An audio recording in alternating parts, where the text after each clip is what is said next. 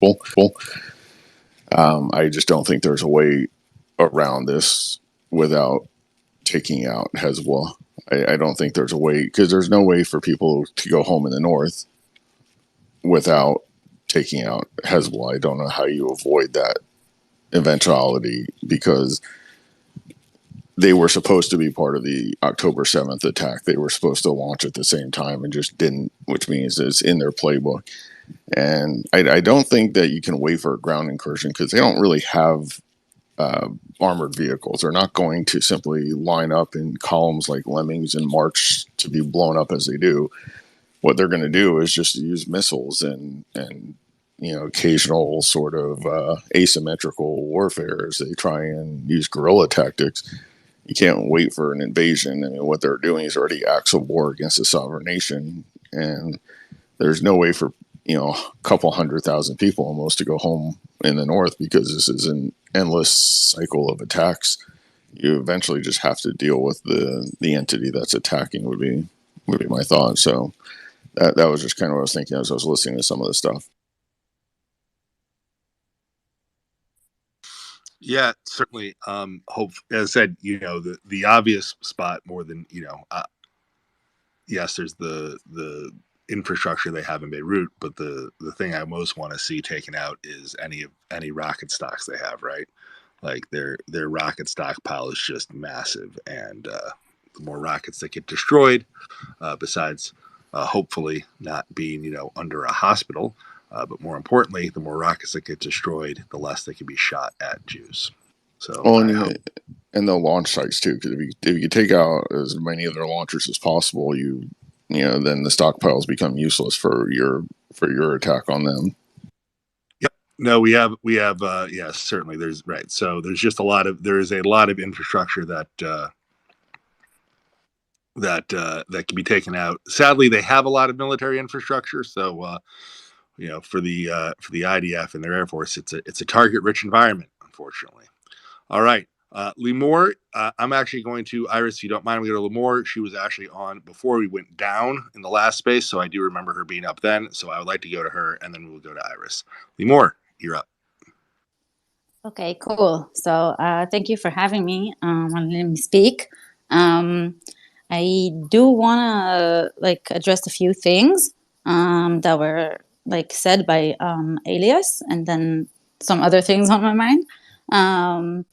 About he talked about the revolution, if that there could be a revolution taking place in Arab countries, like Egypt or other places. And I am also an optimist, so I think it is possible that there will be some reform, and then people will be getting different education on Israel.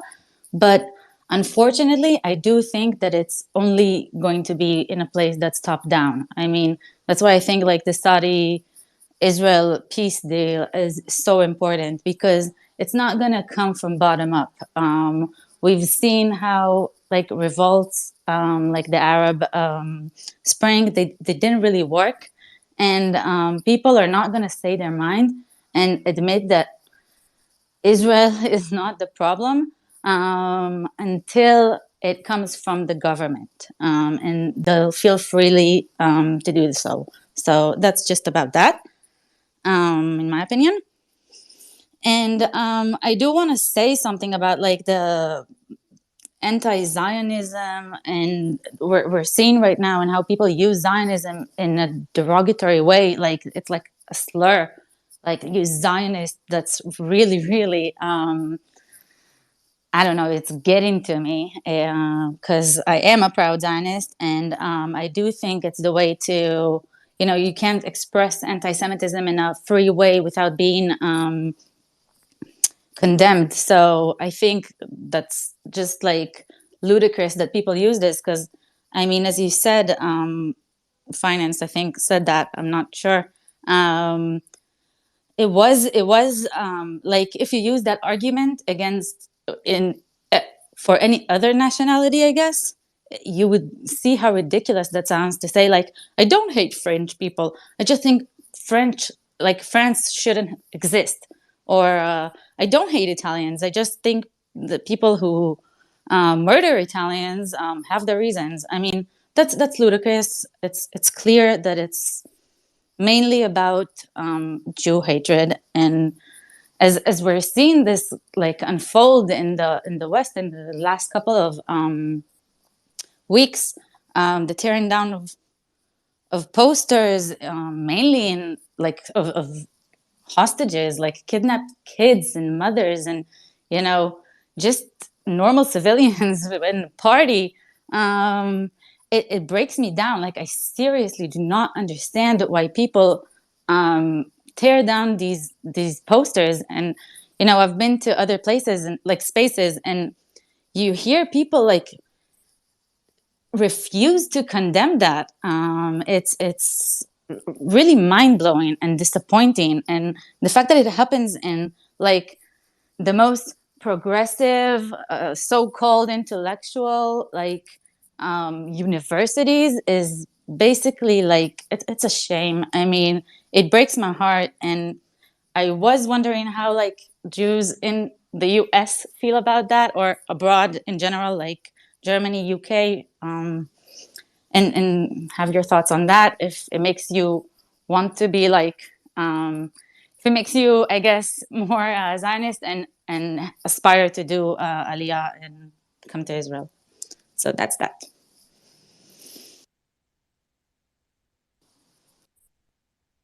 Thank you, Limor. Certainly can't disagree with any of that message, and Good to know. do appreciate it. I'm going to go to Iris. Thank you for waiting patiently. Thank you. Hi, everyone. Good afternoon. Hope you're all well. Hi. So, I had a very emotional day today due to a certain meeting I had with a wonderful girl, 18-year-old Natalie Ben-Ami. Both her parents were kidnapped by Hamas. They are somewhere in Gaza. Her mother is a cancer patient. And what I'm doing in the last 3 weeks, I'm volunteering in the headquarters of the kidnapped families, and I'm connected to few families. One of them is her. And it was a hard day. It was a really hard day because I took her to do some things to help her, to make sure she does what she needs to do. More so, I helped her to get a German passport because anyone that can get some foreign nationality and push some countries to push the Red Cross and stuff like that. So we were last week in the German embassy. I'm taking care of a lot of things for her to make sure she can live. And I brought her family to her home here in Tel Aviv. So basically, me and our friends are really, we took families, we took that need help and really help them. One of the things that she gets information, and she said that it's worse that they're held by the Hamas, because some of the families know if they are with the Islamic Jihad or Hamas, and it's almost like Islamic Jihad are almost like more kind of, if you can say humanitarian. Of course not, but Hamas are vicious. And she's very, very worried about her mother, which has cancer. She doesn't have um, any medicine there. And I was like breaking into pieces, not in front of her. But one of the things she did, she wrote a letter, which I'm going to read for you guys. It's in Hebrew, but I'll try and translate it. That tore my heart to pieces. And there are so many of these families and that are like that. And I just like, if there's anything we can do to help them, we do it, including the families that lost their loved ones, including families the soldiers, and everything. So the letter goes like that. It will take a few minutes. It goes, a letter to mommy and daddy. I have so much to tell you, and I don't know where to start. But the most important things that I have to say is that I love you very, very much, and I miss you. I miss you so much. I'm waiting that you'll come back to me already. Another month and a half, I'm going to join the Israeli army, and I cannot imagine doing this without you being next to me. or your birthday, Mom. How can it be that you're not here? I'm trying to be strong here for both of you, but the tears are not stopping. I really miss you. I miss your hugs before I go to sleep and your kisses that you used to give me on my forehead in the morning to wake me up to school. I miss Friday dinner with you, seeing what do you say, the sun go down from our home. They're from Kibbutz Be'eri, all of them.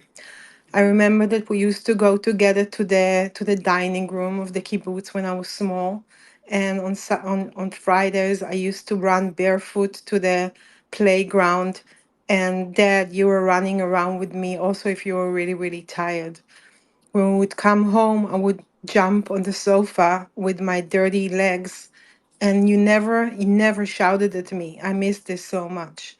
I wait for your hug when I'm gonna see you again. I hope that when you come back, and I promise that I'll run to you the fastest I can just to give you the biggest hug ever. Every day I wake up in the morning and I'm really, really checking up. Maybe you are back. Maybe it's a bad dream. And probably you're really worried about me, about Ella, about Yuli. These are her sisters. But we're okay. And we really want you to make sure that you continue smiling with your lovely smile on your face. Mom and Dad, I hope that you come back to us soon. So this was the letter, and I put it on my Twitter, on my Instagram, everywhere. Yeah, thank you very much, Iris. That's incredibly powerful, and Yeah, yeah. So this is actually what's going on at the moment. It's very, very upsetting, and hopefully things will get better with that for all. For all of us, 'cause it's all our children, and we want them back, and our parents, and everything. yeah, unfortunately, we're at the point where, yes, while much of the world would like Hamas to cease to exist, it is the IDF's job to make it cease to exist. And as of today, they are still around, and so things like that we're still going to have to hear, because Yeah. And terror. one more thing, just if I can, about the north. So we're seeing some kind of escalation in the north. We will have to see how this goes forward. But other than that, we appreciate all your support. This support is really keeping us together. And Natalie always told me today that the support is what giving her, the will to live and move forward. And that's it. So that was my talk for now. Thank you so much for listening. Finance, could I cut in very, very quickly? Please. Ilis, you said that she was going to be drafted before too long, that she's going to the army. Yeah, Don't give specifics, but do you know how soon that is? it's in a month and a half. Okay. Do me You a want? favor, please. Yeah, Okay. if she ends up getting drafted without her family, oh, I'm about to choke up. If she ends up getting drafted without her family, can you please make sure there are enough of us who know who can be there to support her when she goes in? Yes, of course. I Thank will you. talk to you. I would love for you to get involved there. I'm going to write you. I have your. We are on Instagram together, but I'll get your Yeah. number also, Evan, Okay. and I think you can help me with that, please. So, All right. Thank you very much. thank you. Thank you. Thank you, Iris. Always, you are such a great addition to the space every time I hear you speak. So, thank Thank you. you so much. Thank you. With that, I want to announce one housekeeping item. We will be having a little shuffle in the co-host seat in a second. IJ is going to be taking my spot. But before we do that, I see my good friend Brian here, Brian Cunningham. If you don't follow him, you should. Um, Brian, if you have a second, I wanted to ask you a question, Thanks, Tom. a little bit up your alley. Um, my question to you is about the obsession, it seems, for now, of the U.S. side on the idea of importing the Palestinian Authority back into Gaza, which is, for anybody who is, like, understands this the sources of this seems to be like a colossal mistake. There's far better solutions I can name, such as creating an Emirates system with a bunch of Emirates and the multinational police force, etc., etc. But there's other solutions. Can you explain to me why they're so obsessed with the Palestinian Authority? Is it lack of understanding, or is it other things I don't understand? And do you think there's a chance that they'll get out of it someday? They'll get sober up from that? Thanks, Tom. First of all, I don't agree with that position. So it's a little bit hard for me to explain it. I think a lot of it is professional foreign policy people, particularly in the United States, but I think elsewhere too, just get themselves into certain mindsets about what's a valid solution and what's not, and lose the ability to think in a creative way. I've said this a few times before, but one of my extra jobs when I worked in the White House was working with the 9/11 Commission after the attacks. And their main conclusion was the U.S. suffered from a failure of imagination. And I think that's the case here too. But I also think our administration is just going to want any solution that is acceptable to Israel and the parties in the region. And so I don't think they're limiting themselves to that one. I think it's just the only one that they feel comfortable talking about right now, if that makes sense. Yeah, like. Look, if I'm looking at it from the U.S. perspective, you want quiet, and you want it to get solved. But obviously, you don't want a band-aid, right? So I think that, in my personal view, the PA is a band-aid and a very loose one. But I guess we'll find out soon enough. I totally agree with that. I think there's one other thing going on too, which is I think that the administration, they know what the right answer is in terms of where to put their support. They know it's with Israel, but there's this whole constituency in both parties, actually, but mostly in the Democratic Party, that wants to have the U.S. be seen as doing something about the quote unquote Palestinians. So if you can have a solution that has the word Palestinian in it, I know it sounds simplistic and stupid, but a lot of American voters are simplistic and stupid. Oop, is this recorded? Did I say that out loud? Sorry. It's just between us. With that, I ask all of you here in the space, please go follow Brian. You will thank me later for that. And also with that, I Thank will you. pass over my co-host seat to my good friend, IJ, who's a wonderful co-host, and he'll do a far better job than I ever did in this space.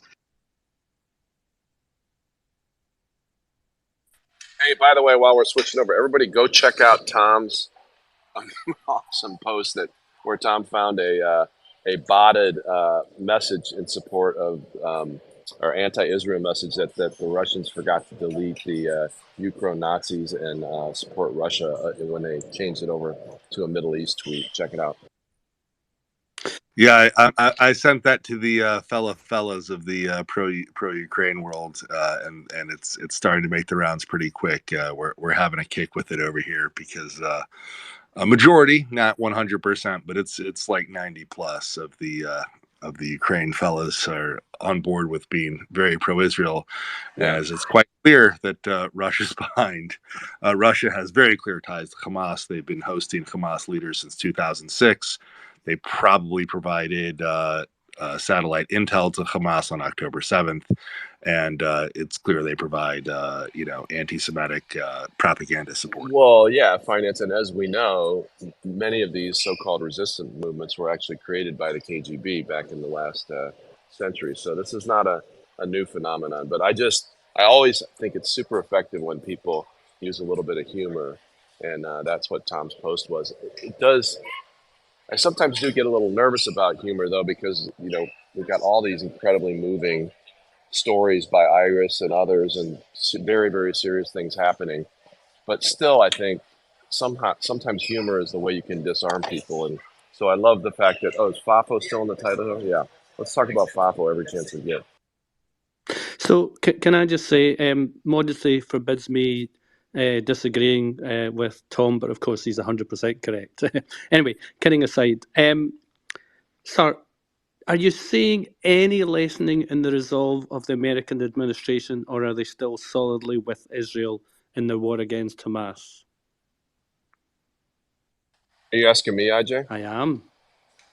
Yeah, I'm a little concerned.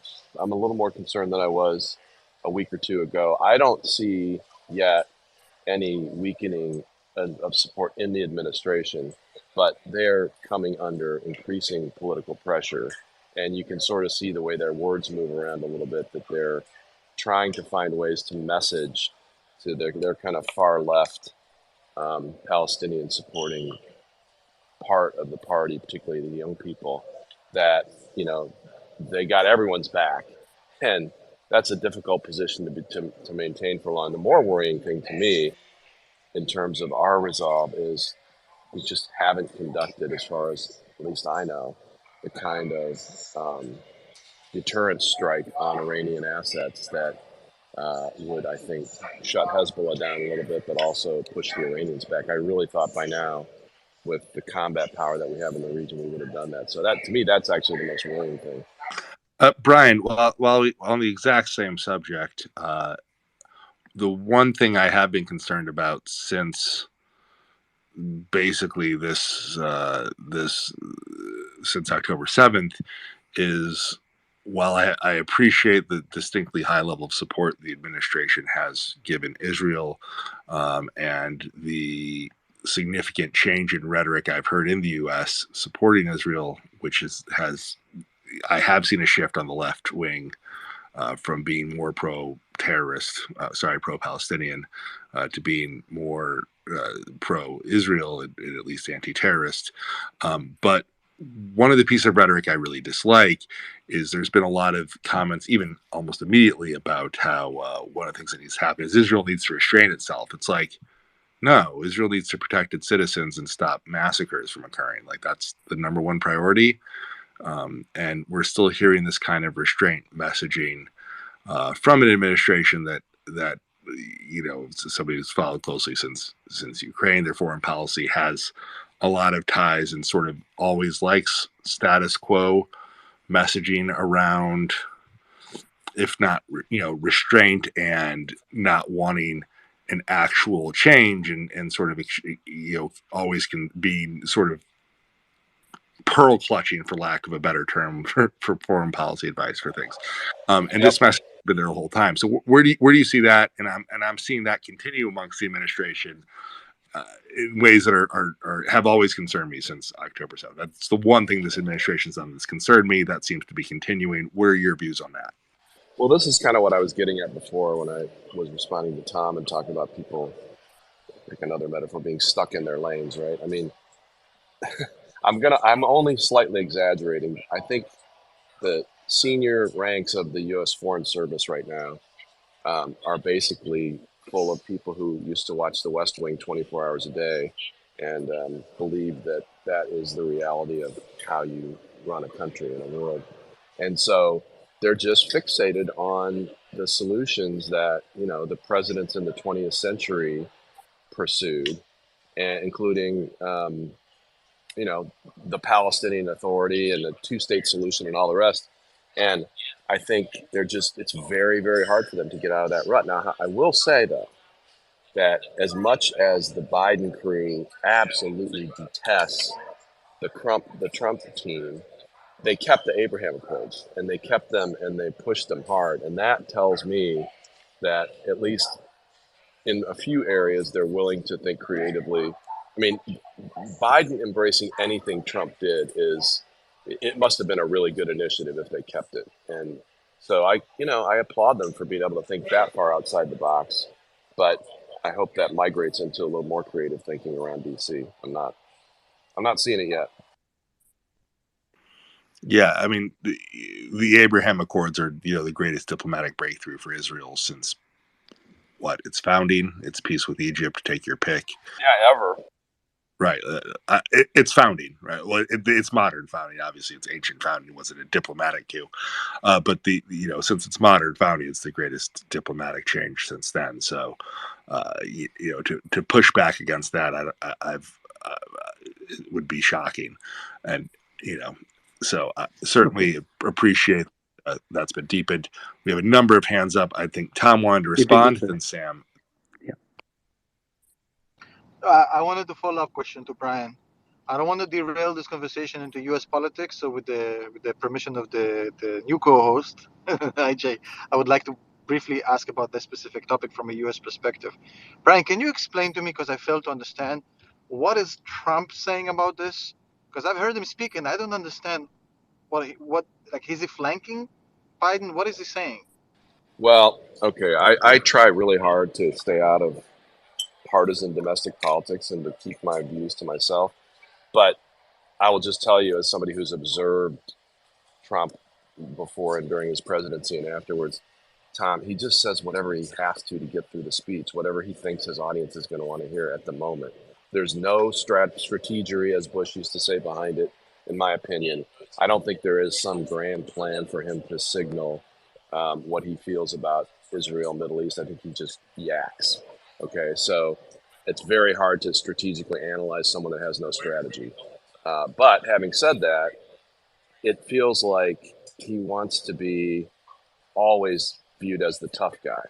And so, particularly against Biden. And so this is just how he's doing it right now.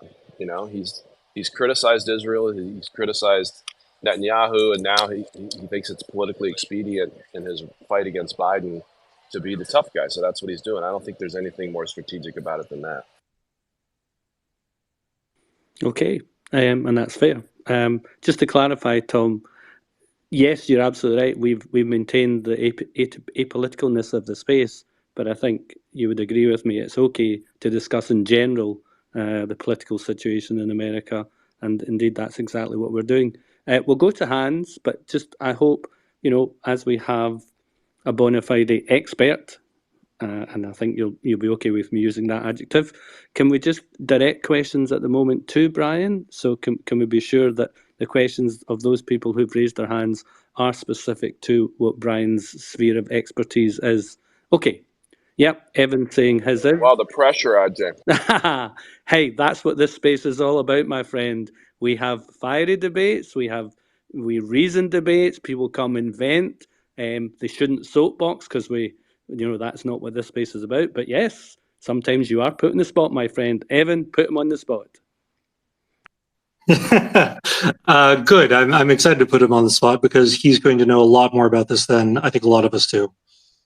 Forgive me, I can't remember which country it was, but one of the representatives in the UN recently was making noises about the idea that the UN has ceased to serve its purpose, and there was a consideration of even withdrawing from the UN. I believe it was the Czech Republic, but I cannot swear to that. It was. If anyone remembered, it was the Czech. Thank you. What question I have, and you I'm encouraging you to be totally agnostic on what you think should happen and merely analyzing what you think might happen. Of the candidates that are currently sort of floating around the field, I think some of the front runners are on the Republican side. We've got Trump, we've got DeSantis, we've got Nikki Haley. Ramaswamy is, I think, a distant fourth somewhere in there. With the noises from the Czech Republic, the Czech pulling out would do very little for the UN. But if the US ended its support and fully withdrew from the UN, that would effectively write the end of the UN as any form of body internationally. Of the candidates we currently see on the right, of the sort of Republican types, do you think anyone is likely to do that? And if so, who do you feel like is probably most likely to withdraw from the UN? I don't think we can do that. And I say that with a great deal of sadness. I mean, Exhibit A, Iran is now the head of the Human Rights Council. And I've said this in public many times since Gutierrez started opening his yap that I think the UN is morally bankrupt. But I don't think the U.S. can possibly pull out. First of all, there has to be something, as corrupt and as unfair as it is, there has to be some international body that can do something in times of crisis. That's my opinion. To get to your question, though, I think so if you're going to predict as opposed to give a preference, there's two aspects to your question, right? There's who is the most hawkish anti-UN, and then who is most likely to get the nomination and be president. And they're both relevant to your question. I think to state the obvious, if you had to bet today, you'd have to bet against very long odds that Trump is going to be the nominee. I mean, he's 40, 50, 60 points ahead, of his rivals. He's way ahead of everyone in fundraising. I think if he is elected, there's a very high likelihood he tries to pull the U.S. out of NATO. I don't actually think he would be as likely to pull out of the UN because they're a pretty convenient punching bag, but also because, I do think that Trump has an affinity for the Russian position on things, and the UN is extremely useful to Russia. I'm not saying don't put your pens down, people. I'm not saying he's a recruited Russian asset or anything like that. I'm just saying I think he has an affinity for their positions. I think the most likely person to actually try to do serious UN reform, if she were to be elected, would be Nikki Haley. Again, I still don't think she would pull the U.S. out of the UN because I think, at some point in the quiet of the non-campaign, they're going to say something like this institution needs to happen. But I do think she would be very serious about cutting U.S. funding if there's no significant reform. The reason why I'm not saying that about Trump is that Trump has basically run off all the people in the Republican Party and the establishment who would be likely to support that position. So John Bolton very much wants, for example, the destruction or the removal of the UN, but he can't stand Trump, and Trump fired him. So that's a long answer to a short question. I think, one, it's not going to happen. Two, to directly answer your question, Haley would be the most likely person to try to make significant reform. So, and thank you for that, Brian. Let me say that far be it from me to contradict someone as knowledgeable as yourself, but Iran is not the leader of the UN Human Rights Council. They are running the Human Rights Council Social Forum, which is an ad hoc body on the side, just to be very clear. Okay, Ewan, you were going to come back. I appreciate that, IJ, but I still think it speaks to the moral bankruptcy of the place. Of course it does. But of course it does. And I'm not suggesting otherwise. Briefly on the UN, I would point out that, my general comment on the UN, which I say a lot, is the UN is morally bankrupt. The purpose of the UN is to make sure we don't all nuke each other. To that end, it has been successful. To the end that it does anything else, perhaps we should defund the living daylights out of it. Like, I would think we can at this point. Most people here might agree that UNRWA is a complete total bust. I would point out that it appears to be a terror organization. It has financed terrorism in Hamas. It has financed the teaching of terrorism to Palestinian children for generations. And the human rights of the UN are often a failure. Just look at the reported actions of UN peacekeepers and troops in Haiti, of all places, right? A place that's not known to be a complete failure, but very much is. So I'd say that, having them do a whole lot less besides having junkets where we all talk to each other and agree not to blow each other up, probably a good idea. Hey, does anybody know? I apologize go on. I just want to pose a question because I'm not as knowledgeable about the nuts and bolts of the UN as Piotr or some other people, but does anyone know, can a country selectively defund certain parts of the UN? Like, could the United States say, hey, UN, here's your gigantic check, but none of it can go to UNRWA? Is that a thing? Or is it just once you're in the UN, Trump certainly defunded UNRWA. But I caution you, my friend, Piotr is not an honest broker, and you should be very careful about suggesting that you think he is. He is a shill, and many have commented on the possibility that he's actually a paid shill for our enemies. So just be aware of that, Brian. I have pretty good spider sense, IJ, and I think I know where the lines are, but thank you. I mean, my understanding, and I have a little bit of migraine, folks, so I might be wrong, so someone can correct me, but my understanding is that the UN has two main budgets, a regular budget and like a peacekeeping budget, and that's as selective as you can get. And it's based on like a country's capacity to pay and stuff like that. But I think the way the UN was set up prevents, unfortunately, that type of selective defunding. And at this point, it's almost just looking like the UN needs to be defunded entirely because of that. Well, but that's a great clarification, Chet. I appreciate that. And that was kind of I was expecting that to be the case. So one type of reform that could be proposed that feels like it would get some traction with a lot of countries. It would be some sort of more targeted funding ability. In the U.S., if you work in the U.S. government, every November they send you a list of 1,000 charities that you can pick, and it seems like it would be good and beneficial to the world to be able to have something like that for the UN. I don't know how easy it is to achieve, though. I don't know what the vote would have to be. We have Dr. Duro here, who's actually someone familiar with the UN side of things. So, Dr. Duro, let me let you Oh, answer that perfect. question now. Dr. Duro, over to you. Well, actually, Brian, defunding of the UN has already once happened during the time that I was director of the financial division of the UN, and it happened by the United States. So there is a possibility every state can decide to defund. Some are more likely to do that without any consequences.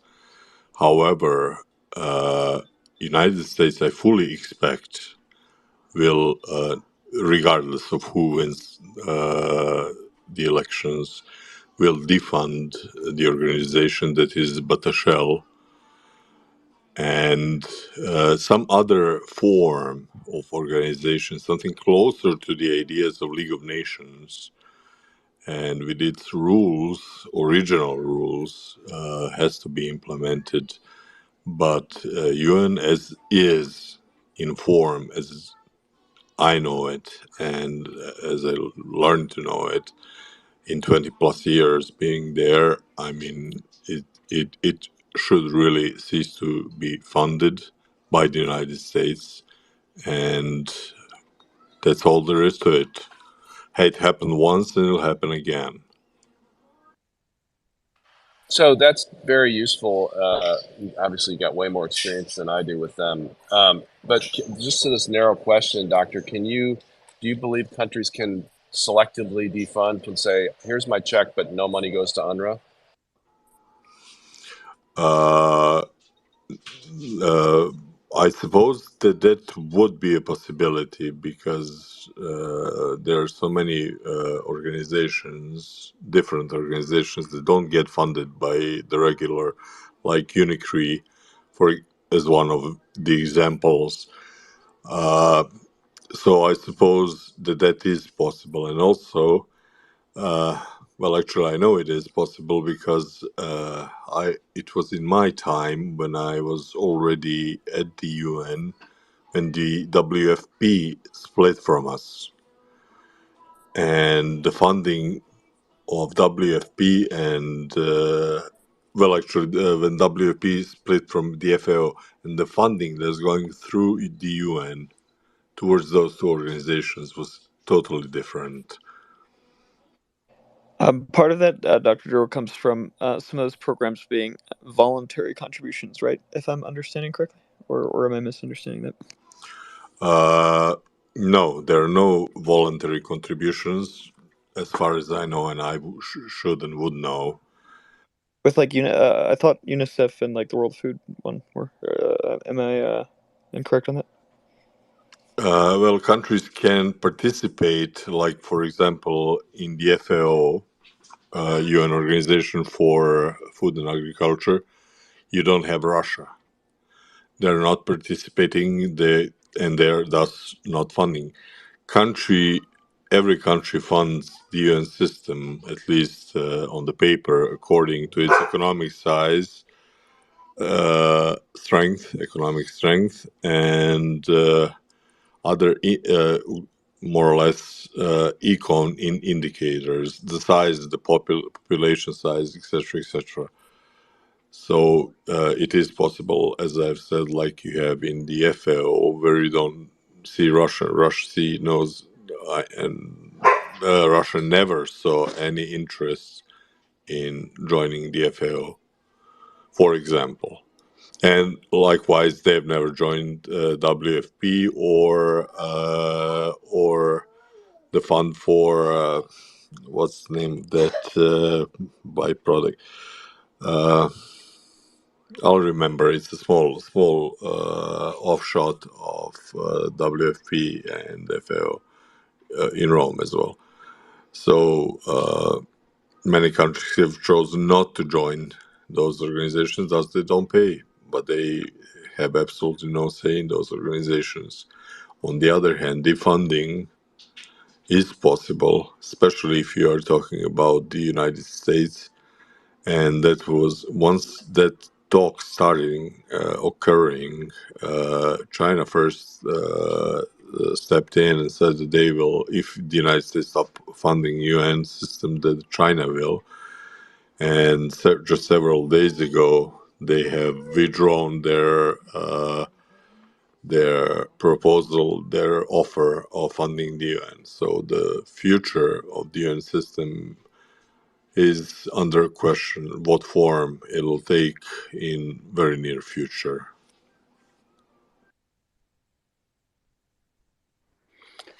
Thank you for that, sir. Thank That you. was yes, it was a wonderful clarification of exactly where we are with the UN, and I have to say it is great to have an expert such as yourself on the space on an ongoing basis. Very much appreciated.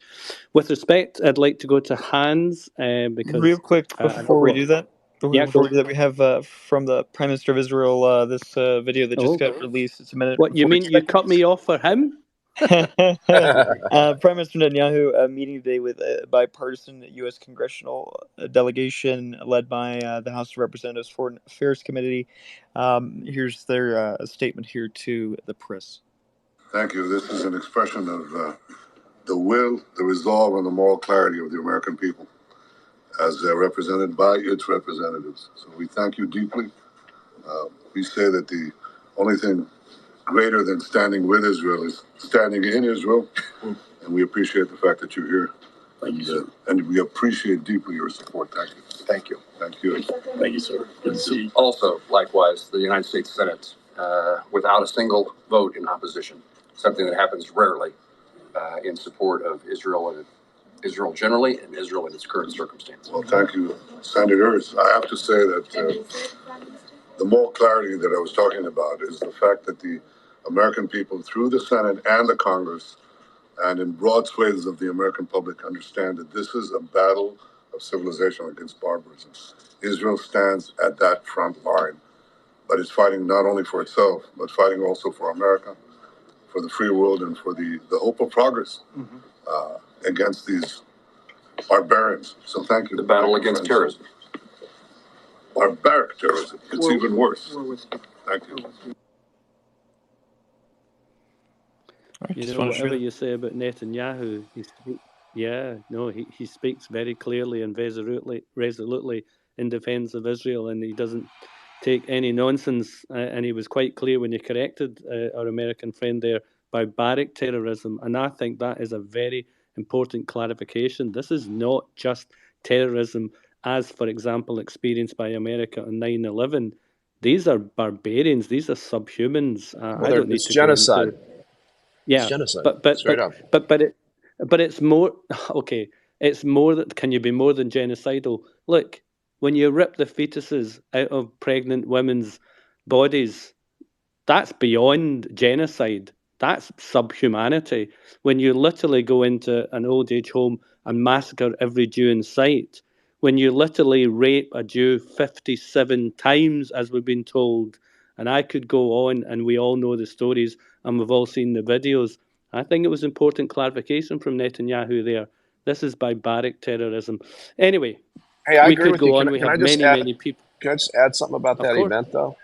So Of course. I know there's a lot of folks who are in Israel and supporting Israel who are concerned that the United States is going to go all weak-kneed on you guys. And I think what you just heard is a clear demonstration that that's not going to happen. We do have extreme wings of both of our parties who would like to bail on Israel, but thank God right now they do not control the Congress and they don't control the White House. And so I think we're on solid footing for quite some time.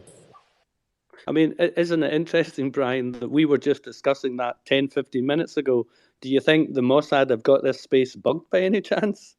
Okay, I hope so. Oh yeah, or do I? it's an interesting point there too, Brian, because like we saw like these attacks at MIT and all this other stuff, but it's important to remember that even at like MIT, all those people there that were doing this aren't even U.S. citizens, and a lot of these people that are doing this are not U.S. citizens, and they don't represent America or Americans at all. And those that are American citizens and are lining themselves up with them had better fucking think twice about what they're doing, because we're watching you. All of us are watching you very closely right now. Just for full disclosure, I do train dolphins for the Mossad, so.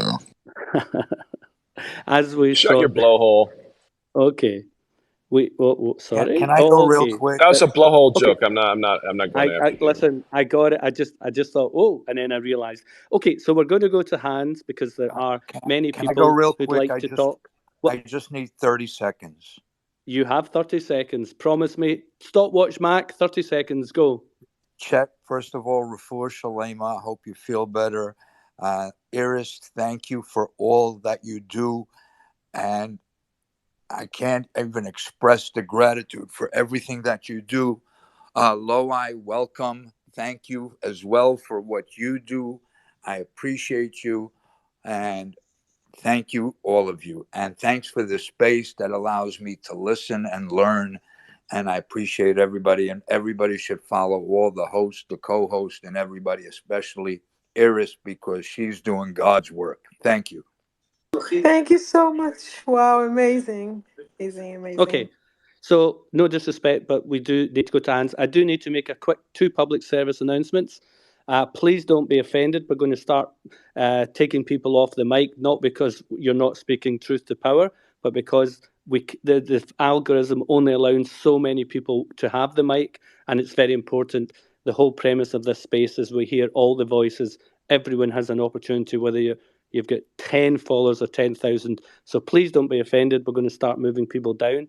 Secondly, and very quickly, as ever, we ask you to be our Iron Dome. There are over 1,000 people on this space. Thank you so much, Kol HaKavod. But it's very, very important that you tweet out the space now, because as soon as we hit 1,000, we know the bots are here. We know that, well, put it this way, we know the bots sometimes are inside the space. I literally just kicked out someone in the space who I checked, and I hope our other co-hosts are checking, and everyone else who has been a co-host checking in the background. That person is a Mario bot. They are constantly coming into our space. They are disrupting this space. We will not allow it. Goodbye, Lisa. Okay, so I hope that very soon Ariel is going to give us some breaking news, because we absolutely love his breaking news, even if it's only to tell us that Celtic are 2-0 up against Aberdeen. No, bro, I just wanted to ask a little question. Right, but wait a minute, my friend. Wait a minute. Okay, I'm waiting. Okay. Just 1 second. I want to finish the whole spiel about protecting the space. It's absolutely crucial. I promise I'll go straight back to you. But if you want the space to continue and you appreciate what you're hearing in the space, and I think it's been a wonderful educational and informative and debating space today, I really, really do. A couple of days ago, as you may have heard, this space achieved over 250,000 impressions. Just think about that. We are by far the most significant, constant pro-Israel space on the entire X platform. 250,000 plus impressions, all thanks to you. So please tweet out the space. And now I'm going to go to Ariel, and I'm going to move some people down and bring some people up, and we'll move on. Ariel, you have the floor. Right now we've got everyone. Yes, so we can't move anyone. good evening, everyone. I wanted to ask a question. Are there any Hamas supporters or terrorist supporters here with us? Maybe because I want to say something to them. Are there any? Well, I hope not. Maybe the IDF is doing a good job, yeah?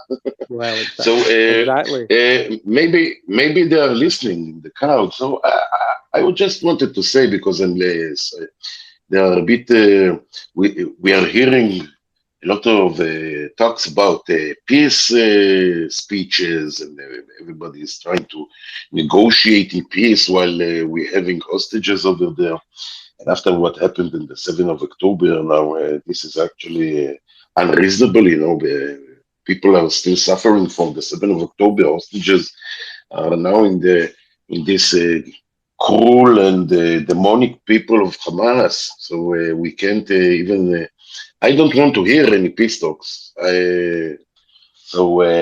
But I wanted to say something to all the people that maybe are supporting Hamas and terrorism. It's something short that if you think that after the 7th of October, while 3,000 terrorists of Hamas came and succeeded to kill 1,300 innocent people here in Israel, that's because they were brave. Yeah, 1,400 had fought back, maybe without any arms, without any kind of guns or something. They just fought back, and that's why, although they were not armed, and the innocent, the 1,400 are heroes. They succeeded to to take all these 1,300, yeah, almost twice, more than twice than them, straight back to Gaza. But think about it. We know how to fight. Israelis know how to fight, but all these supporters in Europe, in London, in Paris, in all the big capitals, even in our, even in our Mediterranean. Uh, think about it.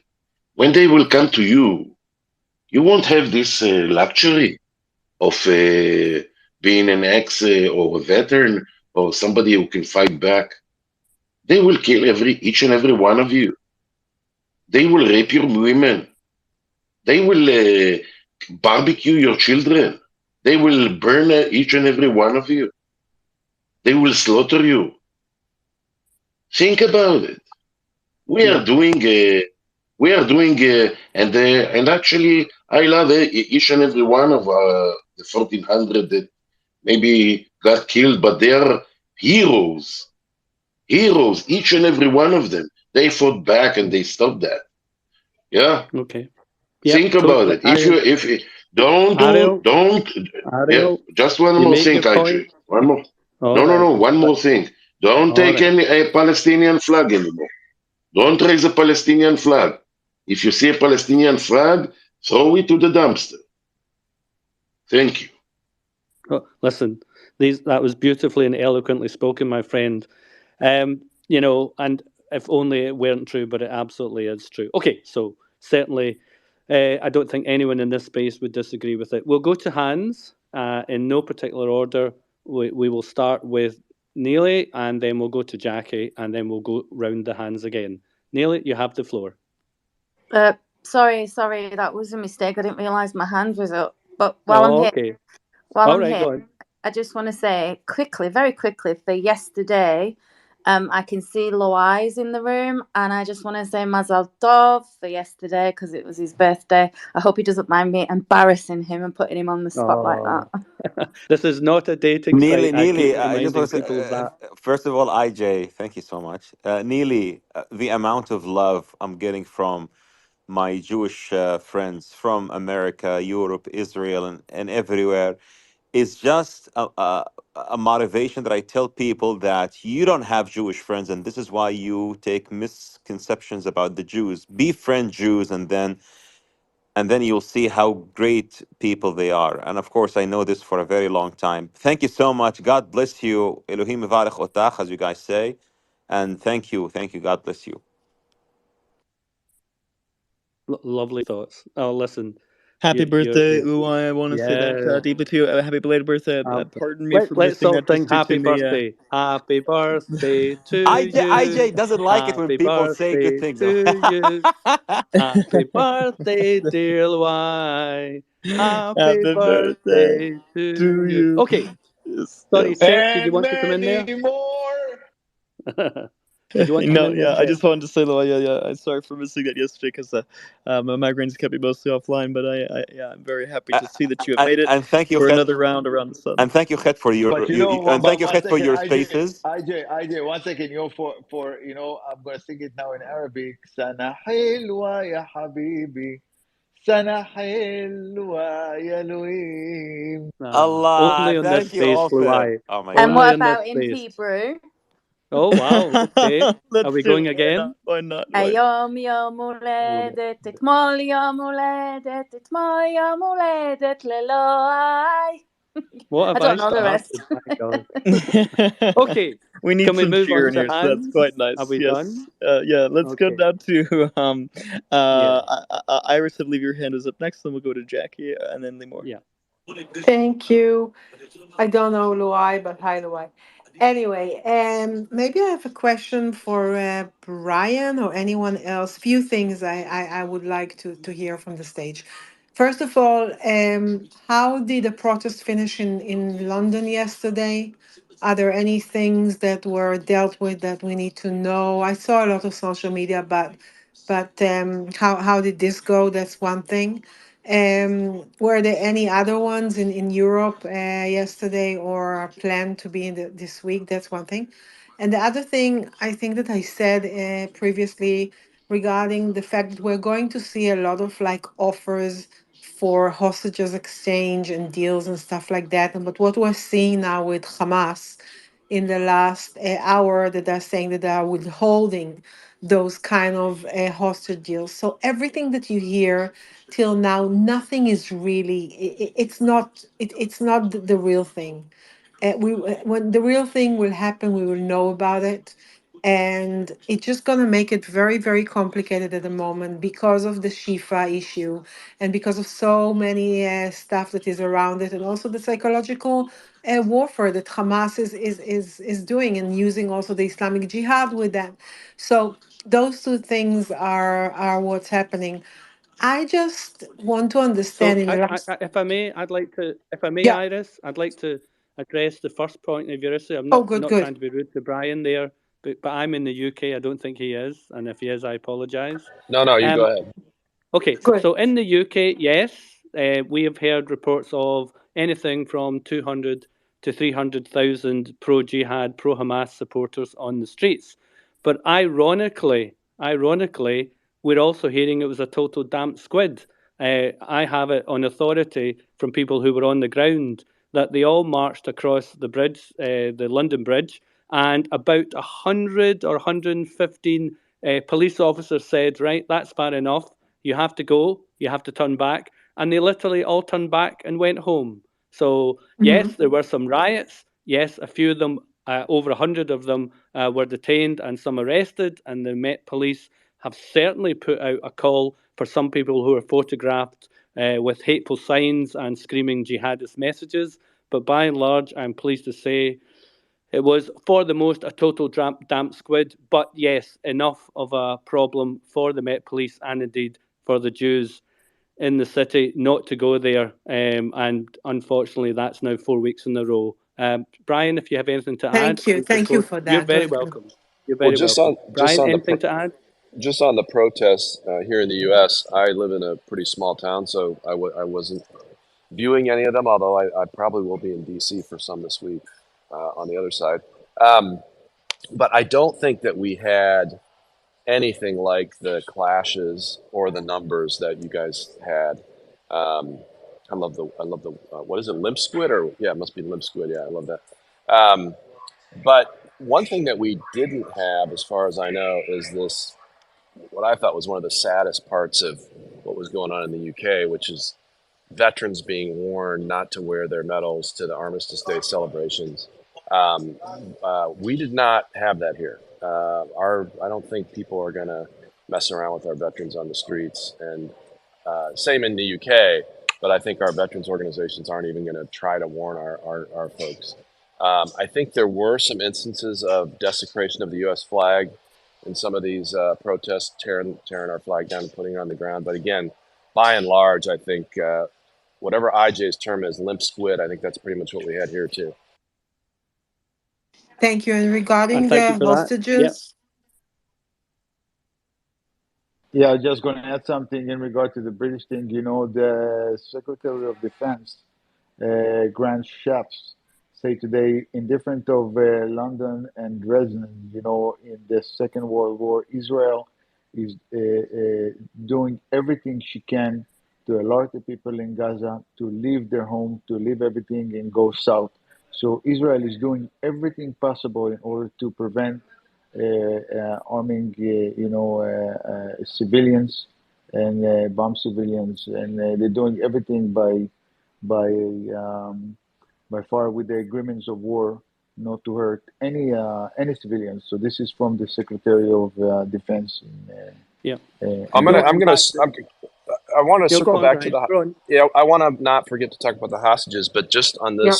on this point, you know, as a guy who does the laws of armed conflict for a living and who did it for a living in the war on Al Qaeda in the White House, I can tell you that the IDF is orders of magnitude going beyond what they're required to do under the laws of armed conflict, and certainly doing more than my country did in a number of our recent wars. And the most breathtaking example of this is the Human Shields hotline that the IDF has stood up. I mean, imagine the massacre that happened on October 7th, all these kids, people, brave people fighting in the IDF, all have friends, relatives that have been killed and will be killed. And they're risking their own lives and their own intelligence sources and methods to go in and rescue people that call them for help because either Hamas wouldn't let them get out or they chose not to leave.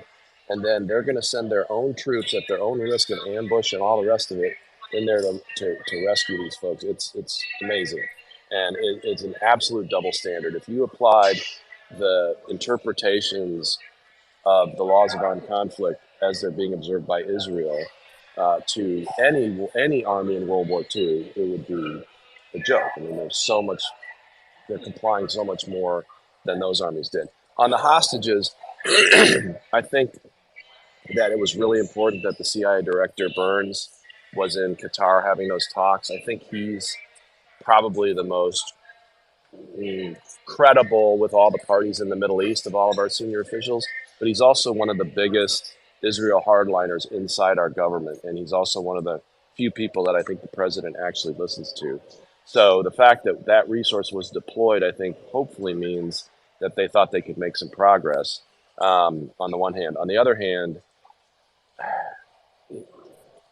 it's just such a difficult thing. I mean, those people are being held in places that it's understandably taking a long time to get to.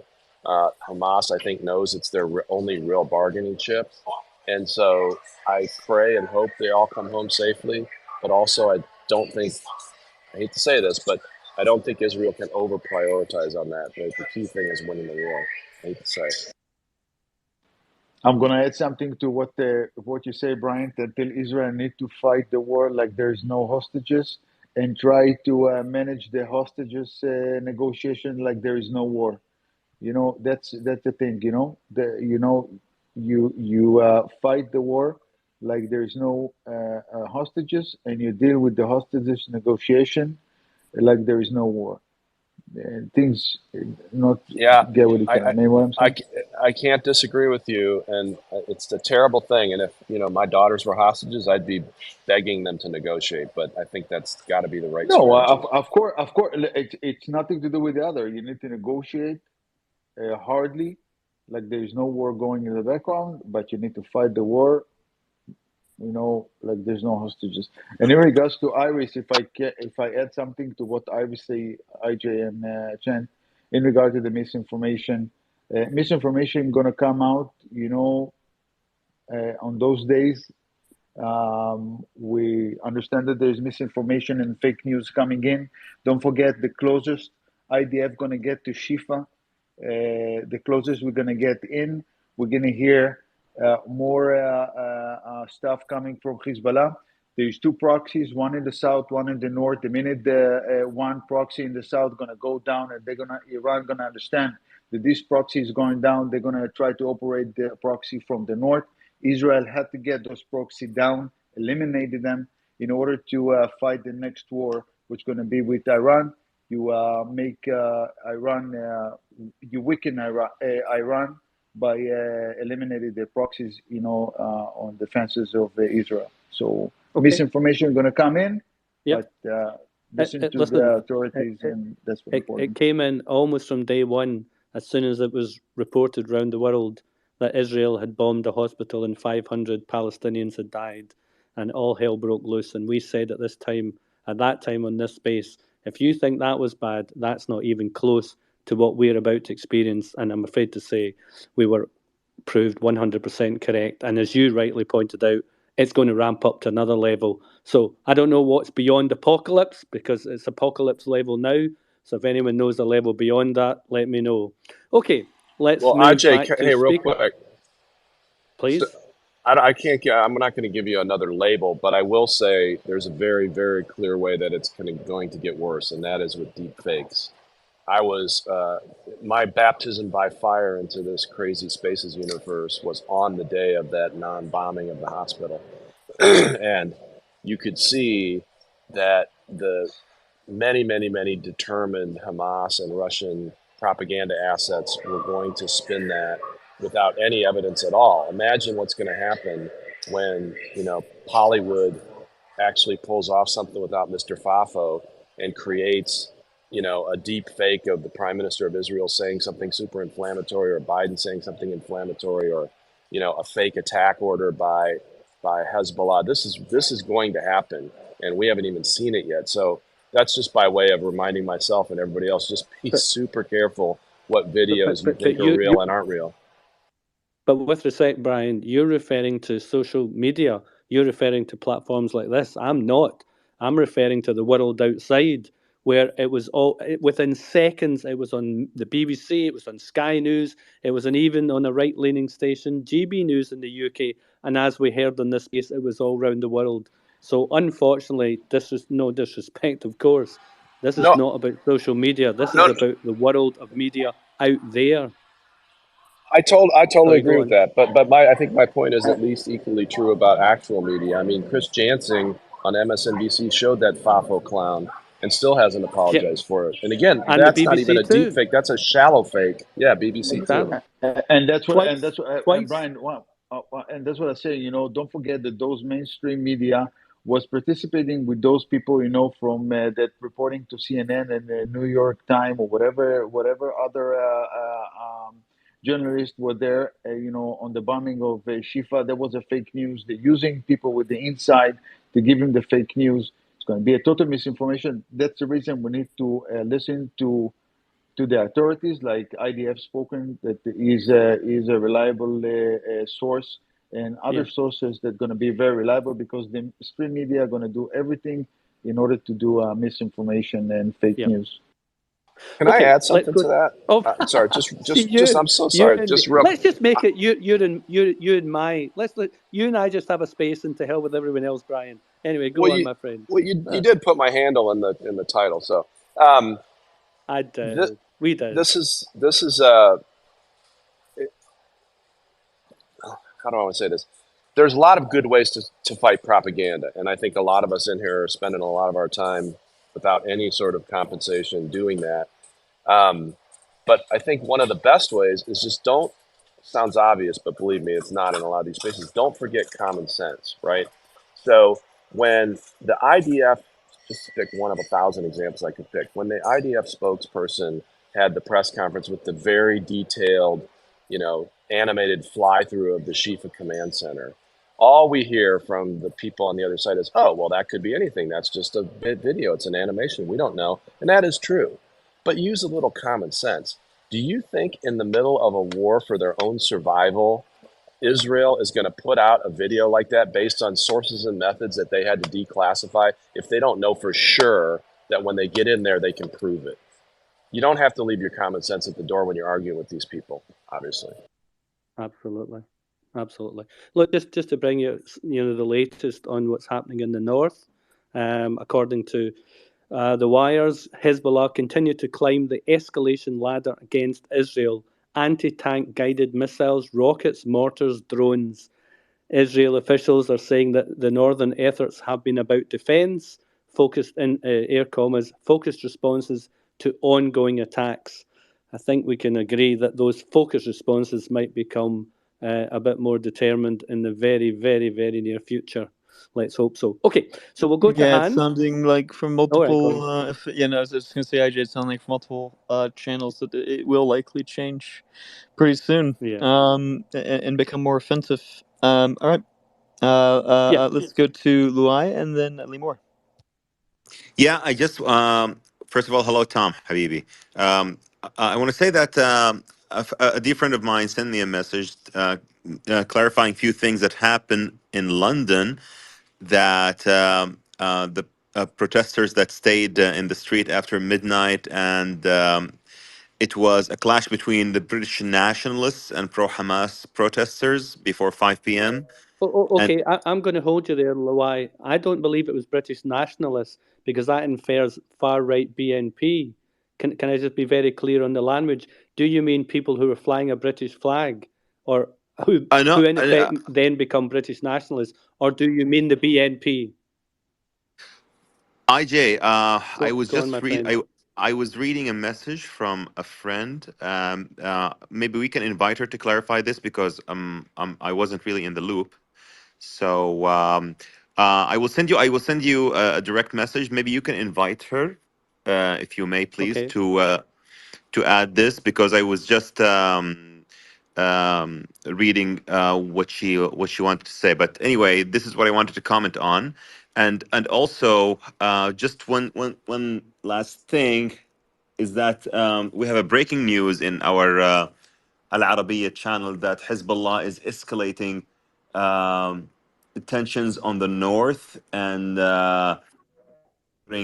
firing rockets at Israeli civilians. I think you already know this update, so this is what I wanted to share. I will send you a DM, Ajay. Yeah, please. We have also breaking news. Very breaking news. Go blue, go blue. That's it. Okay. So just to clarify on where what I was saying in regard to what I was saying, the problem in the UK is you're literally classed as right wing or far right if you fly a British flag. Now just think about that. So even on the mainstream media, even on the supposed right wing leaning the right leaning media like GB News, even their ticker says far right nationalists, and I'm not saying that they weren't far right. I'm just saying that it's very important that we clarify because the narrative in the UK is so distorted. As I say, anyone to the right of Marx at the moment is considered by many as right wing. I just, hope that narrative changes sooner rather than later. These people are not right wing. These people simply are British and proud to be British. And in my opinion, that is not right wing. I'm British, I'm Scottish, I'm Jewish, I'm a Zionist, and I'm proud of all of these things. Okay, so we're going to go to And you are Han. human. And you are human. And that's very important. And I am I that told too. before. I am not AI. You don't I am have not to a be robot. Jewish. You don't have And to your be accent Jewish. is You don't have amazing, to be IJ. Israeli. You don't have to be Israeli or Jewish to support Israel. You have to be human. That's what important. Okay. All right. So we were going to go to Hans. Chet, I'm not sure who you said was next, but let's go. No disrespect to anyone. We'll go to Neely first, and then we'll go to Moshe, and then we'll go to Samuel, and then we'll go to Rob. I hope Let that's me fix that order real quick. Sorry. So it's wait, do we just have the one person I was gonna go to drop off? Yes, I think we just. So let me go to Limor, and then we go to Samuel, and then the order you said after that. IJ. No problem. Hey, so I do want to circle back on the UN defunding issue since Brian and Dr. Sorry, I don't know how to pronounce the name, Duro. Because I always thought yes, let's defund the UN. They're all they're really hostile towards Israel. But then I did want to hear more about what's the implications. That could be the cons, the pros, because I do think that if the US decides to defund the UN, obviously the US has the veto. It always saves Israel from a lot of sanctions and other stuff like that. So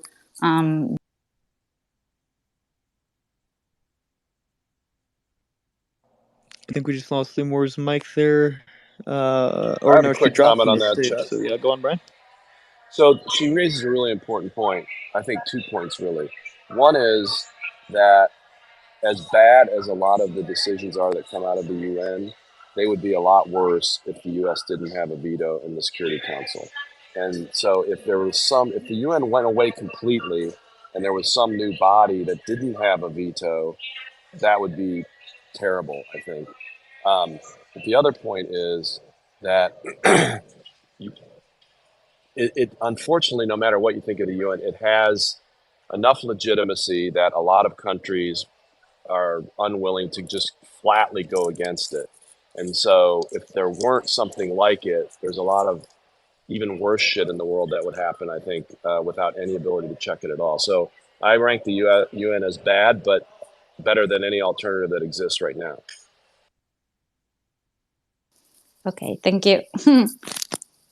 Interesting perspective, Brian. Actually, I appreciate that input. Let me go now to what was it, Samuel? I believe that's next. Real quick, this is my first time speaking on the stage today, so I just want to make sure you guys are hearing me good. We got you, Samuel. All right, I was having some mic issues yesterday. If you've been listening to me in other spaces, you can hear that my emphasis on understanding the depthness of this conflict comes from an understanding of the micro, and you have to understand the micro to understand the macro. Three kind of key events took place yesterday, and they're kind of painting an image to support what I've been seeing in the micro. So you had Nasrallah gave another speech on his quote unquote Martyrs Day. And during that speech, the key points that I took away from it, and the most important point I took away from it, was he completely shifted the blame of what we're seeing in Syria. Well, why is that? You have Assad traveling and having a convention with the leader of the Arab nations, trying to promote himself as a legitimate leader of a legitimate country. And we all know he's just a mouthpiece for Russia. The significance of that was there were ballistic missiles and rockets being launched from Syria into Israel. And even to the point where what looks to believe the Houthis and the Hezbollah operating in Syria were intentionally trying to take credit for each other's operations. What I mean by that is we saw drones launched from Yemen into Eilat that the militia force in Syria took responsibility for, and vice versa. I feel like that deception was on purpose in an attempt to kind of shrug some of the blame. The other key takeaway from that speech was a reemphasis that Hezbollah is sitting on the sidelines, and regardless of what's going on the northern border, he's trying to paint himself as defensive operations, especially when the Israeli Air Force struck a surface-to-air missile site 40 kilometers over the border in Lebanon. The key point, the key takeaway from this is Hezbollah is starting to backtrack a little bit. I think they might have overstepped a boundary with Assad in terms of the operations that they were conducting within Syria. I think that they've kind of have had some free reign recently in conducting some of their operations within Syria. But I feel like as soon as key infrastructure such as the airport and other first world country infrastructure starts getting struck by the Israeli Air Force, he's going to look and say, okay, are these little rockets you're lobbing from our country worth our airport and our infrastructure getting destroyed? So that is kind of what that speech painted a picture, and it kind of reaffirmed it it reaffirmed it when later throughout that day, the IDF spokesperson came on and said exactly, it encountered the argument in which Nasrallah very specifically stated that the militias were operating independently and they weren't backed by Hezbollah, that they were Hamas members operating in Lebanon. And we know that's bogus because immediately afterwards, Hezbollah claimed that 7 of their fighters were killed, and they were killed in the strike that was conducted in Syria. So he's doing a really good job of battling that rhetoric. He didn't specifically mention his speech, but if you're paying close attention to the fine lines, you'll see that specific wording was intentional. To summarize it, just to make sure everybody's following, they shifted the blame. They said Hezbollah was not responsible for these rockets being fired, and then the IDF very quickly during their space press conference pushed back on that. Another thing that we're seeing to support this is recently, as of today, the same accounts that were posting Hezbollah operating in Lebanon shifted. They actually edited some of their tweets to say Hamas operating within Lebanon instead of Hezbollah striking out of Lebanon.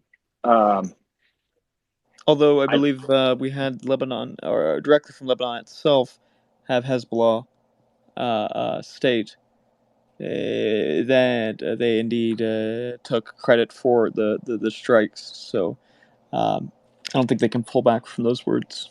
Yep, absolutely. Listen, thank you for that update, Samuel, and absolutely spot on. Appreciated very much. Okay, so as we agreed, tons of people wanting to speak, and rightly so. This is what this space is all about, your opportunity to vent and indeed to give your opinions, and we're very happy that you do that. So let's go to Neely, then we'll go to Moshe, then we'll go to Ophir, and then we'll go to Neil, in that order. Neely, you have it first. Hello, just a quick one. I can update you on something that happened yesterday because I actually have some first-hand information. I am a very avid football fan. I'm an Arsenal fan, and I closely follow the football, and I'm about to watch the Manchester City-Chelsea game, and I'm fully behind Chelsea today. Anyway, yesterday, as we know, and as IJ said, and he's totally right, the people that came down to mark the silence at the cenotaph and pay respects were just ordinary British people. One thing I did notice, it was a lot of men, because they probably were a bit concerned with the counter protest that was allowed to go on, the Hamas protest, and so they left their wives and their children at home. And to me, that's probably a good thing and sensible. They paid their respects and then they dispersed. But what the Met Police were doing was saying that there was absolutely no trouble at all whatsoever from the I'm going to call it a Hamas march, don't care. They'll call it pro-Palestine. I believe that it was anti-Israel. So they said there was no trouble from them, but that sections of the people who dispersed from the cenotaph, after behaving themselves, let's just not forget that, were arrested. Then I received a voice note in one of my football groups of one of the guys that was actually there. And what the police did, I don't know if it was near the bridge, but they kettled a whole load of football fans who were on the way to football into a pub and arrested every single one of them. And they weren't doing anything. They've all been arrested, and obviously they're going to state the code. They may drop the charges or whatever, but they made quite a lot of arrests on people that had nothing to do with any aggression or whatever. I don't know why. Now, there were some actual arrests on some perhaps rowdy people who wanted trouble, and rightly so, that's fine. But overall, the news was reporting these marches as peaceful and wonderful, and it was great. You know, then what the police did, if you look at the Met Police's timeline, it's a treasure trove of just things you would just say, well, where were you? They posted pictures of people. Have you seen this woman? Have you seen this person? Have you seen that person? What about this person? What about that person? So where were they? Why did they not see it? So what I think's happening at these marches in London is the Met Police seem to be under some instruction, just don't arrest any of the pro-Palestine. Because how can you arrest 80 odd people and kettle them into a pub? That is what happened yesterday, and I know that for a fact. Any others I don't know about, but I do know about that. And I heard the voice note from one of the guys that was there, and he was literally telling us what was happening. So I think there is a drive at the moment through the media, through the government, whoever, I don't know, maybe not the government, because I know Suella Braverman doesn't want these protests, but definitely maybe from Sadiq Khan.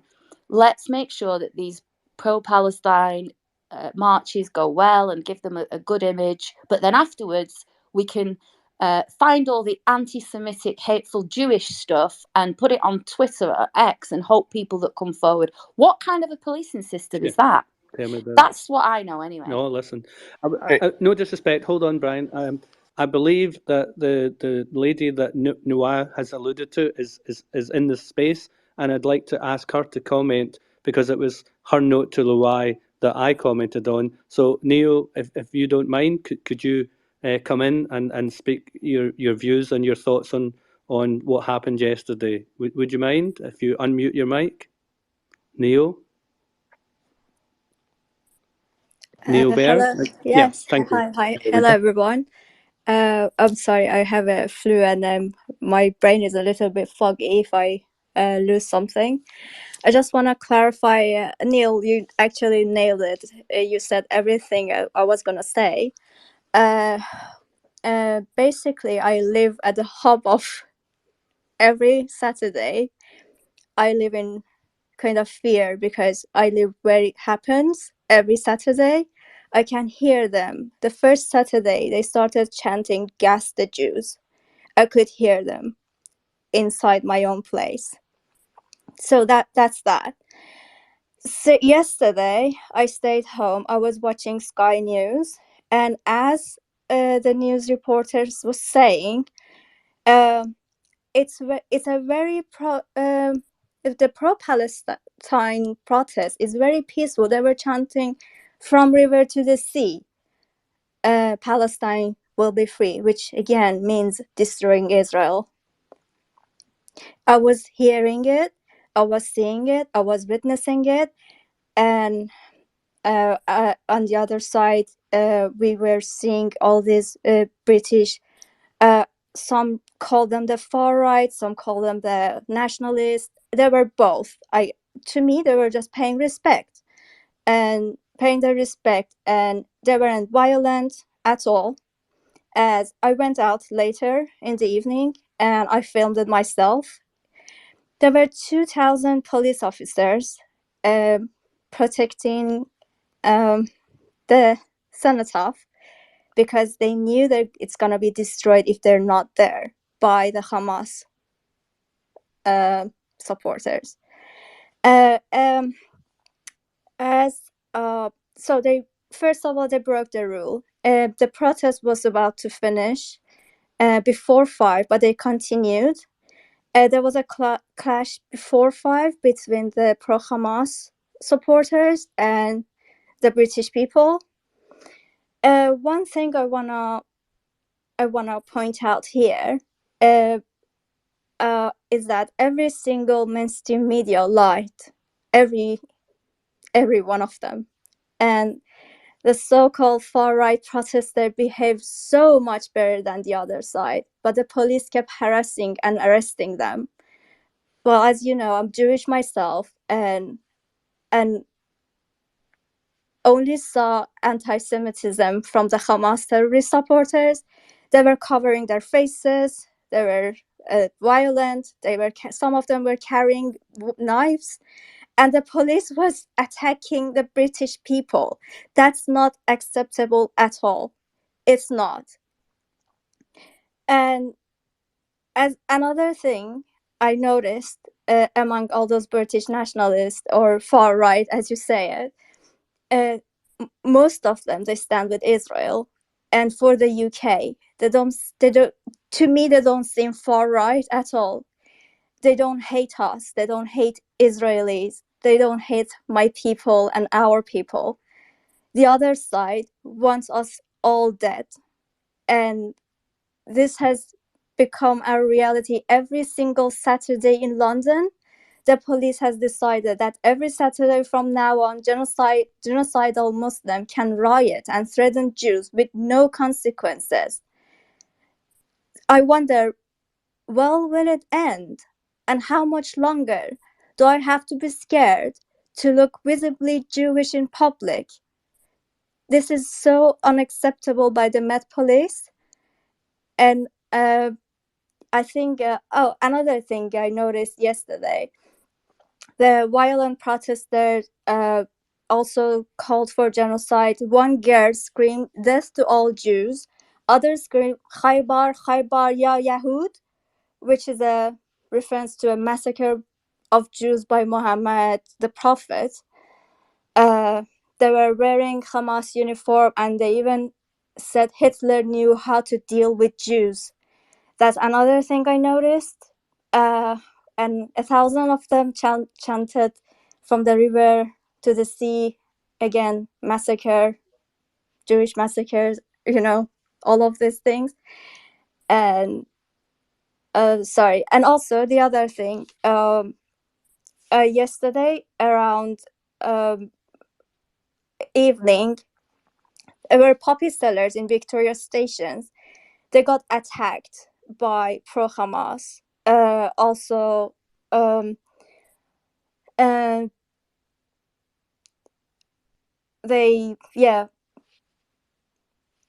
they actually made a British woman cry, and there was this husband Actually, and wife. I just uploaded, the same thing with Hamas ISIS protesters in London was attacking, Iranian protester with a sign that say Hamas is ISIS, and they threatened him with a knife and beating him just because of that. Yeah, So that was in Vauxhall. it's great. That happened in Vauxhall also. Yeah. This is, I think, I don't know, my brain is foggy. As I told you, I have a very bad Neo, flu. I have a few comments, if you allow me, please, to what you said. First of all, I totally agree with you that the slogans "Free Palestine," "Free Palestine," and "From the River to the Sea," they have only one meaning, which is October 7th. That's what they mean. And also, "Khaybar, Khaybar, ya Yahud." Let me clarify to you this as a Muslim. Many Muslims don't believe that the Prophet, our Prophet, peace be upon him, committed this genocide and slaughtered 700 Jews in one day. Of course, there are people who believe this, but I always say, as a historian myself, as a linguist, and as a historian, we don't have any Jewish reference in the 7th century or in the 8th century or in the 9th century that talks about such a massacre in the Jewish sources, because they would have written it if it was something very if it was something that significant. They would just take it against the prophet. So it's not in our Quran, it's in the Sunnah, which are the traditions written by some scholars. And I don't personally believe that my prophet would make such a massacre. But of course, we have a problem, and this is why I always say I don't like the hypocrite speech that many Muslim scholars do. I love to confront my problems and say we need to have some sort of reforms in order to deal with these texts that would ignite people. And honestly, Neo, I always say, I always ask a genuine question: why the pro-Palestine protests are so violent? Why do they make slurs, curses, violence? Because there is something that is igniting them, and if we don't solve the root of the root cause of the problem, then the problem will keep on growing. So this is my comment. 100% So you guys, agree. Yeah, go ahead, Cecily. Do you guys mind if I just respond to one thing that was said there just now? Cool. Free Palestine from the river to the sea refers to October 7. Is that what you said? That's what I said. That's my personal opinion. To Okay, me, well, the two slogans mean that. that opinion is not only warped, it is highly incorrect. The call for the river to the sea is the destruction of the state of Israel. They have been saying this for years, and it's got nothing to do with October 7. So I just want to correct you in that, because I think it's completely inaccurate, it's misleading, and you're being a little bit disingenuous. Why do you want to respond? No, that's his opinion. But my opinion is that the slogan "From the river to the sea" and "Free Palestine" is very a violent slogan. It's not peaceful one. And the result that we saw on October 7th reflect what these slogans really mean. If you think otherwise, that's your opinion. No, these slogans have been said long before October 7 as well. You might be completely, off track with this for so many reasons. I think you're missing his point. I think you're talking past each other. Honestly, if I might step in here, because what Luai is saying is that it's being used since October 7th as a very violent call across the entire world. What you're saying is it's something that's existed as a saying calling out for the genocide of Jews in Israel for many years, but neither of you are actually disagreeing with each other. So because of that, I'm going to move on and go to Ariel, and then we'll go to Neely after that. Hey, Chet, do you mind if I just jump in here for a second? Sorry, Ariel. Just go for it, 30 Tom. seconds, Chet. I just want to say that I've been on spaces with Luai for numerous times, too many times because he's a Penn State fan, so nobody's perfect. But I've heard him say that this specific chant specifically calls for the destruction of Israel. So I don't see the disagreement. I think you guys are 100% on the same page. It's a semantic issue. Oh yeah, I see it as a call to how to say this, to wipe out Israel. But the proof that how to say this, the proof that the eyes cannot belie is what happened on October 7th. Can I add something here, please? Hello? Absolutely. Go for it. So we all saw what Palestinians did to Israelis on the 7th of October. They prove to us that they will do the moment they have the power. They will do it when they have the power. It was not just Hamas. It was Palestinians. They were celebrating the genocide of the Jewish people. And it's not only Israel. We're seeing it worldwide, all over Europe, all over the West, the US, UK, Germany, everywhere. We see it. If Israel is dismantled, it will be the same massacre. But of millions of innocent that wanted to genocide us, and the 7th of October is just a proof of what they intend to do. This is my opinion. Sorry if you disagree with me, but this is the truth to me.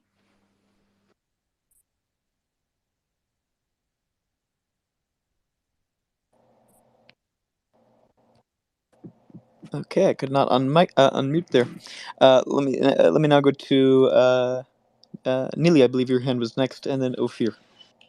Yeah, just quickly, I've posted in the pill some of the videos of people and what they were doing yesterday and what they were saying yesterday at this wonderful, peaceful protest where there was no incidents. So you can have a look for yourself at some of these videos. And the one specific one of a man screaming with rage and anger against Zionists and saying that Hitler, I think Neo mentioned it, saying that Hitler was right and he should have, killed us all off. So they're in the pill. And then I've sent you a DM chat, please, if you could have a look. There's a speaker that would like to speak, and I think it'd be really good to hear from him. Amjad. Yeah, we just caught that. Thank you. Beat me to it. Sorry, Chet, were you going to say something? No, I just didn't hear who she said, but if you did IJ, I'll let you handle that because my I did. migraine fog's getting in the way. Let me go to Anastasia now. I woke up this morning thinking about how October 7th was a massacre of civilians, and people seem to have completely forgotten what happened. There was actually someone interviewing people that didn't even know it happened, pro-Palestinians. They didn't even know that it happened. They just thought that Israel attacked for no reason. So there's a lot of ignorance. There's a lot of ignorance about the history. They're not taught this. And there's also a difference in our cultures. We're not a violent people. The IDF is called the Israel Defense Force for a reason. It's because we're always defending ourselves. So this was started by them, and people don't even know about it, a lot of people.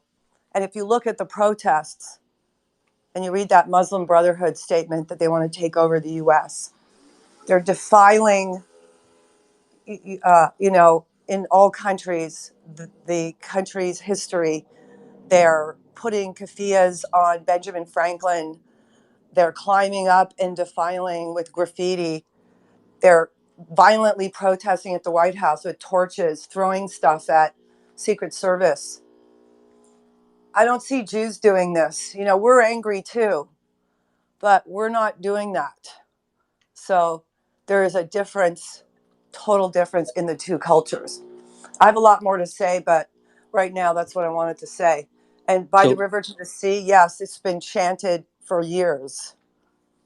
So I'd just like to say, in terms of protecting the space and all the people in the space, we are very, very happy to have discussion and indeed occasional disagreement in our debates, but we will not have people on the space who have photos of, for example, the Prime Minister of Israel with blood in his hands and such, and people who are clearly promoting pro-Hamas drivel. So Mohammed, get to fuck.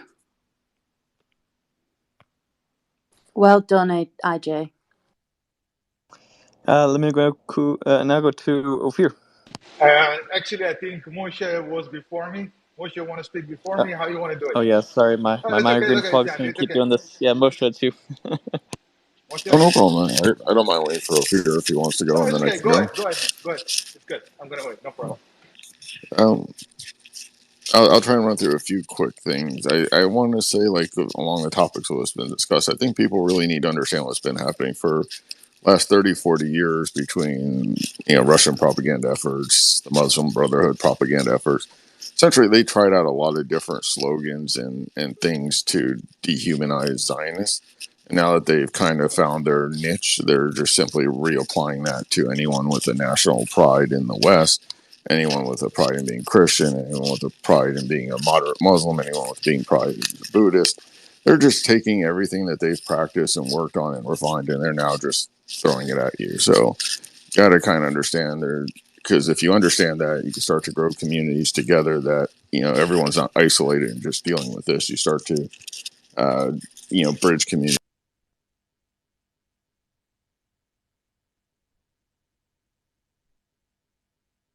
I believe we just lost Moshe's connection in the middle of him talking. We'll try to bring him back up to the stage as quickly as possible. I'll pass the mic back to you, IJ. Yeah, no, absolutely. Can we blame Hamas for that? Can we just let's blame Hamas for everything. Okay. Yes. So we have, as ever, we have so many people requesting to speak, and we're trying to circle back to everyone who wants to speak. But there's one gentleman who would like to speak. I'm hoping that if he hasn't raised his hands, can he do so? Amjad, we welcome you to the floor, to the space. Amjad, would you like to take the mic and have your say on your thoughts? Are you there, Amjad? Yes, thank you. Thank you. I think Moshe is in back, so and I'm after him. Oh no, I'll wait for Amjad. I'll wait for him. Oh, okay. Yeah. We'll go to Amjad now. Okay. Well, first, thank you for having me participating here with you all. It's an honor. And the second thing I would like to say that as I am just arrived to Saudi Arabia, where the Riyadh Festival is taking place, I would like to send a message to everyone that we all strongly and firmly stand with the state of Israel against those Hamas savage terrorists who have kidnapped children, beheaded women, and killed innocent people and burned their houses. No, we will not be deceived by those protesters in New York nor London and so on. It's a really shameful to see that the Jewish people on this day and age in 2023 are facing what's really heartbreaking, to be honest, an anti-Semitism where their house, some of the French Jews, their houses was attacked, and others where their shops in London, kosher shop, it was attacked too. Now, what can a Jew do not to be attacked? It's the real question right now, and there is seriously, honestly, nothing to do, to be honest, at this stage. It's very shameful to see that in London today. Yes, as some of the colleagues and friends here brought it up, that one of the individuals, and the problem is not an individual person, it's a lot of people support and smile and laugh to such a call that he was glorifying terrorism. I think there is already rule and regulation in the United Kingdom glorifying terrorism. A person who does shall be trialed and also be sent to prison for 6 months. But that hasn't been applied that much because there's not glorifying terrorism. There is also Nazism in support of Hitler and what he did. It's really shameful. I don't know how can a person even.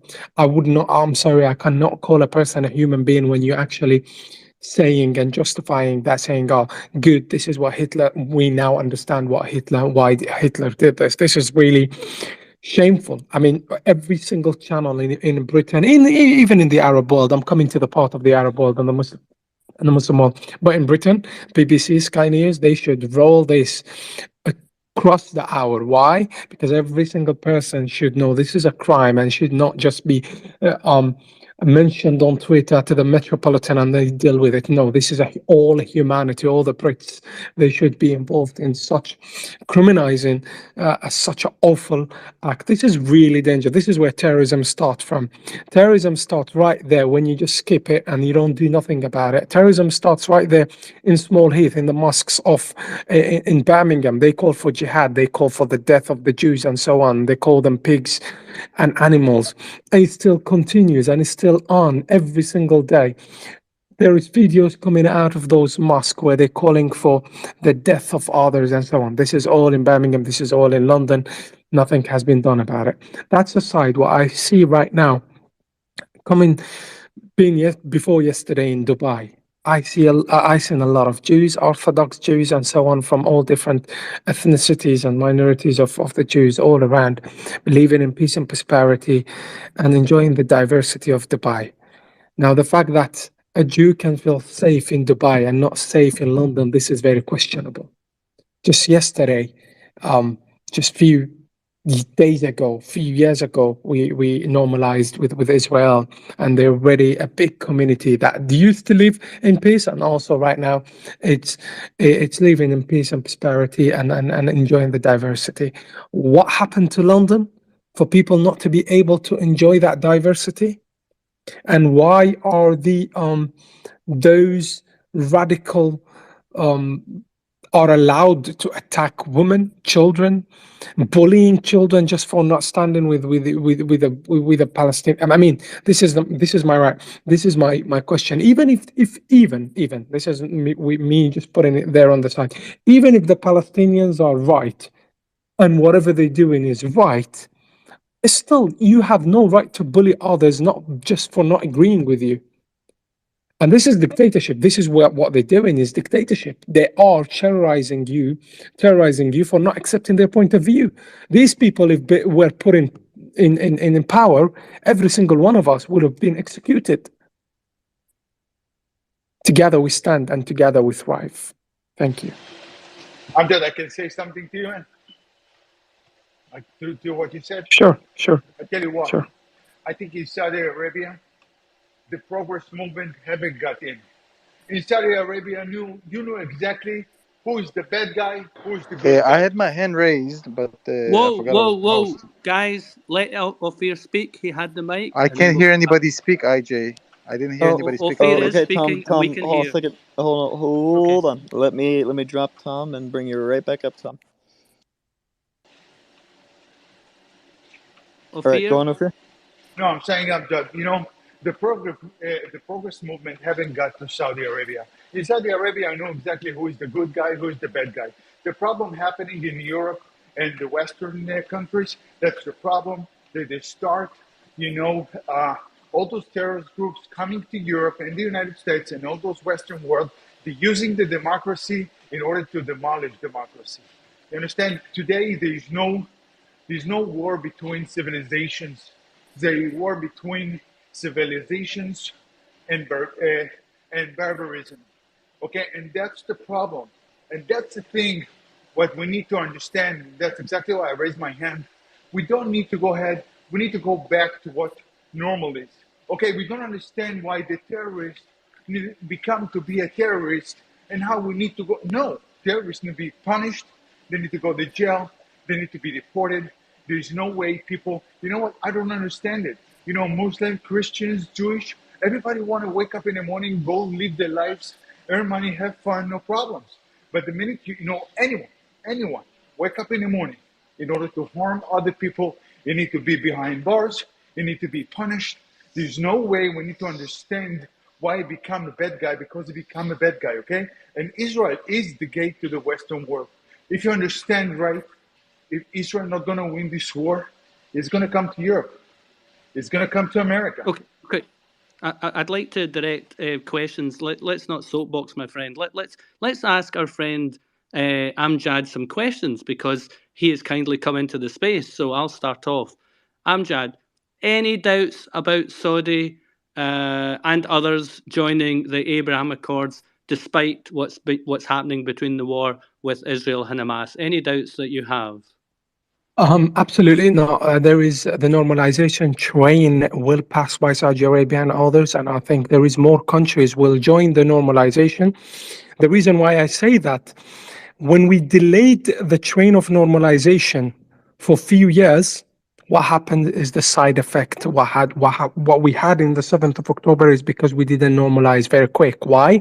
Because the same, watch this, the common enemy is the same enemies attacking Saudi Arabia and attacking Israel and attacking others. How? Just before 2 days ago, Houthis all the way from Yemen launching rockets onto Israel. The same Houthi in Yemen launched rocket into Saudi Arabia. And this is what the Arabs in the Gulf say. They say the following: excuse me, Iran targeted Kaaba, targeted the holiest place of the Muslim. Iran with its own rockets targeted Saudi Arabia. Iran with its own militias killed more than 300,000 people in Syria. Iran with its own militia destroyed Iraq. Iran with its own militias killed more than 25,000 people. Iran with its own militias destroyed anything called Lebanon government. There is no government at this stage in Lebanon.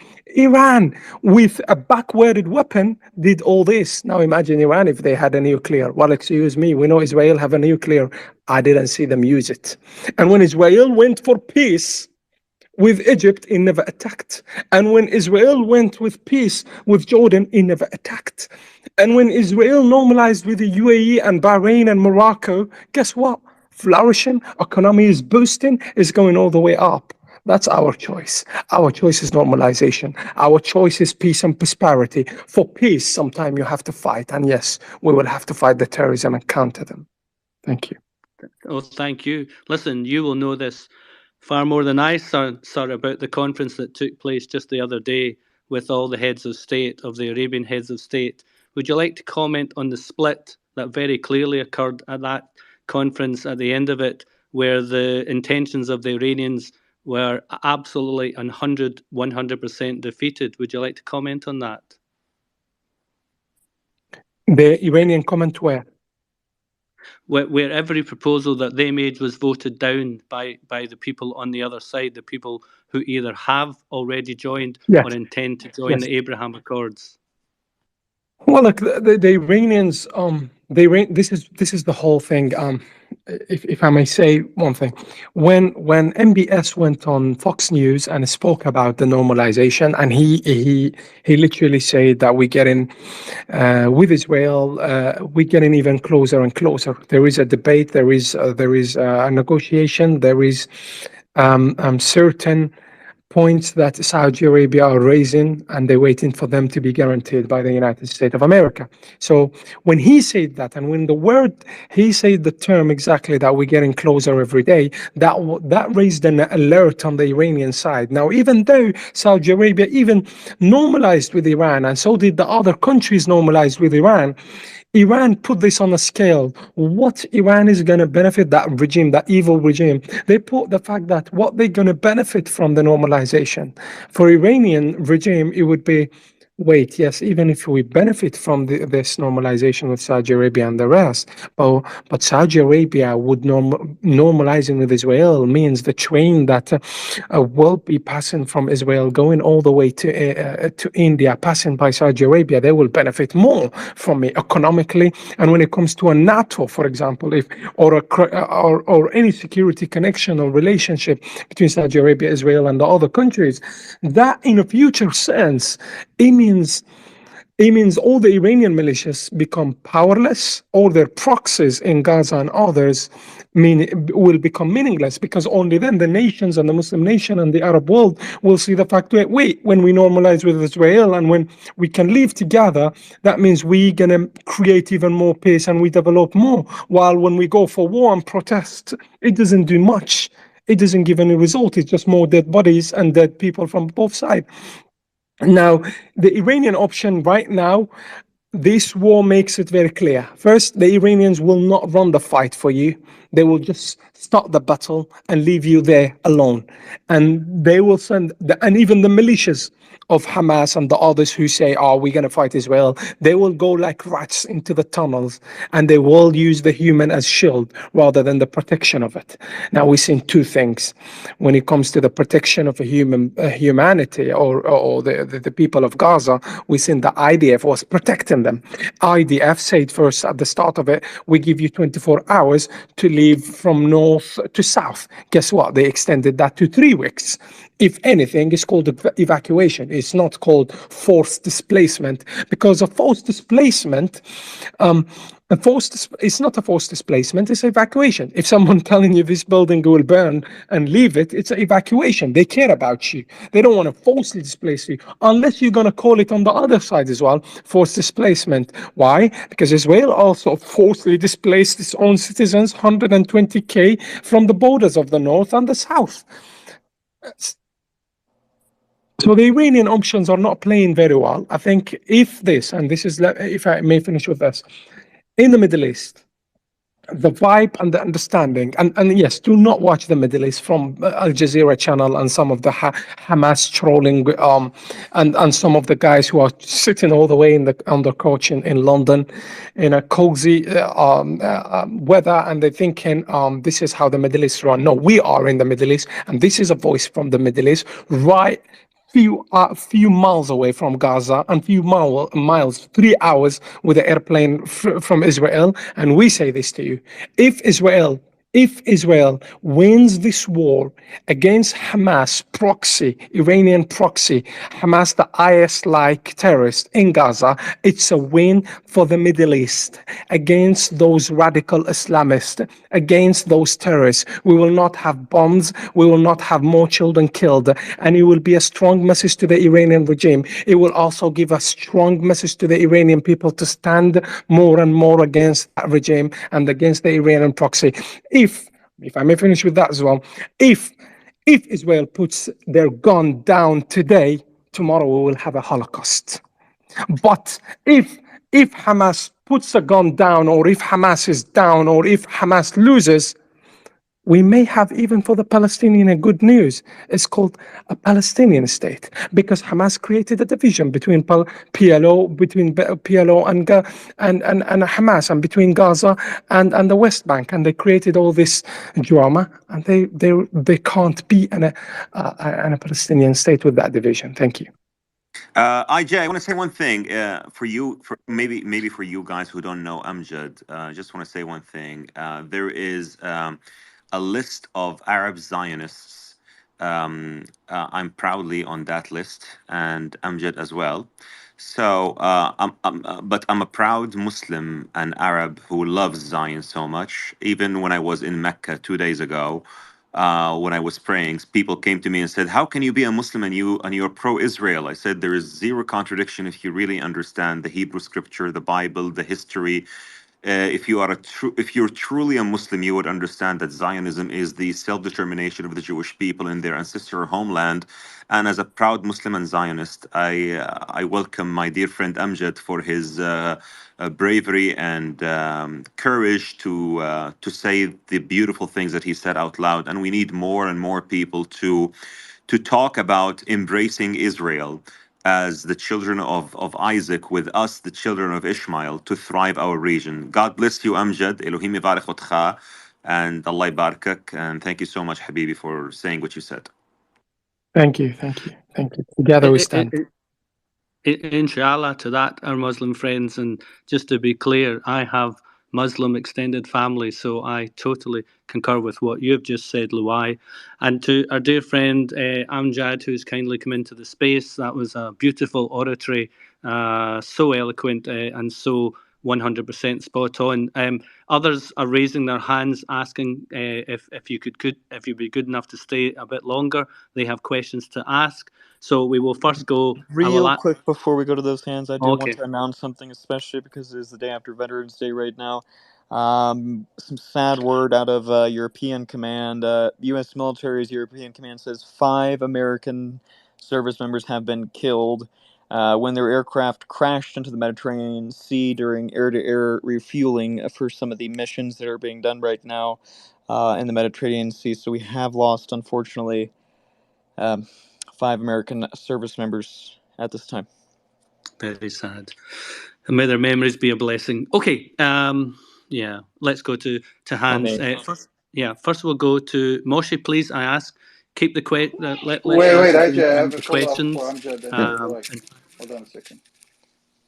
So, well, I I think wonder we if lost. I think Amjad. we lost I Amjad think we've for. lost Amjad. Yeah, I'm unfortunately. sending him an invite to come back up to the stage. He might have Okay. glitched out. So yeah, fire away, please. Not literally. Well, I mean, my question, I hold guess on a second, Loy could Moshe. I answer had a this as well. question for Lai and Amjad. Hopefully, Amjad will come back. Guys, no disrespect, but when when one of the hosts says they'd like to talk, they have precedence. It's their space. I'm sorry, that's just the rules. You're all IDF. You know the rules. You understand chain of command. No, I don't Tom, think I over to didn't you, I my don't think friend. you realized. I think he thought you said he can talk. That's why he spoke. No issues, Moshe. It's all good. But I do have a question for Loy, and hopefully if Amjad comes back to him. Loy, when do you think we will see the convergence between what the street thinks about this and about what the pragmatic leadership like you thinks about this? I would like to hear your kind of timeline for this. Well, honestly, Tom, I think we can see this. We cannot see this before the war ends. So I'm very optimistic when this war ends, and inshallah, the threat is eliminated. And when I talk about the threat, I'm talking about Hamas, ISIS. I'm not talking about the Palestinian people. Just to be clear to so many people, I think we all agree on that. But when this war ends, I'm very optimistic that everyone in this region will realize that we cannot go back to the ugly war that we're facing right now, and it's an ugly war because of the super ugly events that happened on October 7th that made Israel wage that war.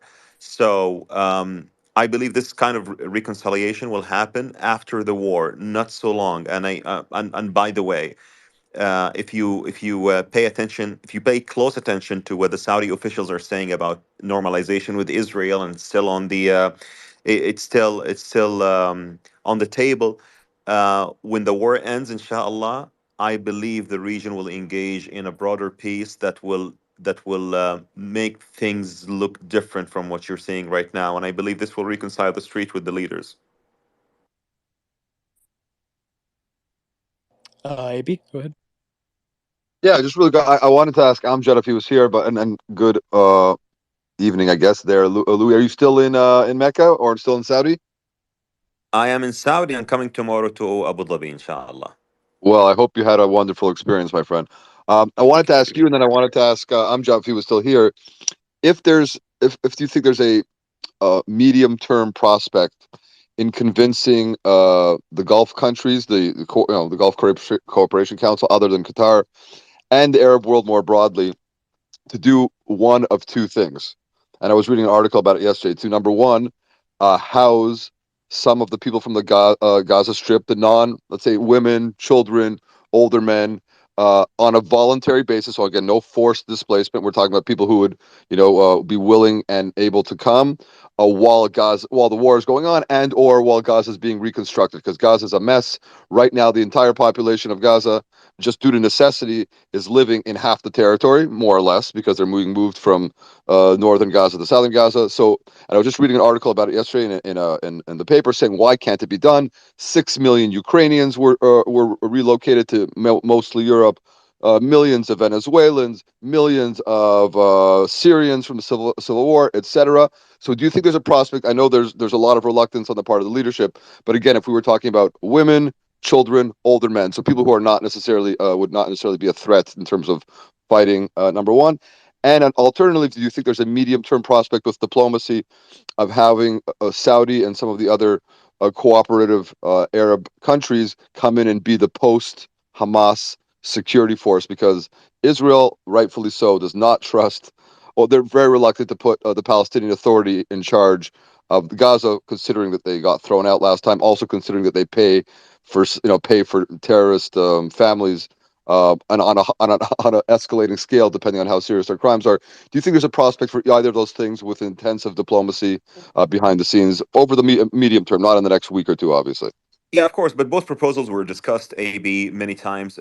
For the second one, the Arab peacekeeping force was discussed, and some countries were reluctant, and some countries were like, we think the PA should be in control in the post-war, but not the PA in its current form, because in the current form and shape, the PA will never be able to run Gaza. I think we all agree on that. They can barely control the areas that they control in Ramallah and the West Bank. With the current shape, without further assistance, they cannot really run Gaza.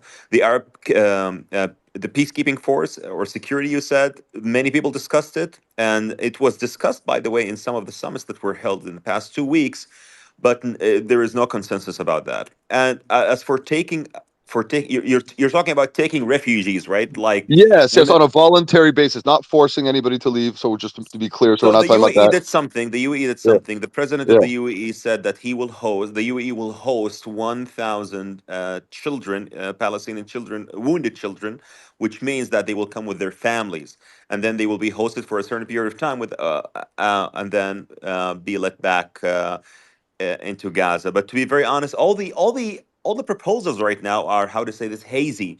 They are not so clear, because we need to see how this will go. Now I'm speaking to you right now, opening Al Arabiya channel, while seeing there is a great escalation happening in the north, and I hope Hezbollah doesn't make the mistake of their life and get into this war, because Israel is so determined in making Lebanon look like Gaza. And honestly, I love Lebanon. I don't want to see that. So it all depends, honestly, AB, on the updates on the ground. Yeah, just a very quick follow up on that, just because this article I was reading yesterday was very, very interesting, and the gentleman, his name is Father Raymond D'Souza. He's in one of the mainstream Canadian papers here. He was just recounting the large scale refugee movements that have happened just over the last several years. Obviously, Ukraine, I guess, as I mentioned, 6 or 7 million people. Syrian, Venezuelan, millions of people. And then he talked about how, so it's not unprecedented or crazy or weird, right? Even if we're going to the Jewish population, 2 million Soviet Jews left the Soviet Union in the 1990s. 1 million of them were relocated in Israel itself. And then he talked about how the Arab League countries, just the Arab League countries, have a population of 450 million people. Egypt by itself has a population of 110 million people. They could easily accommodate, obviously, the entire Gaza population if No, they wanted to. AB, let, Yeah. let, me- let me interrupt here. I'll just be honest I with know there's you. reluctance. Obviously, I know there's reluctance, but No, no, it no, not, shouldn't be. not Yeah. only AB, reluctant, it'd be real. AB. Let the man Yeah, come but back. hold on, hold on, Thank hold on. you. Thank you, IJ. AB, it's not only reluctant about Egypt. Egypt has a reason. You know why? I tell you why. The president of Egypt said it time and again that letting the Palestinians in would lead to scenarios that we don't want to see. I think he was it's not I think, I believe he was referring to what the Palestinians did when they went to Jordan and Lebanon. Let's not forget that when the Palestinians went to Jordan, they made the Palestinian factions there were attempting to assassinate the king of Jordan, King Hussein, 2 times. And then when they went to Lebanon, a Lebanon war happened. So President Sisi was saying that if we let the Palestinians in without any conditions, we might have a militants between them, and then when the militants come in, and then they decide to establish a base in Sinai because they are violent. We have to confront the truth. So they might attack Israel. Israel would retaliate. Egypt would intervene. You see, they would attack Israel. Israel would retaliate. Egypt would intervene. So the problem is that there's a history of the Palestinian factions who went to neighboring Arab countries. It's not about humanitarian. Egypt doesn't want to take them because of humanitarian. Of course, it would take them, but the thing is that there's a history that makes things really difficult, and this is what I want you to understand. Totally, Okay. totally. So just one Let, last thing. That's why I was focusing all on the right. women, the children, and the older men as a potential, but just something to think about for the future. Okay. Okay. No. Listen, always good to have the debate. Always good. Okay, let's go a bit to Hans. Let's go to Abhaye. You have the floor.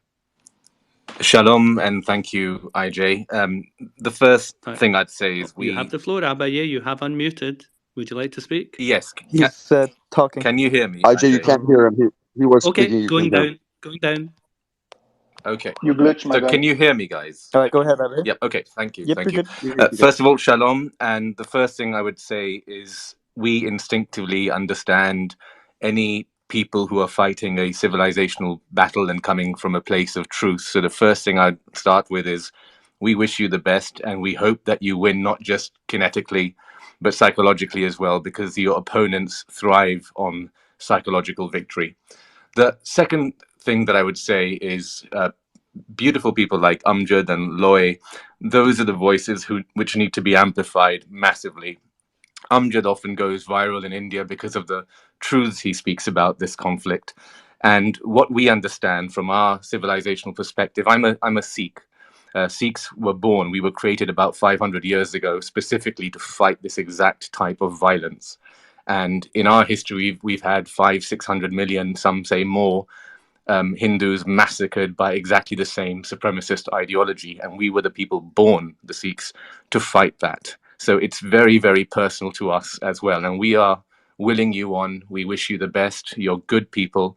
And for me, there are no two sides here, apart from that which is humanitarian. So the no two sides means that Israel has a very strong case in terms of the history, in terms of the constitution of their state, and they must do what they can to protect that.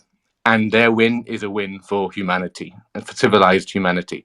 Where there are two sides is we have to look after our Palestinian brothers. Israel will probably do a much, much better job of that, even remotely. But we need to find a solution. I think Brother Loy talked about this the other day. I have friends in two very powerful Middle Eastern Muslim Arab families. And when we were children and they would speak to my parents, one of them, and I don't want to identify them, but they're of probably the most powerful families in the Middle East today, making massive changes, beautiful people. They specifically said, all the things that all of us would instinctively agree, that the Israelis are not at fault. They are basically, it's a public facade and charade that goes on in their own countries about what they say, but behind the scenes, they absolutely support Israel's victory in these battles.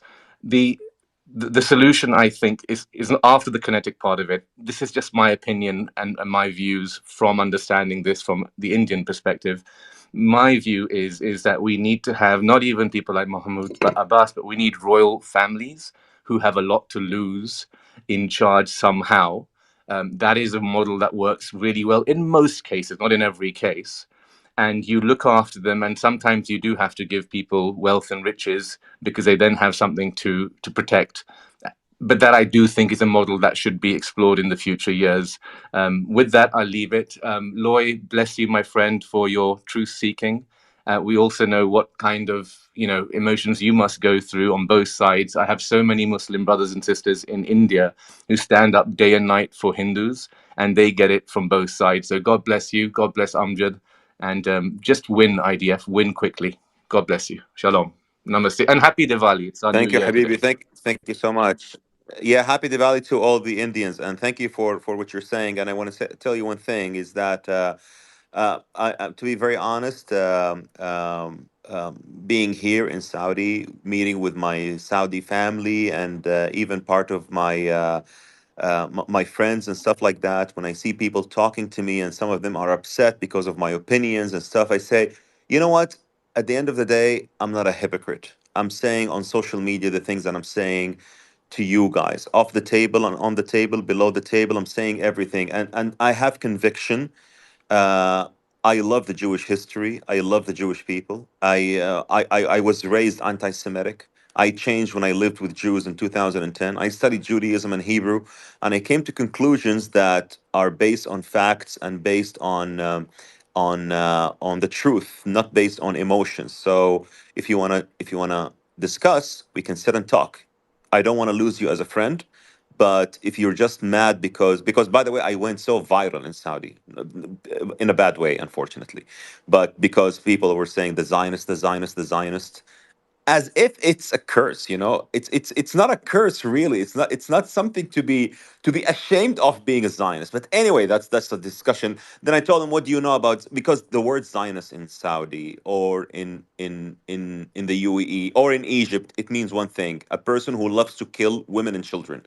This is what my friends think about that. So however you try to correct them, you will take time. But you know what, I feel it's a responsibility, because one day I was in their shoe, so I'm feeling responsible that I need to convey the truth the best way I can, to change them to the good, not to change them in a way that would incite them to do something bad. To do something, in Hebrew it's called tikkun olam. It's like heal the world. And by the way, this is what Michael Jackson was inspired by in making his great song "Heal the World," make it a better place for you and for me and the entire human race. So it was tikkun olam. So I'm doing tikkun olam, and I hope I succeed with the hand biyad hazaqa shelo, with the strong hand of God, inshallah. So Louis, we need to hire you for the faculty of Harvard University. Let's bring him in yeah. tomorrow. So I'm waiting for my contract with Mossad, so you have to wait. So two things. Sorry, was that the Michael Jackson whose lawyer gave me tickets to the Royal Box and Michael played at Wembley Arena? I think it might have been. Anyway, name dropper, you, IJ. Listen, we need to reclaim, and you're right, my friend, you're right, and you, with a great respect, you're not even Jewish. You are a Zionist. Everyone should be a Zionist for the very simple reason, under international humanitarian law, actual binding law, every nation on earth has a right to self-determination. We have got to take back the term Zionism from the haters. They have usurped it and they have mangled it, and we've got to stop allowing this. Zionism is simply the right of Jews to live in freedom with self-determination. So when someone says you're a Zionist, say, yeah, of course, everyone should be a Zionist. Everyone should be proud that every nation on earth, including Jews, have a right to self-determination. That's all Zionism is. Let's take the word back. Anyway, let's go to Hans.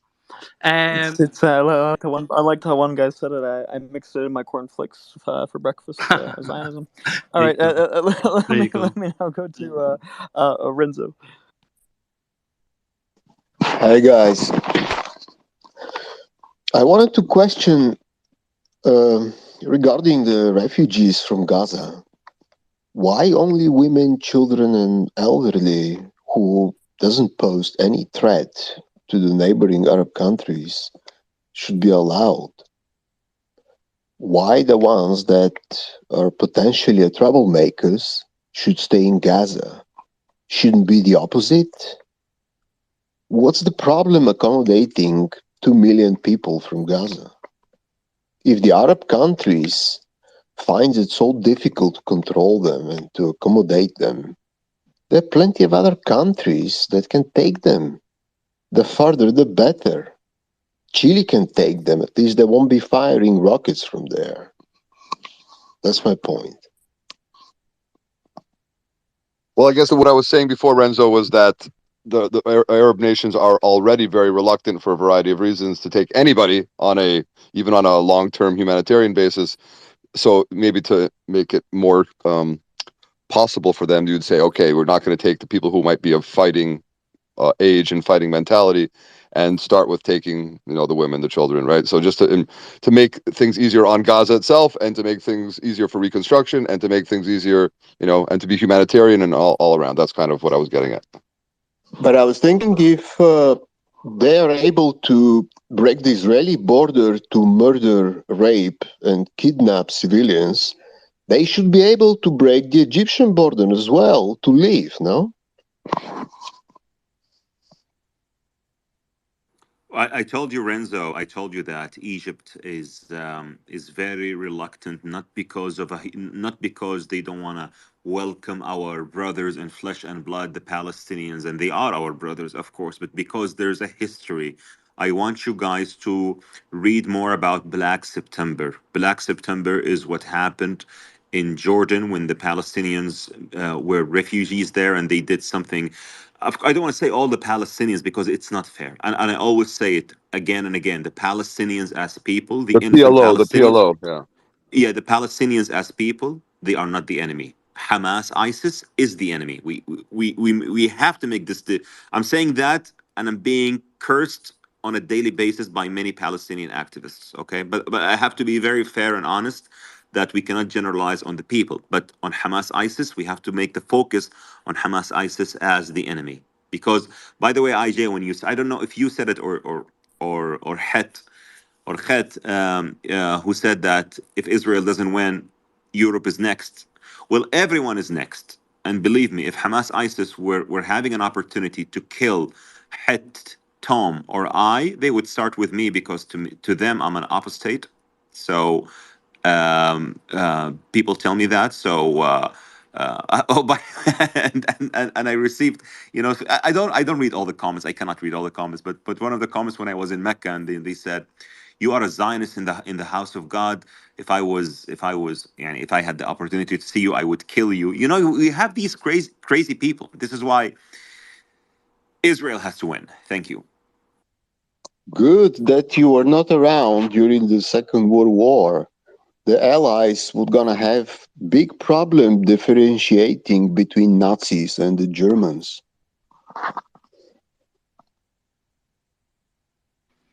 Very erudite, that comment. It's got everyone like, oh, okay, yeah, good point. By the way, I Okay. love that Louis calls him Chet so much. I can't even tell you. I love it. I love it. I love it. I call him Tet just to confuse everyone. Hey now. Okay. Yeah, let's All go right, to hand. let's now go to Alejandro. I believe was the next hand, and then Eldad. Shalom, IJ. Shalom to every Jew here. Iris. Uh, I just want to point on something that Loai said that it amazed me. Yesterday, I entered on a space because sometimes I enter different spaces to see what is the opinion, just listening. Okay, and these anti-Zionist people, they amaze me because there's never an end for them to believe that we should not exist. They are already planning to blame us for the next generation of terrorists that can arise from this war. Because it amazed me that yesterday there was a debate that I was listening to where somehow this lady finally made the guy understand that we attack in the way that we attack uh, Gaza because of what happened on October 7th. And the guy came back with this answer. But what I'm sorry, I muted Alejandro. This is Tom. I apologize, Alejandro. Just breaking news, very urgent stuff, and then I'll let you continue speaking. Channel 14 in Israel is reporting that flyers are being dropped, that the Lebanese people should evacuate all the way to the Litani River. That's Yes, a which big shows escalation there. things, yeah, heating up on the Lebanese border. wow. All right. You see? Okay, that's I part of just don't see it on all Israeli channels, so we have to wait and see. Sometimes it's yeah. Yeah, So I'm let's seeing wait. confirmed It's on not my wires yeah. right now as well. So it looks, yeah, Okay, this it's does gonna look like a come major out in a escalation. second, but just be It careful. does. Yeah. It does look like a major escalation at this point. Alejandro, Mm. over to you again. Okay, so what amazed me was his answer, and not only his answer, was the amount of likes that he received with that answer. Look at what he said. He said, well, okay, Israel might have a reason why he did that. But then you cannot blame if somebody becomes a terrorist because a bomb falls in his house and his wife and his children get killed. And then it surprised me because how can we be responsible that that guy becomes a terrorist because he failed on his responsibility as a father, as a head of a family, okay, to take care of his family, especially after Israel, after the IDF sent you many warnings. They send you a text message. They send you flyers. They send different ways on how to ask you to please evacuate because we're gonna send people to bomb over there. So if you don't leave, it's your responsibility. How can you blame on me? So what I came to the point is like, well, it's the only three answers for this is either he belongs to Hamas and he wants to be a martyr. The second one, right, is that Hamas doesn't let him go, and the third one is a complete lack of responsibility on his part. But they're already preparing their dialogue, their rhetoric, to blame us for the next generations of terrorists that can arise after this. And it really surprised me. I mean, they really hate us. They really blame us for everything. And the thing is the amount of people that like his comment, that agree with him. And it blew my mind. So I asked AJ, what is his point of view on this, or any one of you? And if I'm thinking wrong or I'm wrong, please correct me. But I think it's totally out of principle. Totally out of principle what they're saying right now. Thank you. Yeah, this is also talking about the what is the proportionate and disproportionate response. And by the way, I saw a video of Elon Musk. I love Elon Musk so much, but this video didn't make any sense to me when he said that, well, every house Israel destroys and every I'm a person that is against war. Okay, so I don't like war anymore, and I believe in what Yeshayahu or the prophet Isaiah said, and in the prophecy that inshallah we will try to fulfill. Nation shall not lift up sword against nation; they shall learn war no more. I hope that we don't learn war anymore. But anyway, but if 14 if 1,000 terrorists broke into your country and killed 14 or 1,200 people, innocent people, and abducted more than 200 people, of course you would retaliate. And I always tell my friends and people around me that there has to be a call and there has to be a pressure, but not on Israel, on Hamas, ISIS, that you guys should surrender, you should feel responsible, and you should do something about this crazy move you did on October 7th, because October 7th waged this war. This war was unnecessary, could have been avoided, and to be very honest, it just stalled many good things that were coming on the way for the Palestinians and for the Middle East. And you're so right about the Elon Musk comments. I love Musk too, and he's got a good heart, and he got his head on the right place in some areas. but it was reminiscent of a dorm room college conversation, maybe on a little bit of weed at like 3 o'clock in the morning, totally superficial. Because if you think about it by that logic, did we create 3 Nazis for every Nazi that we killed in World War II? Did we create 3 ISIS members for every ISIS? No, we didn't. Are there more ISIS members today than there were a couple of years ago when they bombed the living crap out of them? No, there isn't. Are there more Nazis today than there were when we bombed the ever living crap out of them? No, there isn't. The way to win this war is to win the war, and is to eliminate, kill, or capture as close to 100% of every single Hamas ISIS person possible, and then prevent and then denazify that society afterwards.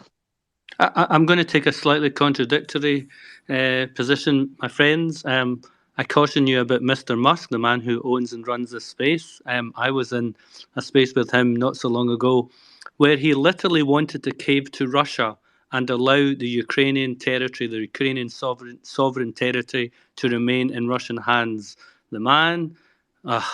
The man is clearly a pacifist, and that's fine. But the idea that you should give up sovereign territory just so more people don't die, I'm sorry, that's not how countries were formed. Every country pretty much on earth was formed out of war. So, Mr. Musk, you're wrong. We must fight back against Russia, and Ukraine must once again reign over its entire sovereign territory, just as Israel must too. Let's go to Hans. Let's, in no particular order, More, you have the floor, and then we'll go to Eldad. Thank you very much. I'm new here. It's my first time. First of all, I want to thank everybody. Your opinions and everything, your knowledge is really helpful to us. I have a few questions. We are Jews in Europe, Holland, Germany, France. Some of my family is in the United States, and I have family in Israel. And to be honest, we're terrified. We live that. We knew that once the hate starts, even if Israel gonna win the war in Gaza, it's not gonna stop here. I know many people here already removed their mezuzahs from the doors. Some of them already ordered containers. We are packing our stuff. We're ready to move out. My question is for Israel. Is Israel ready to take us? Because all the hotels are right now overwhelmed with people from the south. Second of all, my children, they are not used to live under rockets, and there are still a lot of rockets. As much as I hear that Israel is so advances in Gaza, there are still rockets every single day, at least 10, 20 times a day, depends on the area they live in. And what other countries can help us I follow Amjad. I really love that we see support from Saudi Arabia. Is Saudi Arabia can provide us safety for Jews, refugee Jews from the West? Because we honestly, it is terrifying. That's my question. I don't want to more. I don't want to brag about it, but honestly, uh, thank God the UAE is a safe haven to all Jews and to all Israelis. I'm not bragging. I just posted a tweet from a message that I received on Instagram, and of course, I took the permission of the lady who sent me the message. That she said she arrived in the UAE with her parents, and she was nervous, but she found it welcoming and everything. And I say that to be very honest, the UAE, alhamdulillah, thank God, it hosts 200 different nationalities, and we have a big Jewish community in Abu Dhabi, led by there's a very nice rabbi. His name is Levi Duchman, a good friend of mine. So consider the UAE if you want, temporarily, of course, because we want you to be in Israel also. But of course, no, not temporarily, or you can come and live and work and do whatever you want to do. The UAE welcomes everyone, all nations, all religions, all people from different backgrounds. It's a beautiful country, and Abu Dhabi is much more better than Dubai. I know my Dubai friends in the space or outside, they will feel mad a bit, but I prefer Abu Dhabi because it's the capital and so beautiful. That's But great. really, Yeah, and also Saudi I will Arabia. follow you, first of all. The second of all, yeah, we are educated force. We software engineers, architects, lawyers. We have companies. Honestly, I have a big limited company. I don't want to close it, but I feel like I have no choice. I have a company in Israel, but I have nowhere to stay in Israel at this moment. My son literally says, because of the bombing, I'm pretty scared. My cousins live there. They okay with that. They get used to that. But my son is really blonde Dutch boy, he's like, Mom, I don't think I want to go there. So yeah, I think I will try to. I heard that in Saudi Arabia I can open businesses quickly. So I hope that can help me out with moving there for at least for a short time. But yeah, we'll follow you. Yeah, Saudi Arabia is amazing. And to be very honest, UAE is also, because I'm living in the UAE. I'm from Jeddah, Mhm. but I'm just telling you, uh, UAE. You have to know one thing about it. If you are Israeli, because Saudi Arabia doesn't have a relationship with Israel at the moment, okay, but I'm just telling you, the UAE has a great relationship with Israel, and also I have lots of friends in Dubai and Abu Dhabi, and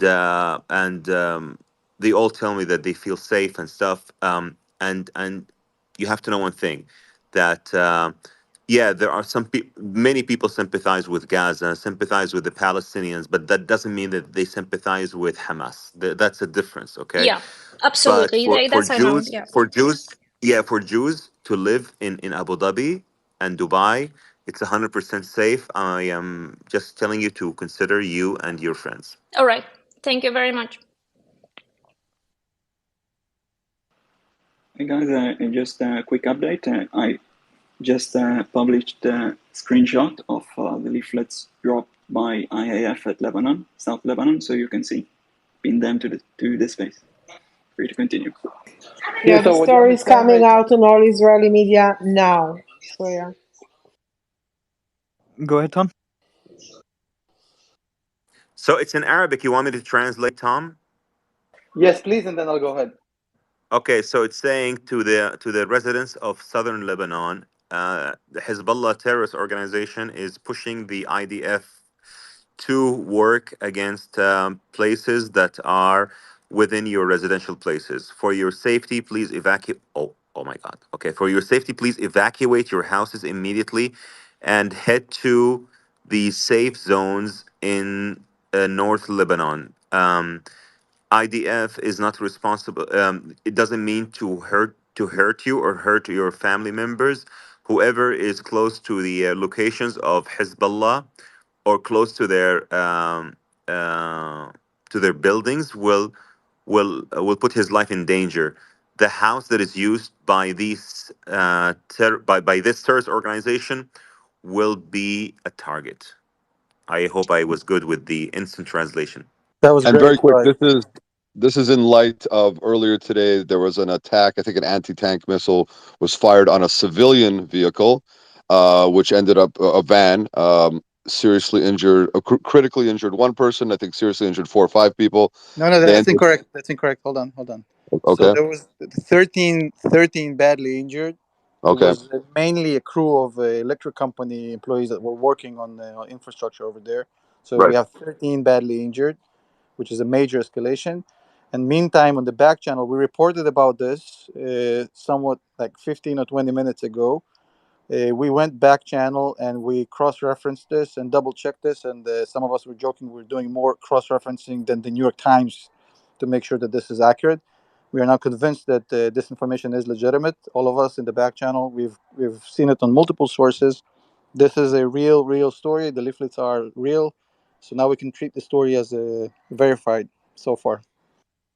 Was Go ahead, Eddie. the Tom, was the 13 number, was that a combination of the van with the electric workers and then also some I think some soldiers? I thought that was like two separate incidents.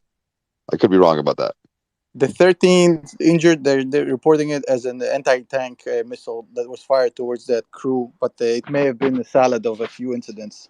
Right. Uh, So in any case, the reason I bring it up is that's firing on the civilian vehicle on purpose is qualitative, if not necessarily quantitative, escalation in terms of IDF's willing to keep it. If you want to keep it between terrorist and soldier, we don't like it. We'll kill your people. You'll try to kill our people. That sucks, but we'll keep it contained.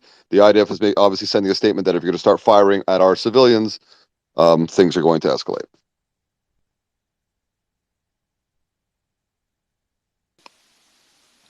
Well, I do. and this, I think it's. Oh yeah, go on, Louis. No, go on, Habibi, I go was on, just gonna Khalid. say it's critical to say these are war crimes, right? That Hezbollah did here today too with the firing. It's a double war crime, most likely if they fired from civilian territory, which they most likely did, which is because they follow almost the same playbook as Hamas on that. So at a minimum, it's a singular war crime. So I mean, I think that's enough on its own. Jan.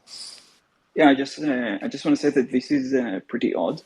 Hezbollah, from the beginning of the war, was deliberately trying to, at least at what it seems, was trying to aim at military targets. I'm not justifying any of this, but it's very odd to see them directly target civilians. This is a hell of an escalation. It's more than they just managed to do this. It's an escalation for sure. A hell of an escalation.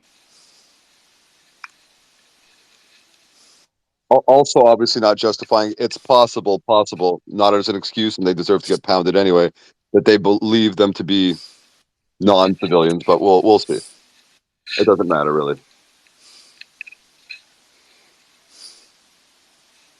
Okay, guys. All right, So, Khed, Monte. I will leave the space now, and inshallah, I will catch up with you guys tomorrow. So, God bless you all, and thank you so much. And Tom will be in touch, Habibi, for the Go thing blue, we're going go to. blue, go blue Go lights. Blue Hawk. Okay, And okay, bye, guys. enjoy Lila the Tov, rest of Louis, your Lila Tov, buddy.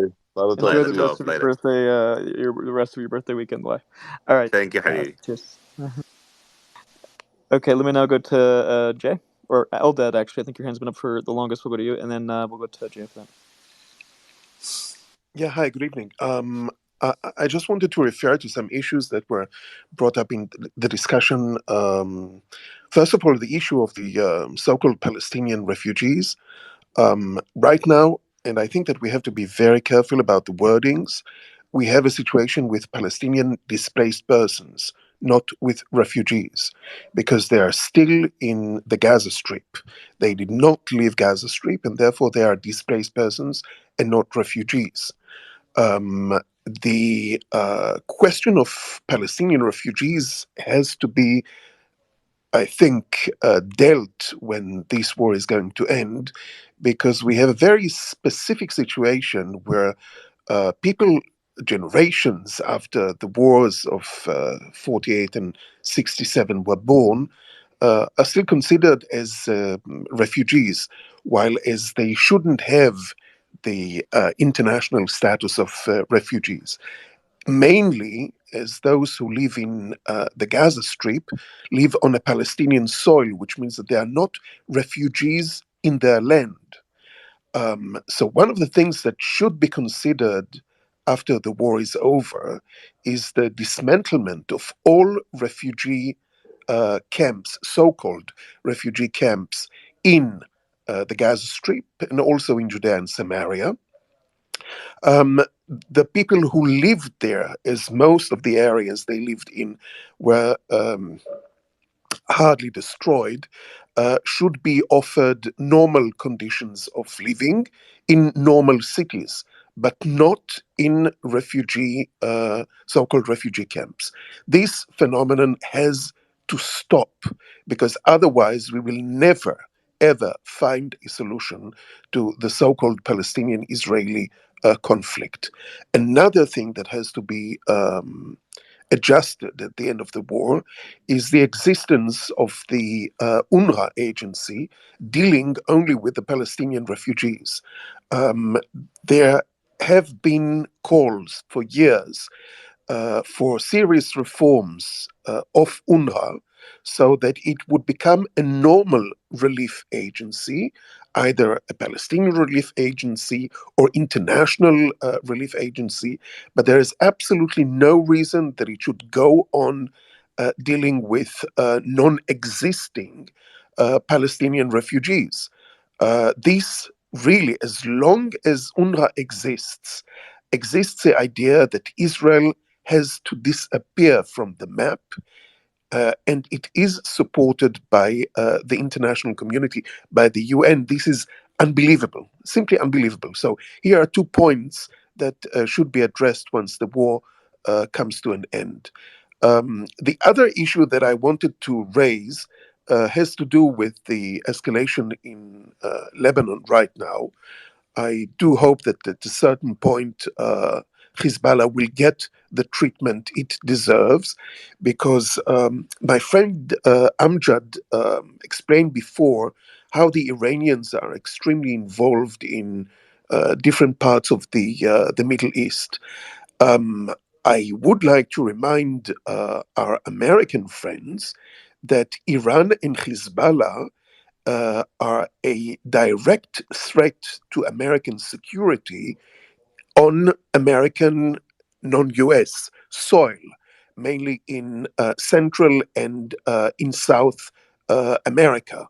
There they have very strong bases and a very lively activity, which constitutes a threat to the US national security. And unfortunately, the previous American administration under President Trump took this threat seriously and was doing many actions in order to cut it short. However, the current American administration has done everything to support Iran, thus strengthening its hold of strangleholds in South and Central America, and making a huge problem for the US national security. So at the end of the day, if we manage together, probably with the Americans, to tackle the Hezbollah threat in Lebanon, I think it would be a huge service to the US security, national security interest. Thank you.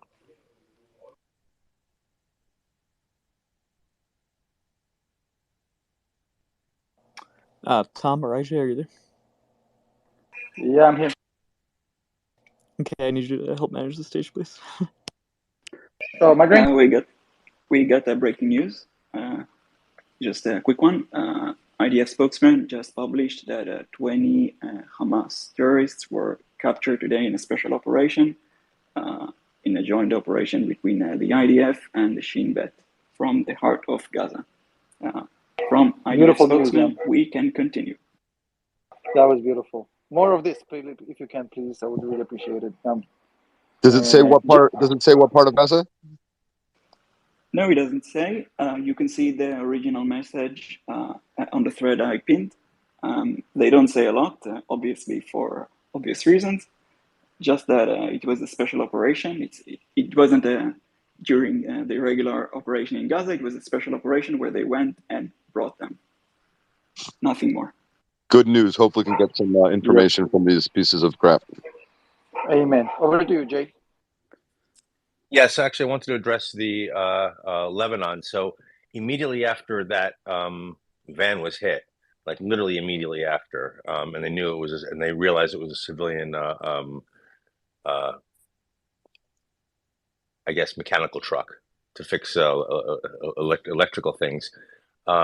They started posting all over Telegram, on the Hezbollah channels, and even on a couple of the Hamas channels, or Hamas affiliated channels, that Israel was repairing the cameras and the sensors that had been knocked down, and they had taken out the unit, the army unit, the undercover army unit, actually was the word that, how they described it, that was there. The difference is that these people were not even on the fence. They were not by the cameras. They were not by those areas. It was literally just a van that was fixing an electrical pole, from a hit that actually happened, I think it was Thursday or Wednesday, that had knocked out electricity in certain areas of the north, particularly Kiryas Shmona to be specific.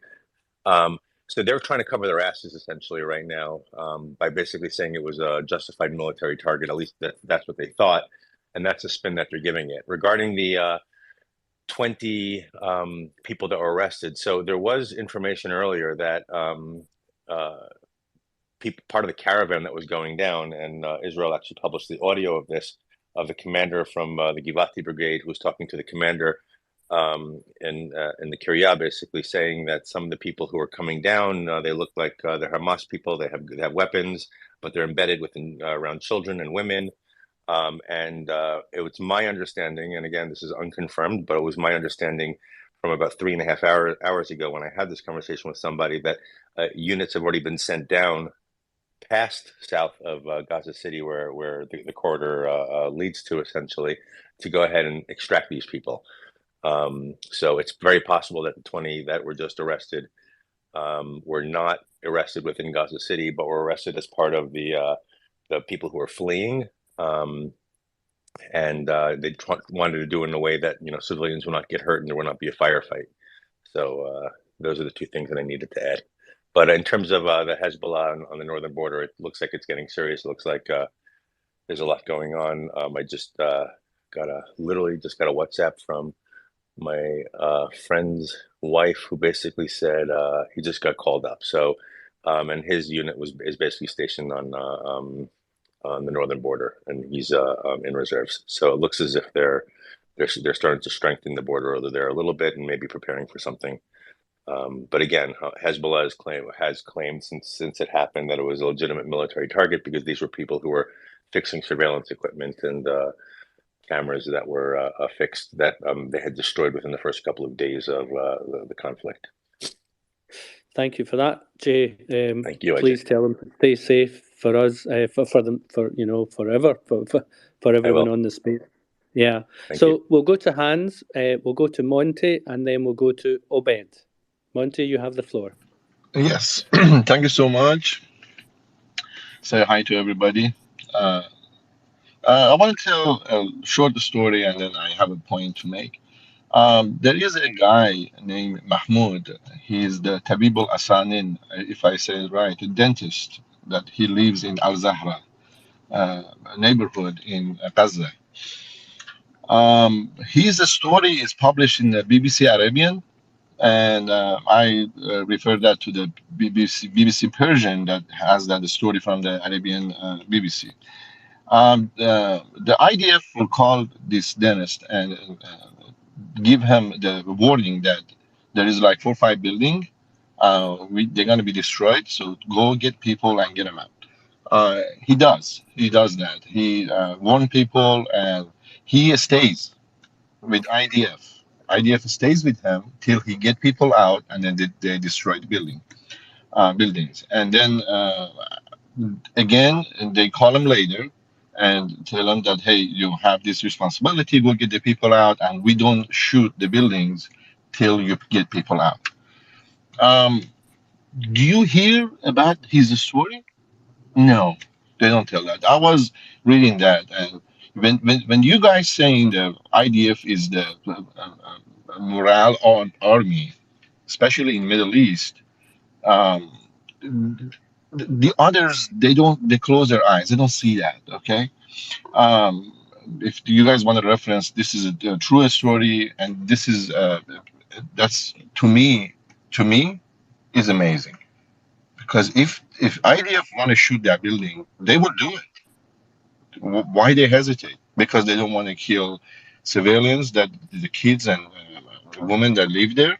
And most likely Al-Zahra is the very neighborhood that has a lot of the educated people live there. They have pretty much nothing to do with Hamas, but these terrorists, they go there and in the tunnels under the buildings, and they live there. So this is the story that doesn't come up. You don't see it in the media. You don't see it in Al Jazeera. Al Jazeera will say that these are captives, not hostages. It's so frustrating. Yeah. So, yeah, go ahead. No, I was just going to say, listen, totally 100% agree, and would that they will, but they won't. As you know, they have an agenda, and it's not going to change. Yeah. Okay. I had a point to pretty quick. I make it. Okay. It won't be long. Go on then. Yeah, just like 1 minute. Look, the Loy left. I was going to talk to him.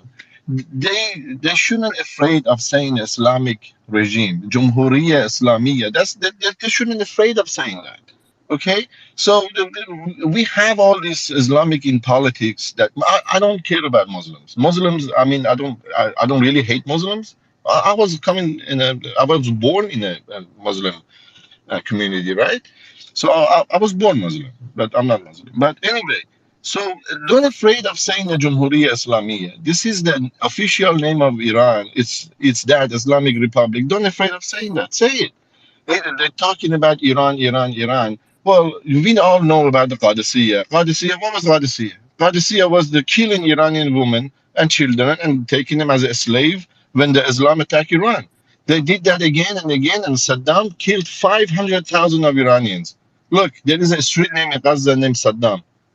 Okay, so you guys and the Saudis and all these Arab countries in Persian Gulf, they need to build a trust. I don't think you can shake the Israel with your right hand and with the left hand you help Hamas. This is what's going on. Okay. They need to build a trust. Thank you, Ajay. Okay. Yeah. No. Listen. Thank you. Always appreciated. That's what the space is about. I'll quickly do the public service announcement. Hopefully, you won't consider me just being a broken record. Please protect the space. Please be our Iron Dome.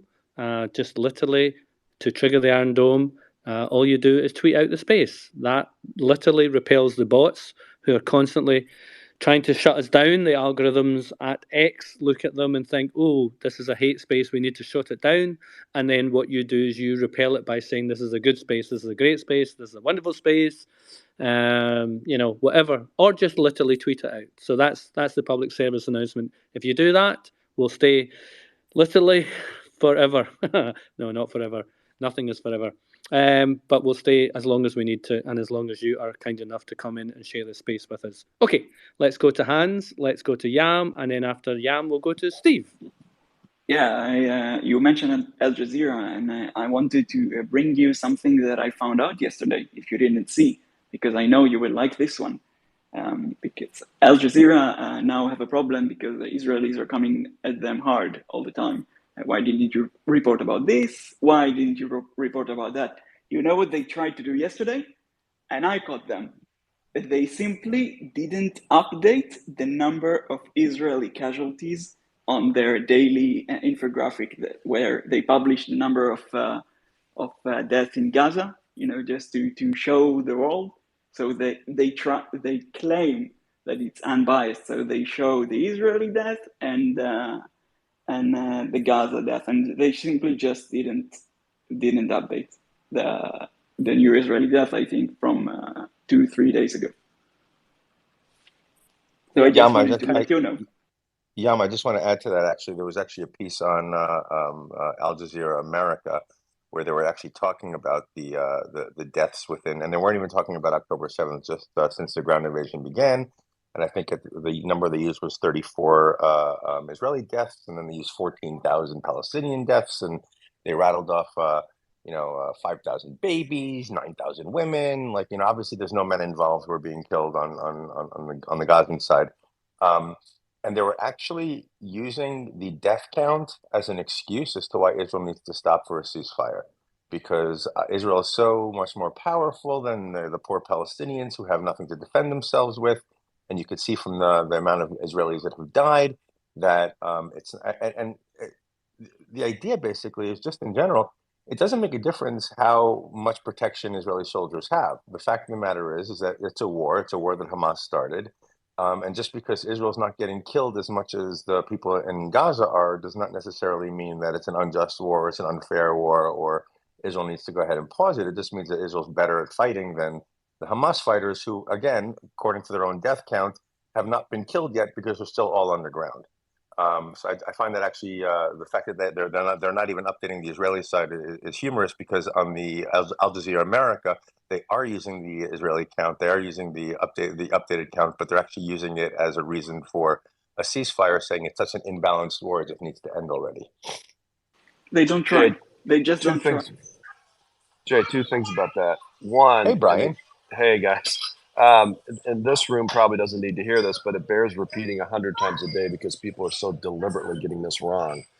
Proportionality is one of the bedrock laws of armed conflict. If you're using military strength lawfully, you have to make your attacks proportional to a legitimate military objective, period. Has nothing to do with body count.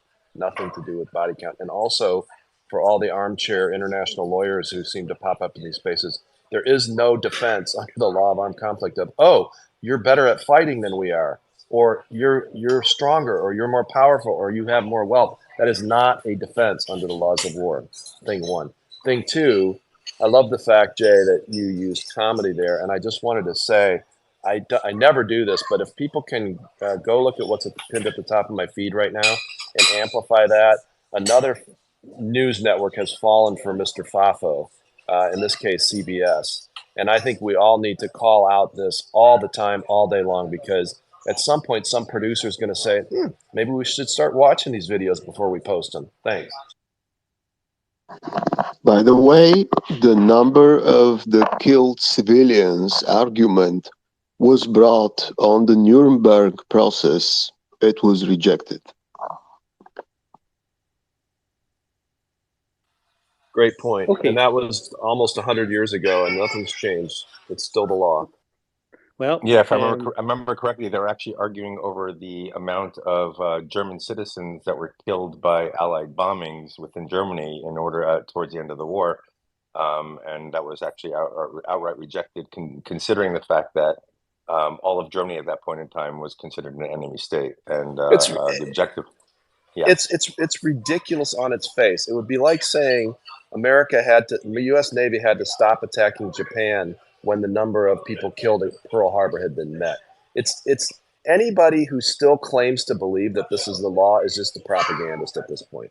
And by the way, the reverse thing, the reverse argument also applies. Just for for a thought experiment, if God forbid, Group A intentionally murders 1,200 of your citizens, you are still the opposing force are still not allowed to intentionally kill even one of their citizens, meaning intentionally targeting that person as a civilian with no military purpose, even one, right? So even if it was the reverse, you couldn't do it. And like you say, Brian, the flip side applies. Just because they only killed, quote unquote only killed 1,200 does not mean you're not allowed to, in pursuing legitimate military objectives, kill 50 times that or 100 times that if you're pursuing legitimate military objectives and differentiating and using the other laws of war. So it's just wrong all around. Excellent point. And let me just add one more thing, because I don't want this to get lost, forest for the trees. The act of making offensive, unjustified war on Israel on October 7th, with the savagery and the unlawful ways they did it, is in of itself a massive war crime, regardless of what happened or didn't happen after that. Okay. And by the way, they're overall. Okay, guys. Okay. Sorry, Enough. IJ. Guys, sorry, back IJ. and Love you, forth. IJ. Love you, IJ. Thank you, guys. We can go back and forth. Brian, I retweeted your top tweet at the top of your page. As you know, CBS listens to me, so hopefully it'll have some impact. Thanks, everybody. Thank you. That's good. Yeah. His silence. No, I think we're hinting up. Tamar from the MFA, the Ministry of Foreign Affairs. I'm advised that she's in the house. Tamar. I do see her. Yes, I'll bring her up onto the stage here. And as I bring her up on the stage, let me let silence go first, and then let me make space here on the stage for Tamar to come up and people to ask her questions. I'll be quick, and then I'll drop down. All right, go ahead, silence. Can you hear me? I just pulled over. I'm driving to D.C. to meet with Congress and then to attend the March for Israel on Tuesday. So I will probably be there. And I'm also in tears. I'm sorry to go because I'm going through this again. I helped with the Christians in Iraq while they were being attacked by ISIS. And here we go again, due to Hezbollah. I'm working with the church in Tyre and Sor, the bishop, to try to get the Christians to leave.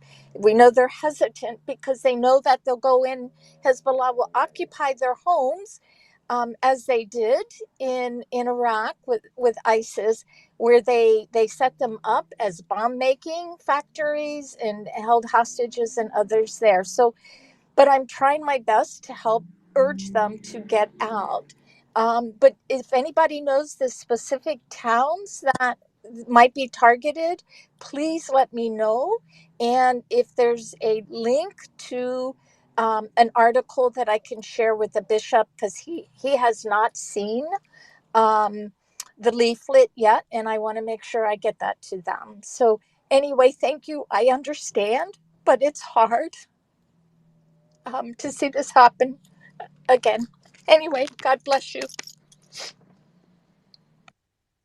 God bless you too, and thank you for all the work you're doing. Any luck, Chet, with bringing up Tamar from the MFA?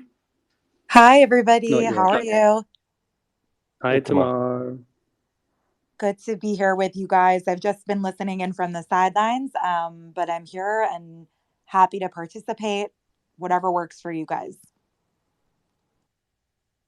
It's always a Tamar, I have a pleasure to have you. question. Yeah, Oh, go on. sorry. Go ahead, Sure. IJ. No, Tamar, I have a I'm question. just going to say it's always a pleasure to have you in the space, Tamar. Absolutely.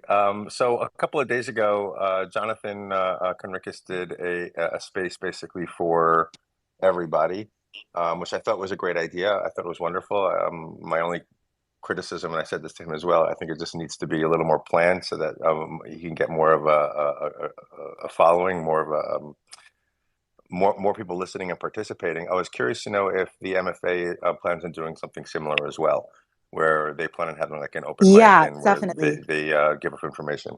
Okay, awesome.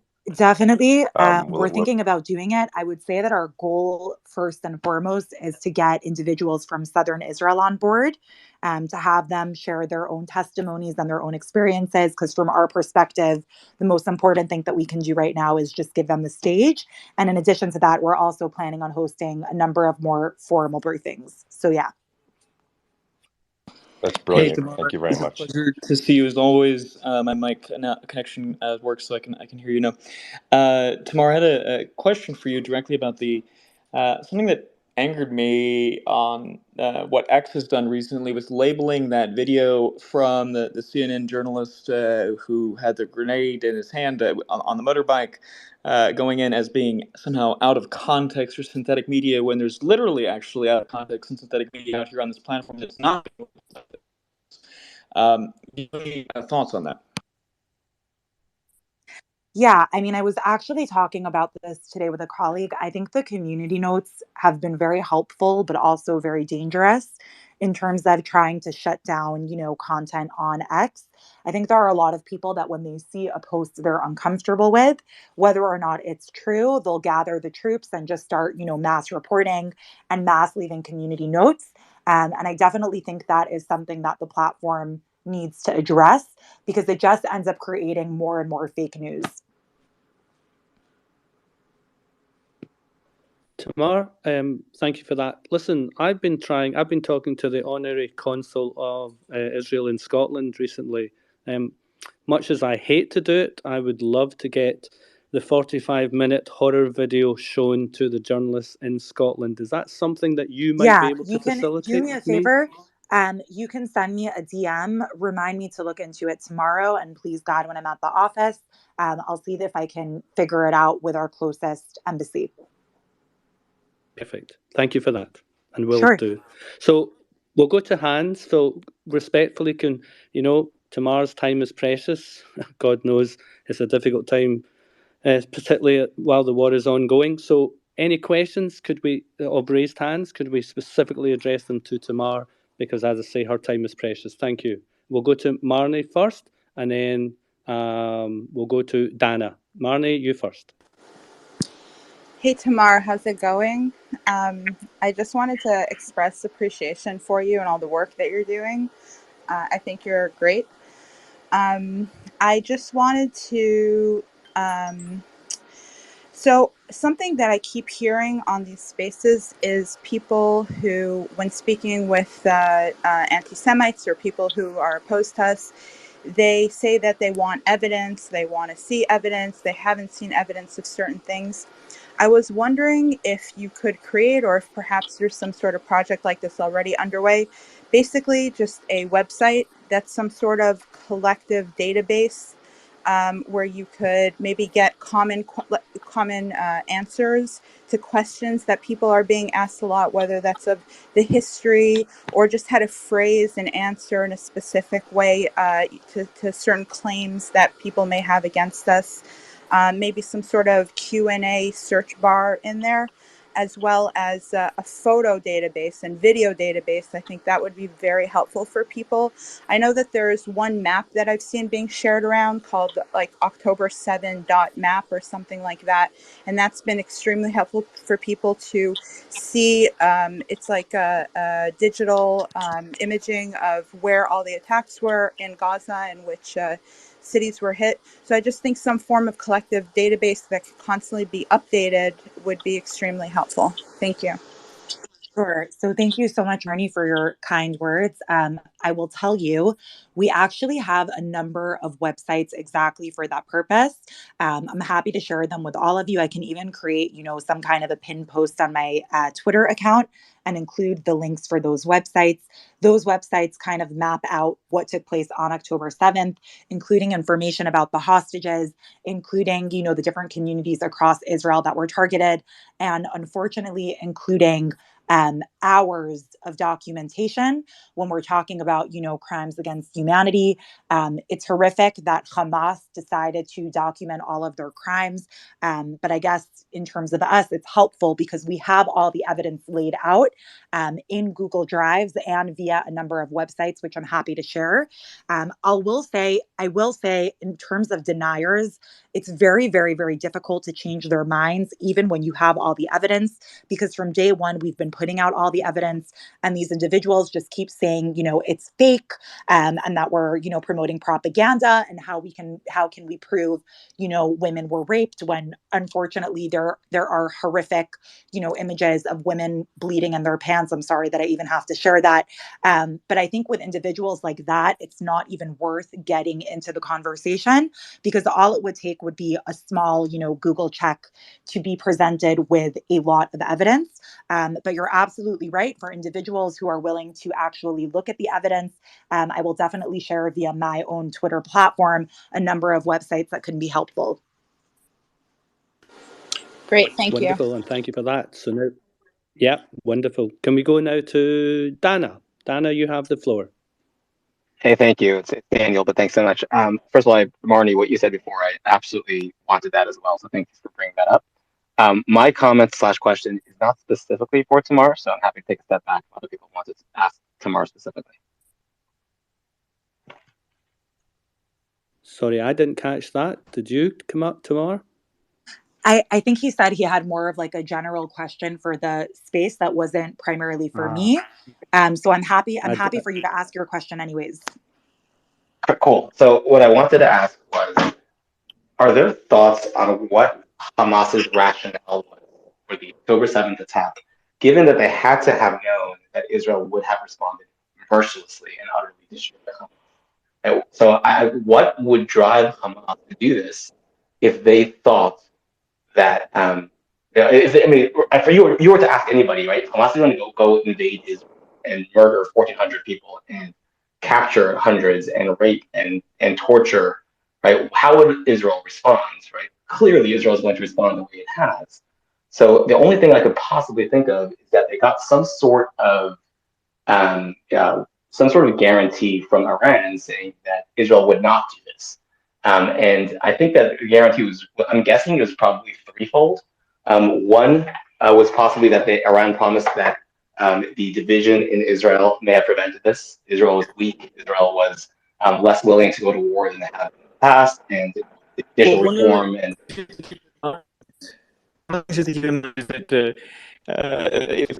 Right before that, you just said, because you were about to make another point, but there's a point right before that. Mm-hmm. Can you repeat that? Because my Sorry. So I'm guessing that there were three things that Iran said to Hamas. Oh, that Israel would prevent. So you have to keep in mind that would prevent. One at a time, guys. One at a time. They raised. Chet, my friend, your phone is still banding. Your speaker's still banding, my friend. We can't hear you properly. We can't hear you. Okay, I'll have to fix that. Yeah. So if it's okay, I'll just say the three things that I think Iran may have said to Hamas, and then happy to hear your thoughts on that. Yeah, and with respect, your microphone's not the best either, my friend. It's coming in and out. So you know what? Hang on. Try again. Nope. Okay. So, as ever, at this point, we, of course, will Is take this care any of... better? Can you hear me now? That is better. Please go. Okay, so the three things that I think potentially Iran said to Hamas were as follows: one, Israel is weak and divided; internally it will stop itself. Two, the West, with all the protests and the general anti-Israel sentiment, will pressure Israel to not do a full-scale destruction of Hamas. And three, the Arab world will get together and overcome their internal divisions to focus on the true enemy, Israel, and utterly destroy Israel with an all-out war. And I think they hope to accomplish this past weekend with the Arab Islamic Summit in Cairo, which failed. So I think that Iran miscalculated on three fronts. They miscalculated on Israel's kind of quick reuniting to fight an existential enemy. I think they miscalculated on the U.S. specifically's response to this. I think the U.S. responded more pro-Israel than Iran expected, especially given the current president. And I also don't think that Europe's response is meaningful in any way, shape, or form to Israel's policies. And I think they miscalculated on the Saudi Arabia, Morocco, Bahrain, and the other groups that really aren't ready to go for an all-out war with Israel. Okay, listen, that's all fair points. I don't think anyone would necessarily disagree with anything you said. Tamar, do you have a view on Hamas's Yeah, I mean, ridiculous... Okay, sorry, go on. Yeah, I mean, I think ultimately, at the end of the day, Hamas wants as many Palestinians as possible to be injured or killed because it only emboldens, their capabilities and support for them from individuals who see the Palestinians as a victim. I think Hamas knew exactly what they were doing. I think they knew that this would be Israel's response. And from their perspective, the more Palestinians, that get killed, the better. So I don't think they were necessarily afraid of an Israeli operation. I think they were kind of welcoming it in a way. And in addition to that, we know that they had support from Iran. We know that there were Hamas operatives who... Can you guys hear me? Sorry, I was just getting a call. Can you guys hear me? We can. Yep, we can hear you loud and We clear. can. Yep. Yeah, so I think they also had, assurances from Iran a couple weeks before when Hamas operatives went to, Iran to train and receive financial support. But ultimately, at the end of the day, Hamas wants Palestinians to die. They want Palestinians to be injured. So from their perspective, an Israeli invasion was ultimately a win. I do think I have read a Can bunch you of all hear me analysis now, or about. am I still banding? Yeah, go We ahead, can Chet. hear you now, Chet. All right, perfect. So yeah, I mean, and to add on to her point there, it's like there's a culture of martyrdom, right? I think it's key to keep that in mind. There's a culture of martyrdom. There's a culture of people that raise kids to be martyrs. They're born. Couldn't possibly contemplate why you do an attack if you know that you're going to end up dying in the end of it, and not make any success directly that you might even see. It's a different culture, right? A completely different mindset and a different way they look at things. So it's very easy for Iran's influence in the region to have a higher amount of influence than normal on those people, and then therefore Hamas to move in the direction that they want. So I disagree, though, that the culture of martyrdom applies on an organizational level. I think it applies. They certainly pushed on an individual level, and they try to get the individuals to martyr themselves. But I don't think that Hamas leadership wants Hamas to be utterly destroyed.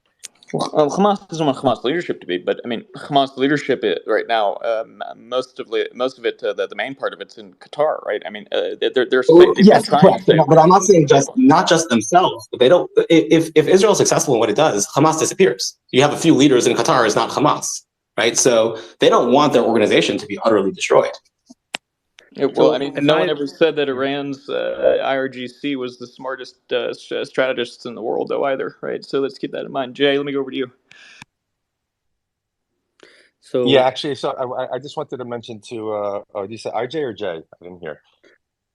Well, no, I think he meant you, but if I may respectfully once again tell everyone in No, the you're a space that our co-host. dear friend Tamar is with us, and her time is incredibly precious. And let's not soapbox, let's ask questions of Tamar, because God bless her, that's why she's here. So let's direct questions to Tamar. Over to you, Jay, and then we'll go to Eric after that. Sure. So, Danelle, I just actually wanted to address what you were saying. So we've been doing these spaces a bunch of us, Chet included, IJ included. We've had a bunch of analysts on literally 24 hours a day for the first couple of weeks. There were different cycles, different hosts, but it was all part of the same group. We had intel people from different parts of the world, from Egypt, from the US. We've had strategic people like Patrick Fox, like John Spencer, who are regulars. We can discuss ad nauseum, literally, what Hamas's intentions were. It doesn't really help. The fact of the matter is, they did what they did. We are where we are right now. We can go back and we can look at it. I think it's better to look at after the fact. Yes, as Tamara said, there's tons of information that implicates Iran at this point in time in terms of their involvement. There's tons of, I guess, news stories leading up to the event in the past few months where they're all talking about multi-front wars. So it's quite possible that Hamas started this thinking that Hezbollah was going to join. They did not like the response, or they feared the immediate response from the rest of the world. 2 carrier groups being sent over, a higher class submarine being sent over. That would annihilate Lebanon, and Hezbollah has other considerations other than Iran at this point in time. Plus, Iran is not that strong right now. Again, we can think about it and talk about it, but it doesn't really help this situation. At the end of the day, Hamas came. They gave instructions to their fighters to go ahead and take hostages, dead or alive, because they know Israel would go ahead and trade those hostages for prisoners, which in their mind is a victory. If we go ahead and give up, 6,000, 7,000 prisoners for several dead bodies, in their minds, they won the war. No matter how bad the Palestinian people have suffered through this, no matter how destroyed Gaza is at this point in time, their objective basically was they didn't care what we're going to do to Gaza. They just wanted to go ahead and have some leverage so that they can go ahead and claim some victory in the future. And I think it's best if we try to stay away from speculating as to why until all the actual information comes out, because what happens is then you get yourself caught up in such a quagmire, and you get caught up in the anger itself as opposed to being able to move on yourself. And I think the easiest thing to do is to allow yourself to just understand that it happened, understand that this is where we are. What can I do right now in order to support the people who are fighting this fight? What can I do to support the people who were affected by what happened on October 7th specifically? And then band within your communities to go ahead and band together. I mean, I know my siblings and my nieces and nephews, they're in their various communities, they're literally gathering supplies, whether it's tarps, whether it's rain ponchos, whether it's flashlights, whether it's water bladders for backpacks and stuff like that, and shipping it over. I mean, last week my daughter's pluga, my daughter's unit sent over a request for something, and like literally within 4 days, it was on an airplane and it was over here. And I think if you really want to help, I think that's the best you could possibly do, is to try to see what the people need over here, and instead of trying to speculate. And I'm not saying it critically. I'm just saying, trust me, because we've been doing this for a month, and a lot of us have lost a lot of sleep over trying to figure out why, and why doesn't get you anywhere. The best way to actually heal yourself is to move on and be helpful. Okay, I'd like to move on now, because Jay, look, man, I love you to bits and you're in the space, but I did respectfully request that all comments made would be directed to Tamar, and you just went on for 5 minutes about Hamas. IJ, I mean, hold off, my friend. hold off, IJ, hold off. I'll DM you in the back channel, but please don't do this on my stage, ever. AB, let me go over to you. Yeah, do we still have Tamar here? Actually, I'm not sure if she was. I was going to ask her a question. I don't know if she's here anymore. Do we see her there, Chet? Tamar? I don't see her. I think she left. Well, yeah, I don't see her. Okay. All right, bored the crap out of her. Yeah. No, not at all. No, she left because she had connection issues. She DM'd me directly, which is why I wasn't too happy about anyone going off. Will we have her back? On anyone else here. If she's able to get back, she'll be able to. She's a very, very busy woman, so she's able to. We were able to get her in for a short time here. She DM'd me that she had connection issues, couldn't hear anyone, so she dropped. And she has the intention of coming back when she can, but obviously, I can't control that. And I would really appreciate it if people did not make assumptions before they have all the information, which is why I kind of snapped there. And I'm dealing with a migraine, so. Eric, let me go to you. I was going to ask. I was merely going to ask him. Maybe if someone else can answer, who's more aware of it, or Tamar, if she hears and she comes back. Eric can't hear me. Can one of the co-hosts? I can hear you, and I'm here. Chet, can you hear me as well, or no? All right, I saw your hand was up. Go ahead. Yeah, Hey, I mean, Abby. maybe you said you had a question, so ask your question. Yeah, I'm not sure if Chet can hear me. I was going to ask Tamar and anyone who might be aware who's.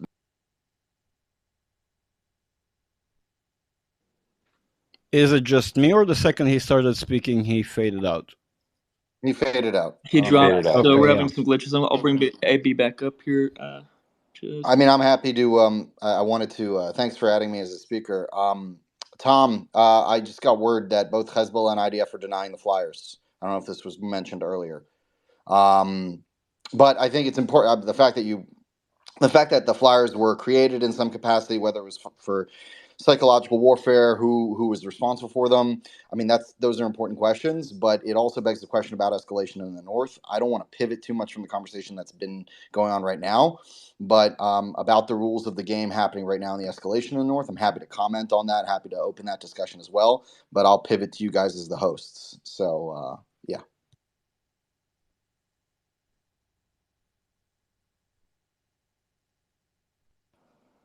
Tom, are you there?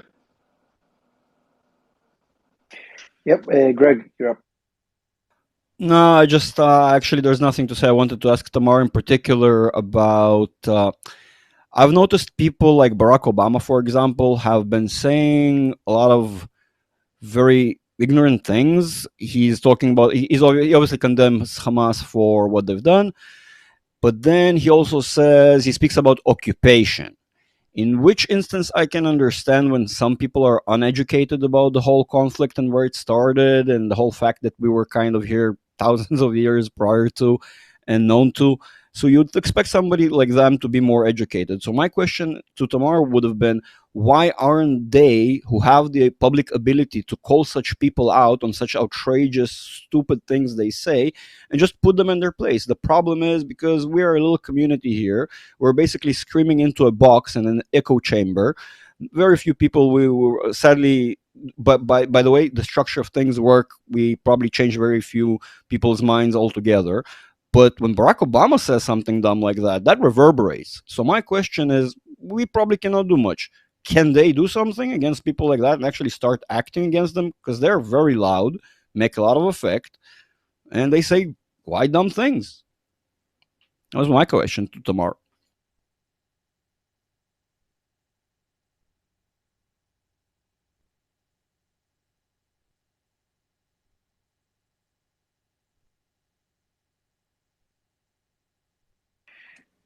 Steve, over to you. Well, just in response to Greg, first of all, Barack Obama is ex-president. Okay, so his words don't have any true meaning as far as the execution of this war and America's support for Israel. So I just ignore when I see the comment like that by him, just roll my eyes and move on. It's not even worth spending time on Barack Obama. Just as far as what Jay was saying, yeah, I'm not going to get into the whole thing. I have my thoughts about. It's just more of an opportunistic move by Hamas. They said, hey, we can get through this fence pretty easily, blah, blah, blah. And I agree. Digging into it, it's not going to solve anything right now. But when this is all said and done, there's going to be an Israeli 9/11 style commission, and it's going to be all talked about what happened. But yeah, this maybe is not the time to dig into it. When it's all said and done, it'll all be out there, and we'll all know what really happened. As far as the Lebanon Hezbollah, I mean, from the very beginning, 2 days after when the United States moved their carriers out there, we now have multiple carrier groups out there. We've got nuclear sub in the Suez Canal. There's B-52 bombers over there. There's defense weaponry that the U.S. has out there. To me, it's going to have to be an all-out assault by Hezbollah, and then it's over for them. I mean, they're done. I mean, Israel could probably take care of them themselves, but you better believe that they fear that if U.S. unleashes their weaponry on them, I mean, they'll just be gone in like the blink of an eye. So I don't anticipate that there's going to be a front with them, but I mean, I could be wrong, obviously, if they're stupid enough to do an all-out assault. So that's my comments.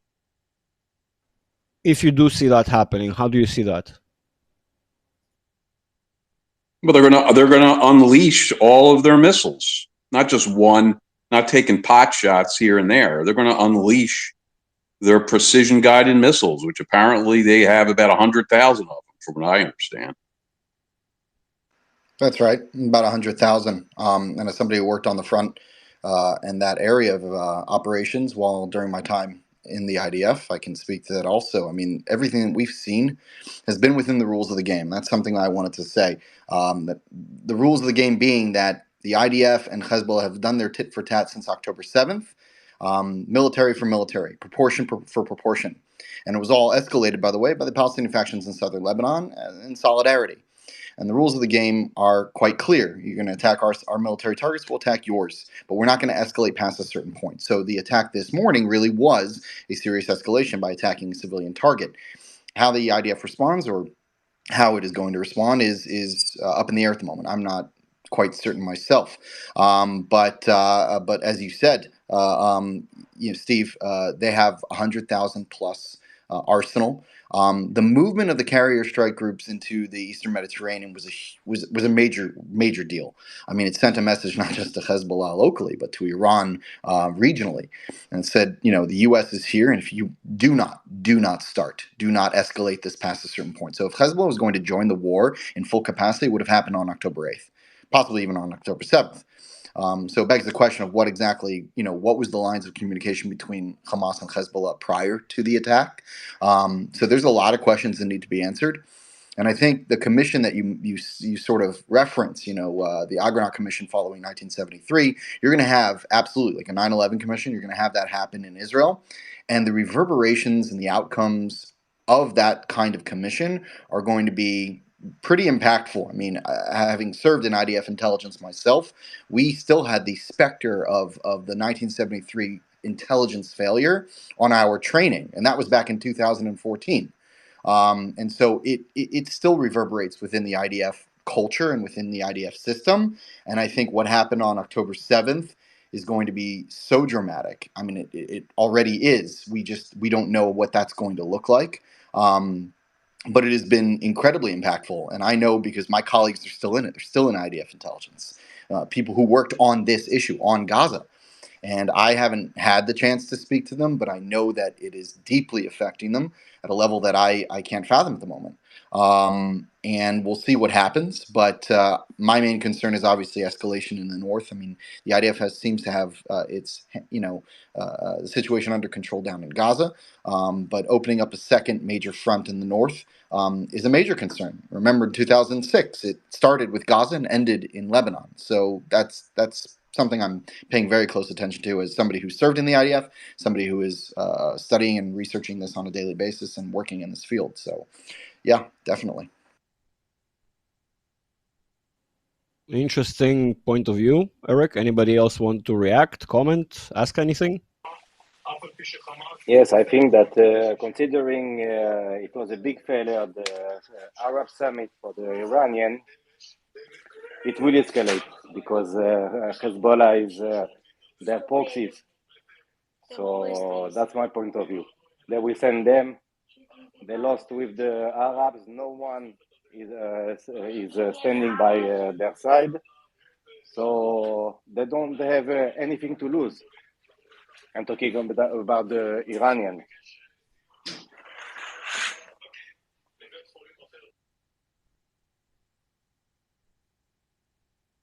Okay, Greg, that's it. Just one question for Eric. As far as if in fact, again, Hezbollah was stupid enough to really escalate this. I know they have this 100,000 precision-guided missiles, but they also need rocket launchers to fire all those. So I'm assuming that if it did escalate, whether it's Israel or with maybe some United States support, you basically would just take out all of their rocket launchers with air power. Is that not correct? And then No, you're right. And here's the other calculus for Hezbollah right now. And there's something to consider because Nasrallah's speech yesterday wasn't really anything of new, Martyrs' Day, et cetera, et cetera. And he was talking about what Hezbollah would do in terms of escalation and, supporting the resistance. And he kept going on about the axis of resistance and referring to that as well. But when to your question about the capabilities, each side is trying its best to maintain some level of surprise. I think there are less surprises coming out of Hezbollah, but there are more surprises coming out from the Israeli side.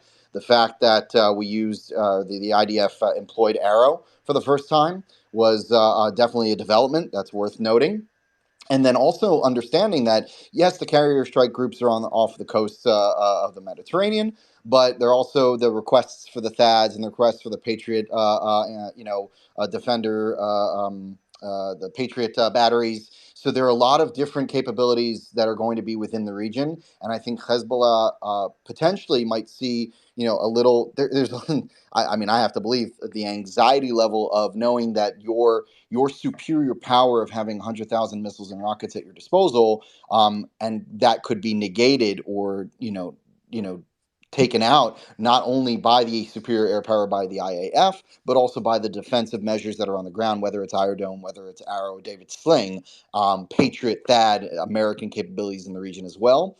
That's definitely part of the calculus, because again, I maintain as somebody who has studied this for majority of my adult life, that Hezbollah is not interested at this time in an escalatory war, especially as it sees the idea of pounding Hamas in a way that it hasn't before.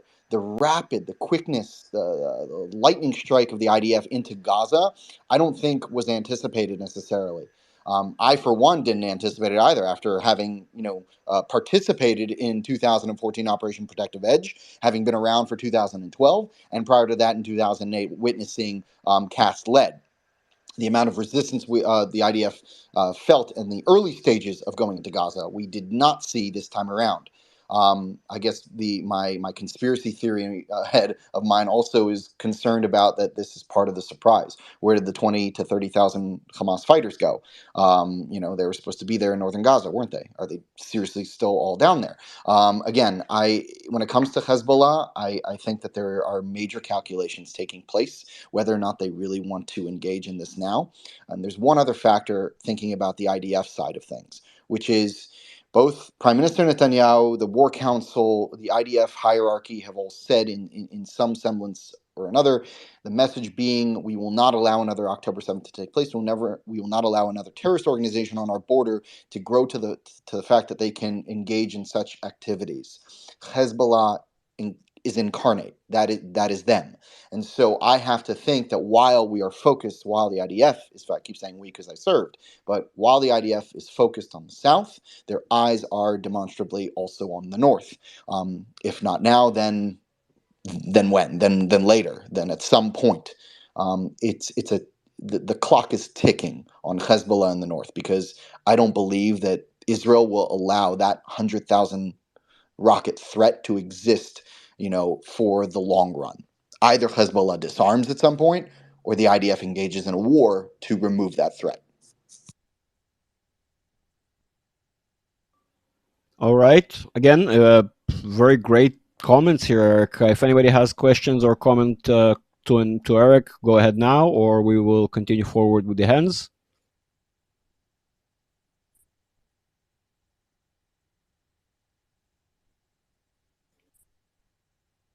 I think Obed has next.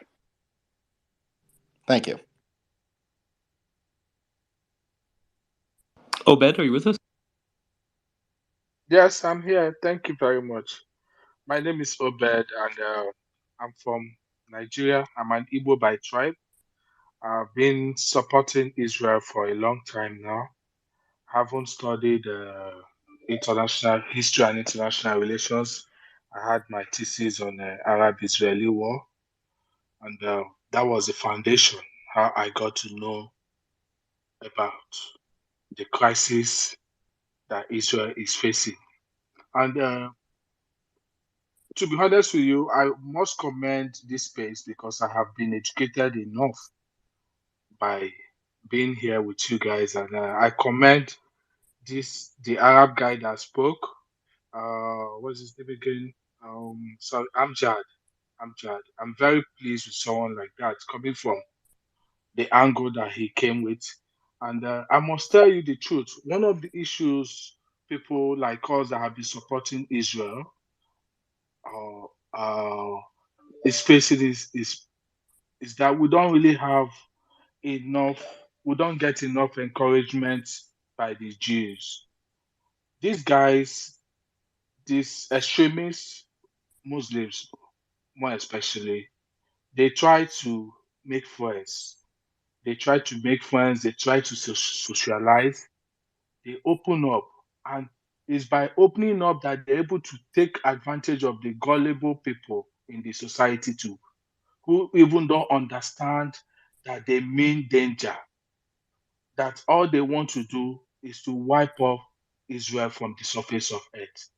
Because if the majority of those people you see on the road in London, in Paris, in US, in streets of New York, marching, saying free, supporting Hamas instead of supporting Israel or supporting humanity, if they are aware of what they are doing, if they are well educated, they will not be doing that. And why? How would they be educated? Is I believe yes, the Jews suffered a lot in the past, and because of what they had to now be more kind of become more isolated in the global space. Like they do things secluded. Let me use the word secluded. They secluded themselves, get themselves secluded. They are not open. And my concern is after this particular war, I would like the Jews, the young people, the youth, the organization of Israelis all over the world, every movement that project Israel to begin to come up with programs that will tell their stories to the people. Start being socialized, start befriending people, start going to coffee shops, drink with people from other races and religions, mix up. So we will not have a situation where your citizens Jews outside Israelis will now feel fear because a lot of them are afraid of themselves, of the future in London, in Paris. To be honest with you, nothing is going to happen to them, but that fear is in them. I heard about a lady who said he's afraid. She wants to leave Europe. She wants to. That is bad because You're talking about earlier over the earlier today, years, I think. We had several people mention that. Yeah. yes, yes, earlier today, because a lot of Jews are not telling their stories. They are not coming out to befriend people from other races. People like me, if not that I read about, I'm a bit knowledgeable about Zionism. I would think Zion, when you mention Zionism or Zionist, you're saying you mean Nazism or something evil because of my little exposure, I know or knowledge, I know that Zionist is a movement that sought for the creation of Israeli state, and it was achieved in 1948. Full stop. And every other thing about Zionism is for the preservation and preservation of the Jews or Israeli state. There is nothing negative about Zionist movement.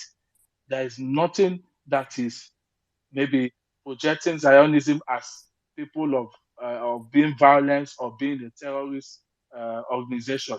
But the impression that has been created, because if you don't tell your story yourself, people out there will tell your story.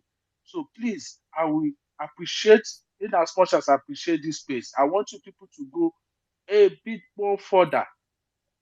Establish schools. You can come to UK since you have the capacity to start up a primary school, you start up a primary school and allow people from other races and your children to be attending that school. From there, you begin to groom supporters across the world.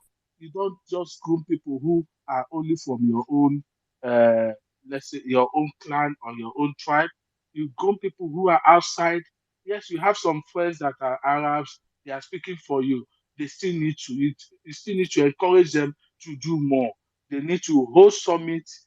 They need to host summits. They need to be sponsored to go on television and use the newspaper, use the social media to tell the real story because a lot of people Obed, are not even Obed, if I may well interrupt informed. you on this moment, although I'm supposed to host right now and let you guys speak, but I'm gonna throw in a little tidbit, something of my own experience. I've been working with Tom for quite a while, managing a decent enough community, and at some point there, I ended up, speaking to a member, and we had here some event that was quite a while back. I'm talking several years back. Something again on the geopolitical scene, something that was relevant to the topic. And luckily, very quickly, I found a YouTube video that describes and explains the whole circumstance, and I sent that friend the link. That friend was from the UK, and he tells me, "Well, I can't see it; it's blocked." I'm like, "Okay, no worries. Give me a couple more minutes. I'm gonna find another one." I sent him another one, also blocked. And that's actually over time. The more me and that person spoke, he ended up being more curious about what was going on here, for the lack of knowledge, for the lack of information, and we figured out that basically, and I know it's gonna sound like I'm exaggerating, but maybe up to 90% of all videos that I was able to find on YouTube were blocked for that person in the UK, and he was able to see how we then end up retaliating, but never ended up seeing what happened for us to do so. Basically, for all they see in the UK is we wake up one nice morning and go bomb Gaza or somewhere, thing like that, right? They don't understand where it comes. So even when you try to educate people outside of this sphere, very often it's very difficult to prove what you're saying because of the lack of evidence that they're blocked off of from seeing. So for all they care, they see only one side of the narrative. So I do understand and appreciate what you're saying. You just need to understand how difficult it really is on such an unleveled playing field. Hello, Greg. Thank you very much. I understand your perspective. You do not start it when, let's say, when there is when there is conflict. It's something you begin. I'm talking about what can you do this post Hamas war, Israeli Hamas war, this current war. Once it immediately is ended, you have to start up a program that will help you to tell your stories and also help you to be able to, I mean, create a larger community. So when there is any issues, you won't need to start talking to people to come. I mean, talking to people about your own your position. They will already know because they've been part of your story. At the moment, a lot of people are not part of the Jewish story. A lot of people are Obed, isolated from I'm the sorry to Jewish story. interrupt you They want again. to know. Something that is tremendously important, what was just brought to my notice, guys. Everybody who is in this space right now, this has prime priority. Obed, if you can mute for a second, because I can hear the background noise. I want everybody to hear this. Guys, this is prime priority. Everybody share the space right now on any and every platform you can. Why? Because if we won't, we might get into some serious trouble and just lose it altogether, right? So we are actually actively under attack. Okay, this is not a joke, not a drill.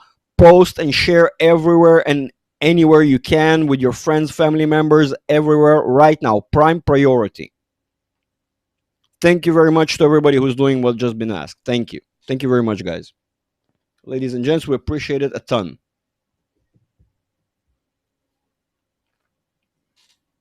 I think Miri has a hand up. In the time being, next hand.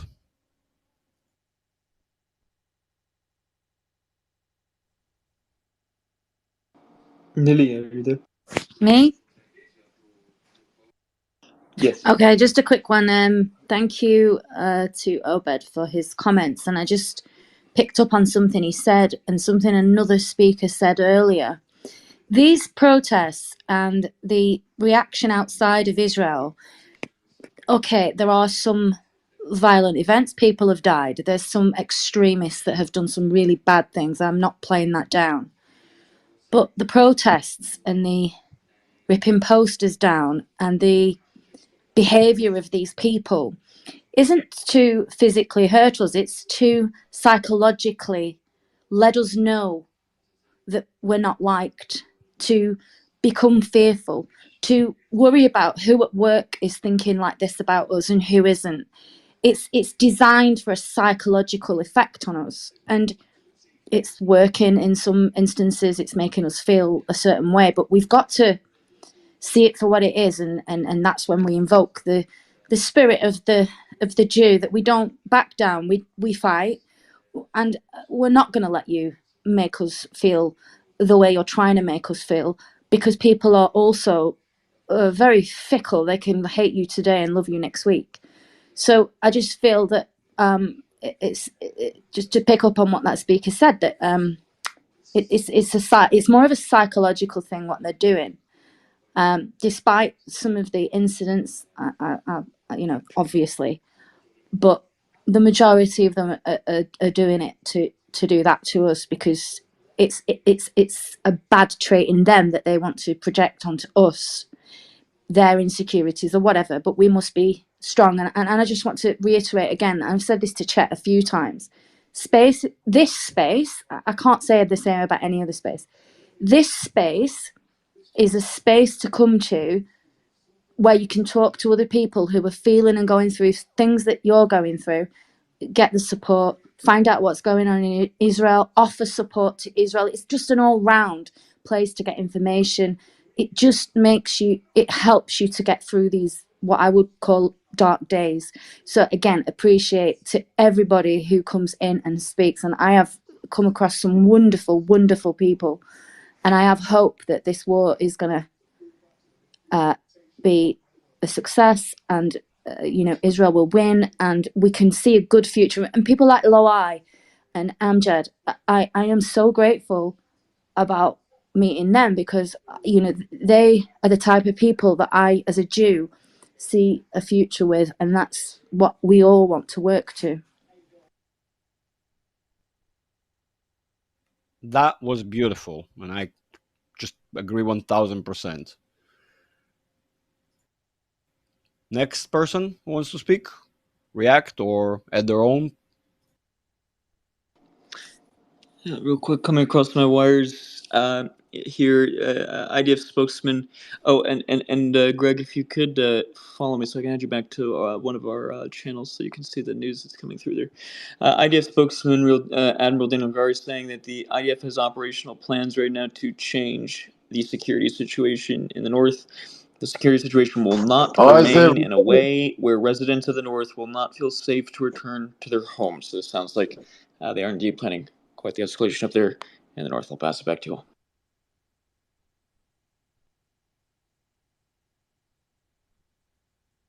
all. Sorry, I do not see what the name. Who am I supposed to bring up?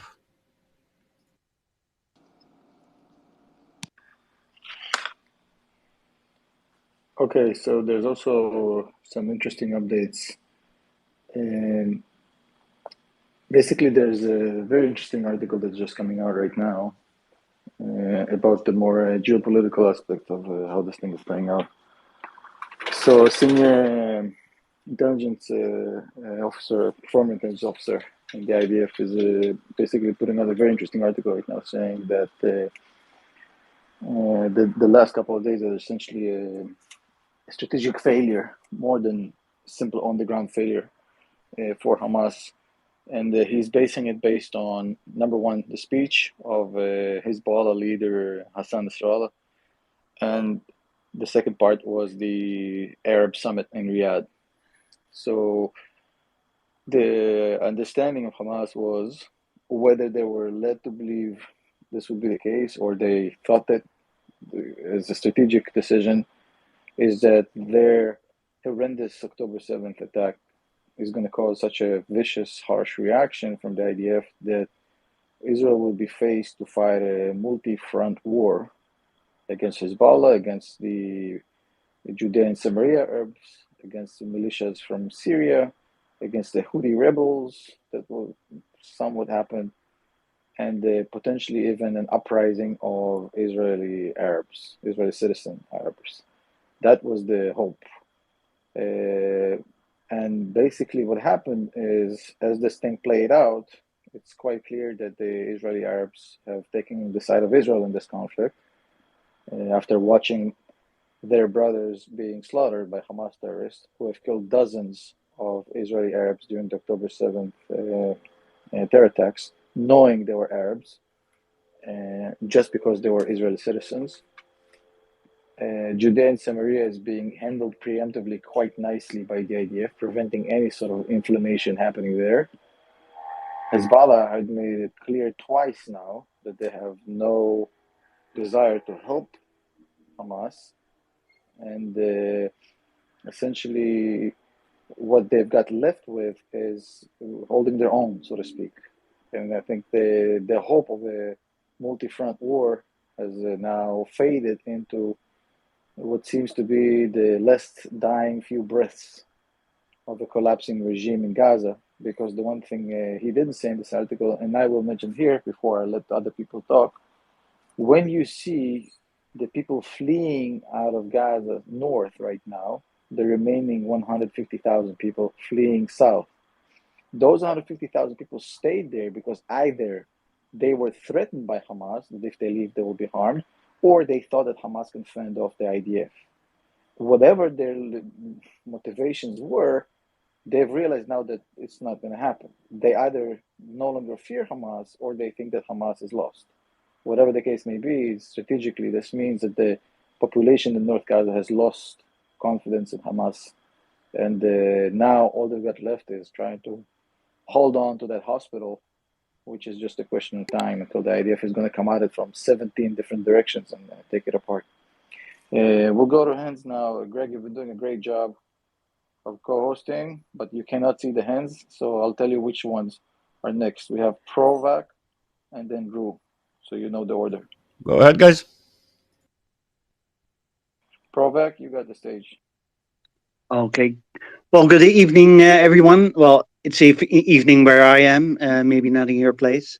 Hey, just about what Craigie was just saying. Well, it has come to light now over the last few weeks that this was a very long planned operation by Hamas, and that there are also some indications that Iran and the other proxies were planning to, at some point, open a multi-front operation, but that there might be some indications that Hamas jumped the gun. And probably not unimportant also is that both Hezbollah and Iran were made very clearly by the US administration and also by the show force in the Mediterranean Sea and now in the Persian Gulf, that the US would get involved if Hezbollah would get involved. And the few carrier groups at one moment they had, I think there was almost a concentration of nearly 45, 46 marine vessels in the Eastern Mediterranean Sea of the US and various other Western countries. And now also a few are moving towards the Persian Gulf, among them one of the carrier strike groups. But you see that, well, not too long ago, there was also a demonstration within Gaza against the Hamas administration there. And we've seen also a pattern throughout the years that Hamas, when they would feel pressured, they would force an escalation again with Israel to stay in power, to keep the support in the street.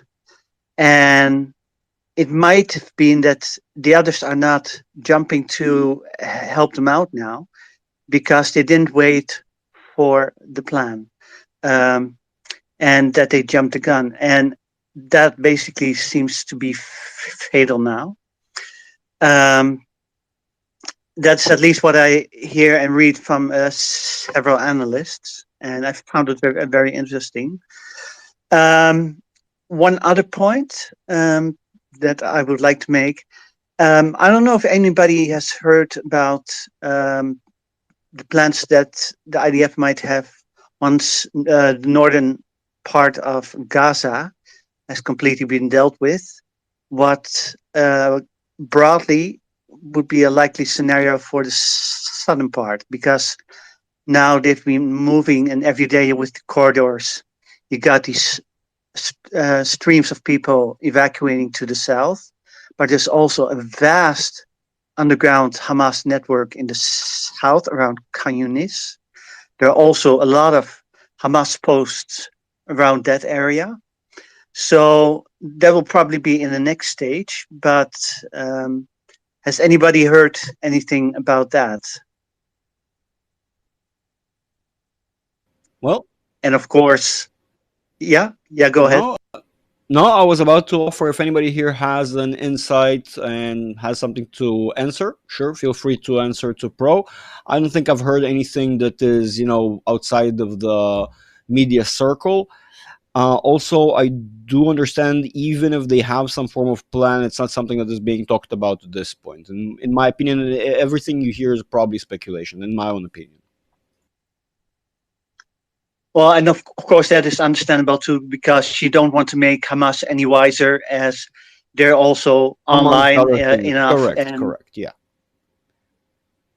But it is something that I was thinking about. Okay, how are you going to do that? Because you also want the people out of the way there to take away uh, the trump card that Hamas has, their human shields. So I was just thinking, yeah, okay, when the northern part helps be dealt with, By it's the going to be way, interesting I'll how add they're another going to little deal. tidbit to the equation. As guys, some of you already know, I'm from here, from Israel, although I'm rather from the center of the country. But I can tell you our weather today was not that great, if you will, although I consider that weather to be absolutely awesome. But it was somewhat rainy. And I assure you that in the tunnels and around the area that basically Hamas has to fight out of, it's getting very, very difficult, while the IDF basically has a nice day in the sun, and for them it's just a walk in the park. So today, just naturally out of the weather conditions we have here, it was a rough day for Hamas.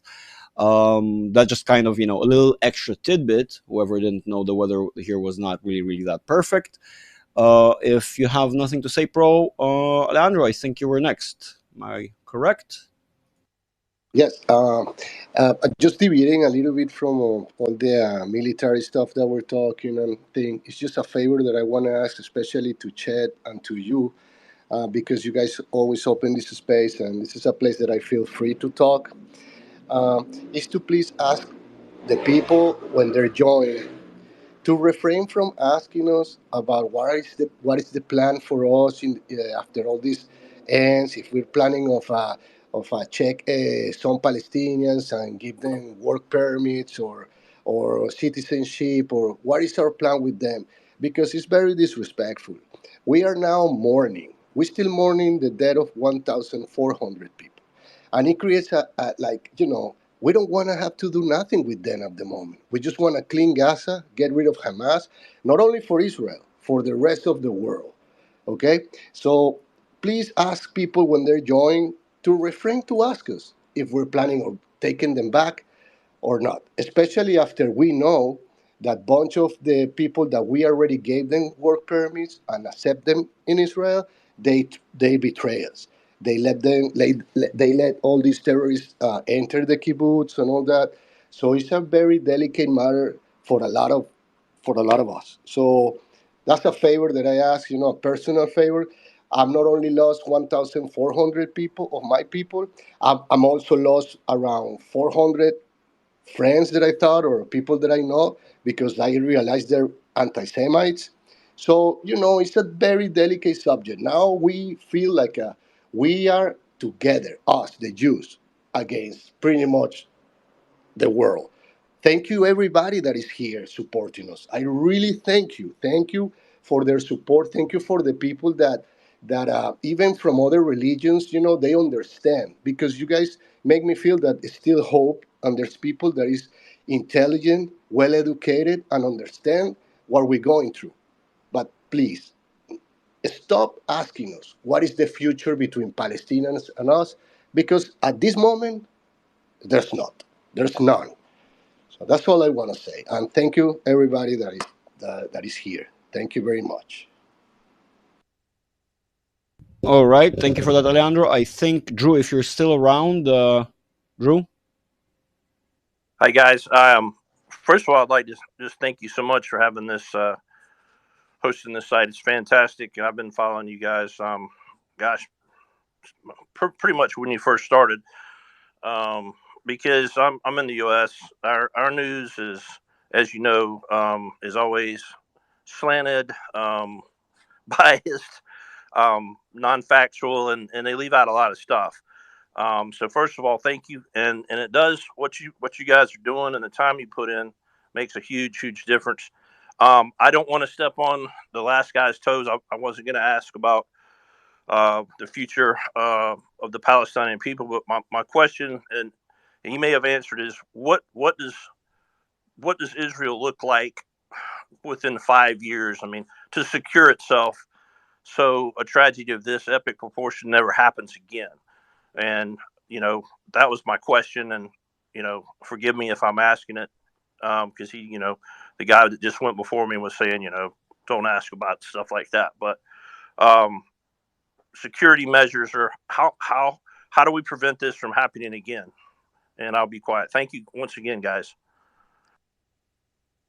Well, maybe I can react if you don't mind. Bibi Netanyahu has come out also in his address yesterday that Israel is going to keep security control over Gaza, and that he's not considering at all turning it over to the Palestinian Authority.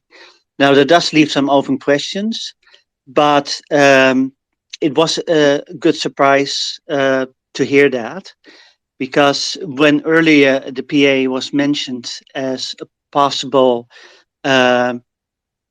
entity to take over, my thought was earlier, okay, you're basically gonna trade one terror group for another, because let's not kid ourselves. The PA under Abbas just want us dead just as much as Hamas. They go about it a different way, but they're just as much with bad intentions. Look, for instance, at the pay for slave system, where they reward Palestinians for killing us, not to mention all the corruption. So that was a good surprise, and also the security control. How that exactly is going to look like is not yet known. There have been some news, but that there might be a security zone established within the borders of Gaza, so that Gaza post-war would be smaller than it is now. I don't know if others heard more, but that's at least what I've heard in Israeli media and from people like Bibi Netanyahu. All right. Thank you so much, guys. Steve, I think you're up now. Yeah, just real quick on, I guess it was Pro's comment on stage 2 of this campaign by Israel into the south. I mean, obviously nobody truly knows other than the IDF and the Israeli government exactly what their strategy is, but that may end up being the trickier part than conquering the north. I mean, we know that the north is where their command center was under the hospital. We know the majority of their weaponry cache is in the north. We know that the majority of their terrorist tunnels in the north, not that they don't have some in the south, but the only thing I've read is that there's conjecture that they've most likely moved the hostages to the south. So that's why I say that that could end up being the trickiest proposition of them all, even though they are weaker, obviously. I mean, Israel's killed a lot of the terrorists, so there's less of them. But the ones that are around can still do some damage. They could still kill the hostages. They could still kill civilians. I mean, there was a video, I think it was just yesterday, of Palestinian civilians that had moved south, and then there was some gunfire by Hamas, and they were like running away because Yes, they the were essentially shooting everybody and anybody, and threatening the people who were trying to evacuate in order not to be their human shields, but they were basically forcing them to stay. That's correct. Yes. right. So nobody knows what phase 2 is ultimately going to look like. But time will tell. I mean, obviously, we all feel that Israel would be successful and Hamas will be destroyed. The wild card is, are they going to be able to save the hostages? And I don't know. Nobody, I guess, knows at this point. All right. Actually, look, we have to also consider in finance. I come from the finance world. Oftentimes, I like to refer to what is called first principle thinking. Essentially, dismantling the argument, the conversation, the problem, right, to nothing, and start reassembling it from fundamental blocks, essentially things we know for certain. Now, people are trying to talk about the next day, ignoring the most important fact, in my opinion, right? And you can consider me being wrong about this, but this is just purely my opinion. The most important bit right now, again, are the hostages, right? Which essentially correlate to the people who were displaced out of their homes when we're talking particularly about the South, right? And those people are saying very clearly, and I speak to a lot of them on a daily basis, they say, guys, we will not be willing to go back home until Gaza. I hate to say it, but again, it's not about nobody here saying genocide. This is why the country effectively, actively trying to even find solutions that they know probably not going to work out, but they still try to, right? Because essentially these people are not willing to go back south until the problem is truly resolved. Meaning taking Gaza back as it was, giving it back to the Israelis. Where do these Gazans go is not our problem, but the first primary block that basically I'm trying to emphasize here are the people from the south. And they have particular conditions, and we have to listen to their conditions. Otherwise, everything else that we're doing on top of it is speculation, because if they don't go back south, our economy is doomed, and just we're not going to have a normal country ever. It's just not going to be a thing. So we have to consider them to be as a primary fundamental stepping stone. I'm sorry, I do not see hands. If anybody wants to react or continue from here, guys, give me a sec. I'll figure out the hands. I'm going to jump in here, Greg, for you, and I'll kind of direct some traffic for you. We see your hands. Please stop waving them like that, okay? We'll get to everybody. I'm just jumping back in the clapping for it. We're clapping for your wonderful comments. Maccabi, but there's another thing you have to remember. Just like myself, I literally do not have the hand feature for some reason. Maybe it's because I'm using Fire. Okay. Because I'm using Firefox, so we have to consider some of the waves. Maybe אולי מנסים להדגיש, כן. אז שים לב. הבנתי. Okay, sababa.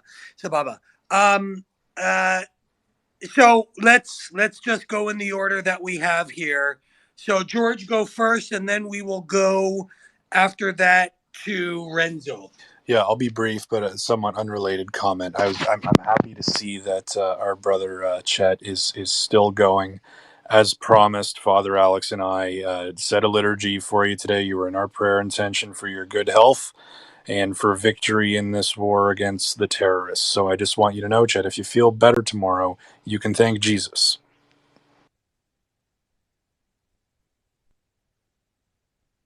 Well, I mean, we're all praying for Chet to feel good, right? I mean, refuah shlama to Chet so that he has a full recovery. Because I have migraines, so I know how miserable they absolutely can be. I actually have them as well. Before you continue, Mac, dumbass question, I'm sorry, but have you tried Advil? Okay. He's tried everything, to be honest with you. And what normally happens is when you get a migraine, the thing that caused it originally at the beginning will cause it more. So the migraines more are he, essentially imbalanced blood pressure in the cranium in the cranium blood vessels. Again, familiar very well, haven't from age 10. No, I've tried everything as well. Just saying, guys, try Advil. Weirdly enough, at some point I just by accident discovered it just to try and relieve the pain. Didn't think it's gonna work. It works on me like magic. Advil gel works on me like magic. You should try it as well.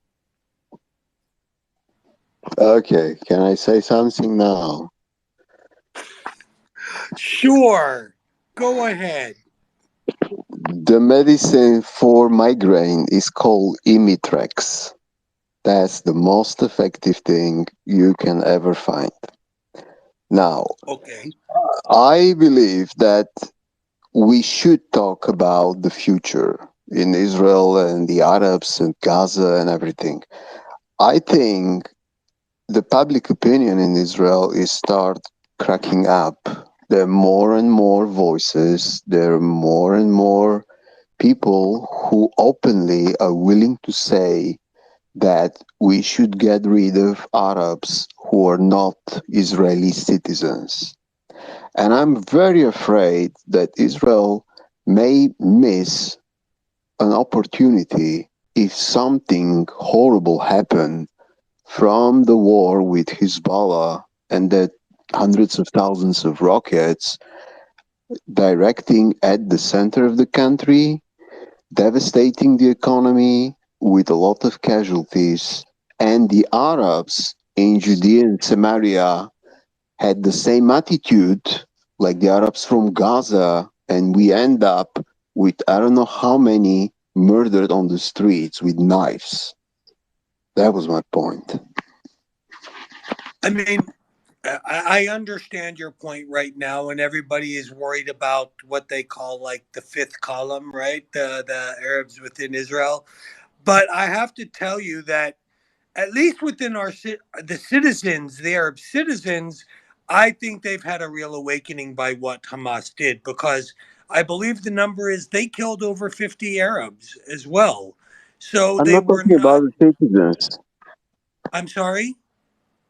I wasn't talking about the Arab citizens of Israel Okay, you're talking about in Judea, Samaria. So what are you and calling for? Gaza. What are you calling for, Renzo? Throw them out, all of them. Where do you want them to go? Take the bridges, push them out to Jordan and to Egypt, and let And UNRWA what feed them and what if forever. Jordan, sir? What if Jordan and Egypt don't want them? Well, that's their problem. We don't want them either. I get it. I'm just being the devil's advocate here. If we're going to say that we're going to push them out somewhere, someone has to take them, yeah? Well, obviously, this doesn't work. They refuse anything self governing, integration, compromises, and nothing works.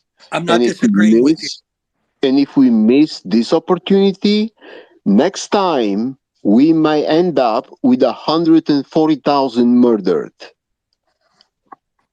I mean, I hope you're wrong, okay? I mean, you're talking about look, we don't know what's going to happen. You're getting into hypothesis, and we're not doing that because we're trying not to panic people right now. Yeah, Renzo?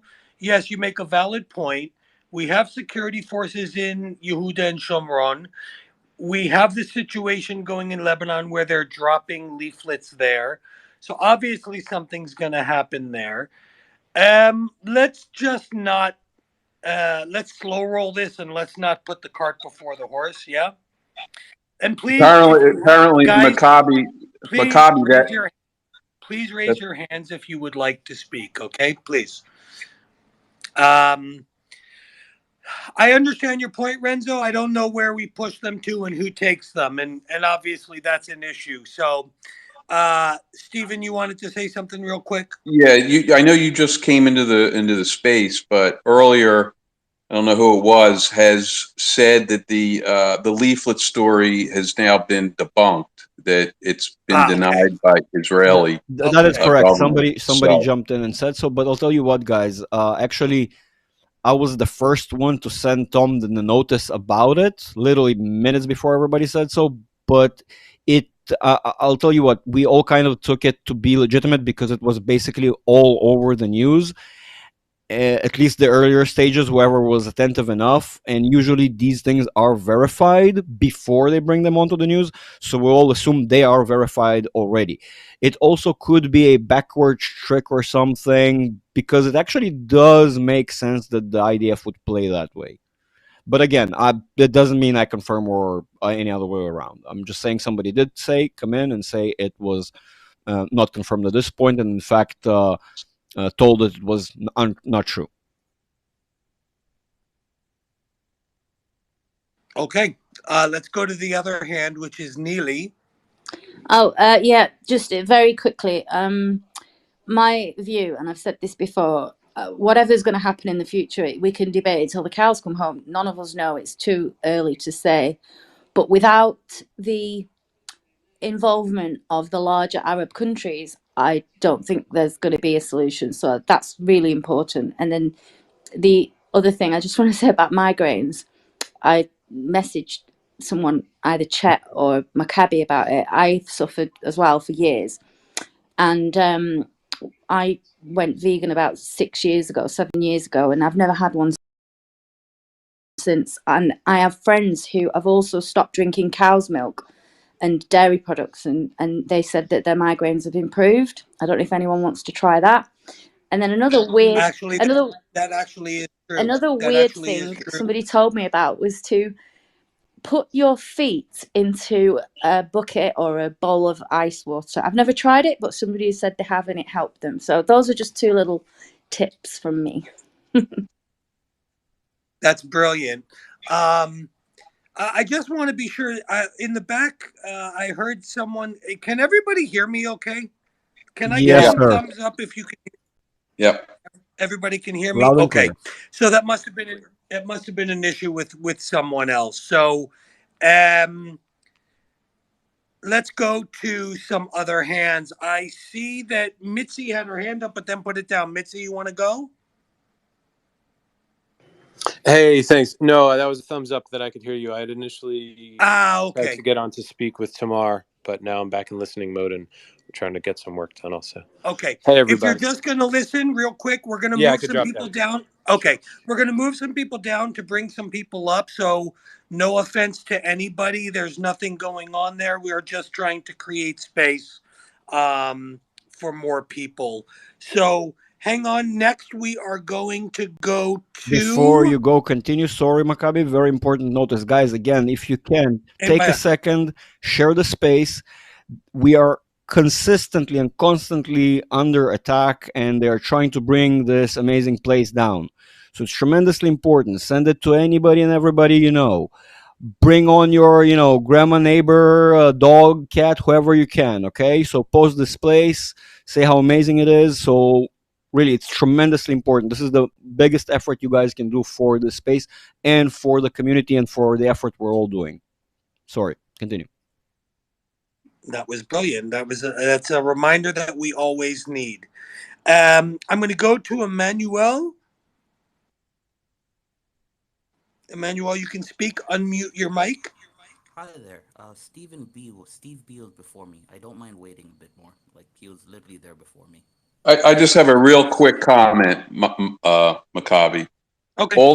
All these suggestions for migraines, I don't know if Chet's even listening. I think everybody should message Chet with their suggestion. Actually, message me and I'll send it to Chet because he's reviewing enough information. I will pass this stuff on to him because I have experienced it with myself. We've talked to him a lot about it, and he's, meeting with doctors, and no one can kind of figure out why it won't go away. So we are talking to him, and we thank everybody for their suggestions. Thank you, Stephen. You got it. Appreciate it. Okay. Emmanuel, you want to go now? Thank you. So, hope everyone's doing well.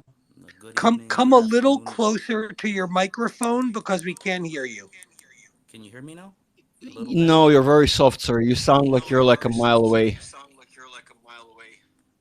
could be both my block nose and also just bad internet. I live in a part of the world where No, no, your technology internet is sounds limited. great. You're actually consistent. It's just very soft, just very, very. It just sounds like you're far away, and we can hear ourselves over if we do talk. Maybe try a headset or something. The headset would be worse. I've moved closer. Does that help? Even slightly. Guys, how about to you? Because for me, it didn't make much of a difference.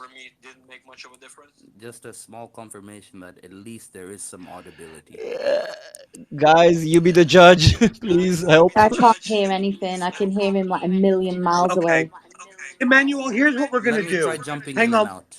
1 second. Yeah. Come back down and then come back in, and let's see if that goes ahead and changes what's going on there. We need to catch up on there, please. Sure thing. Thank you so much. Go ahead, please. Greeting to everyone. Um, I just want to start with one comment that's been repeatedly mentioned, and that's reference to Iran or Iran government. I want to make sure that everybody in this house knows that Iranian people are not same as Iranian government. And it would be really beneficial and also would be certainly good for educating everyone to mention uh, Islamic Republic rather than Iran government because this regime does not represent Iranian people. Iranian people truly love Israelis people. They've been friends for many thousand years, as you probably know. They've been together in many hard times and helped each other in several occasions. So it would be beneficial if, when we want to refer to this regime, refer to them as Islamic Republic, that it really occupying Iran, just like Hamas is occupying Palestine. You guys don't refer uh, to Palestine as Hamas and Hamas as Palestine. So please make this distinguished for Iran and Islamic Republic. They don't represent us. We fully support Israel in this war because we know who is the main cause of it. It's a regime that is been causing all kind of. I'm sure you all know. I'm not here giving you a lecture. That cause all these problems. The landscape of the world security has changed since this regime came to power. So please, please, please make a distinguish between Iranian and Islamic Republic. That's number one. That's this simple request. And it makes sense because if you combine Iranian people and Islamic Republic, you give them a better excuse to uh, call that Iranian people are behind Islamic Republic, which is not true. They need to understand that world see the difference. In order to isolate them, we need to separate Iranian people from this regime and don't constantly refer to them as Iranian regime because or Iranian government because they are not representing Iranian people.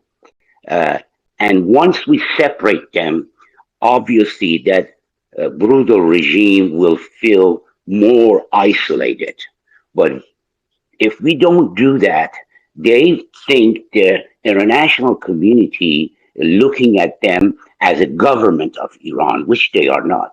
So it's very important. Number one. Number two, I personally believe Israel has the 100% right to defend themselves. And no matter what's the cost, they have to eliminate this problem once and for it has to be eliminated. Playing with it is just like playing with the mouse, and it's not going to really resolve the problem. It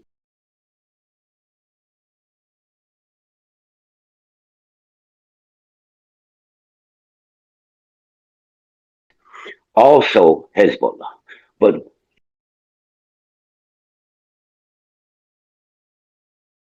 I think it's time for a country like Israel to take a proactive role in preventing from these um, uh, terrorists to come to life. They got to be able quickly identify them and prevent them from coming to such a power that we're dealing with. World need to look at uh, terrorists in a different dimension. When Khomeini wanted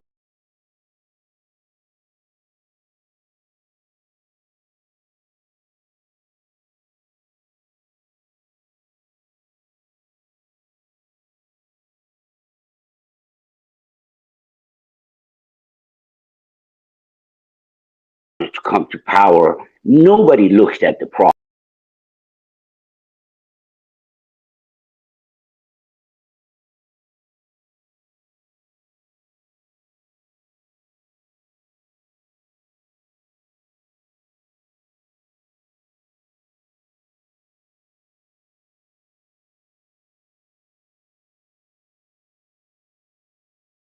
On their feet. We need to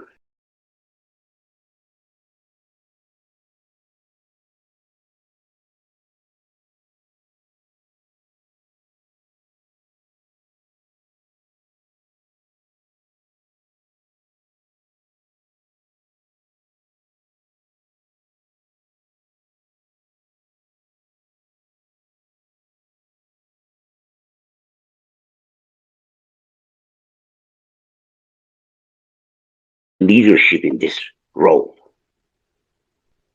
Thank you very much for giving me time.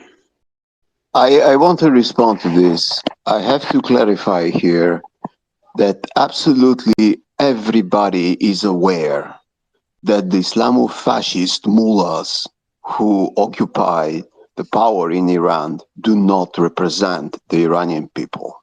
There is no doubt about it.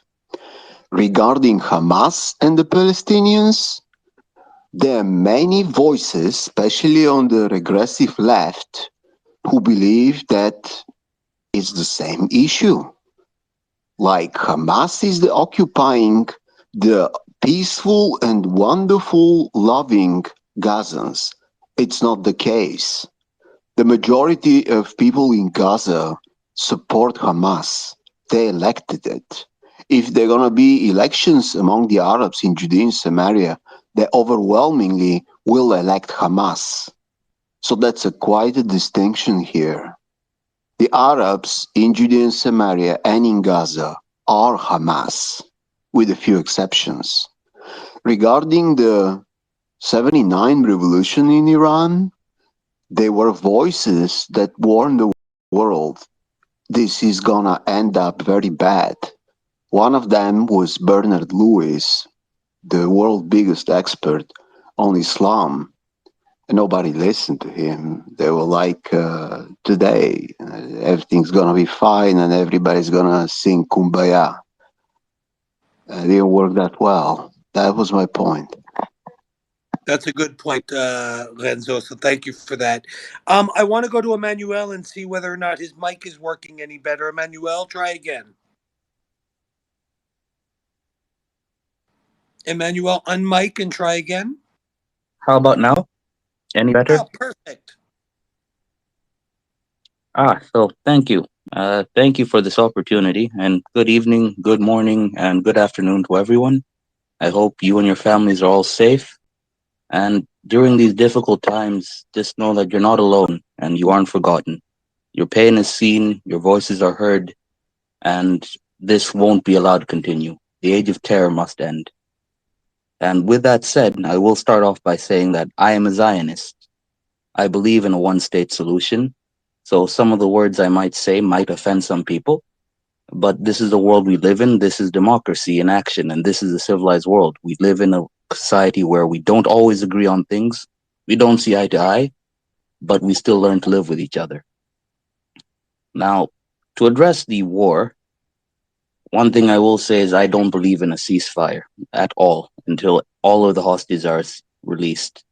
Yes, it is a wild card, as was said earlier, but it should be one of the paramount goals.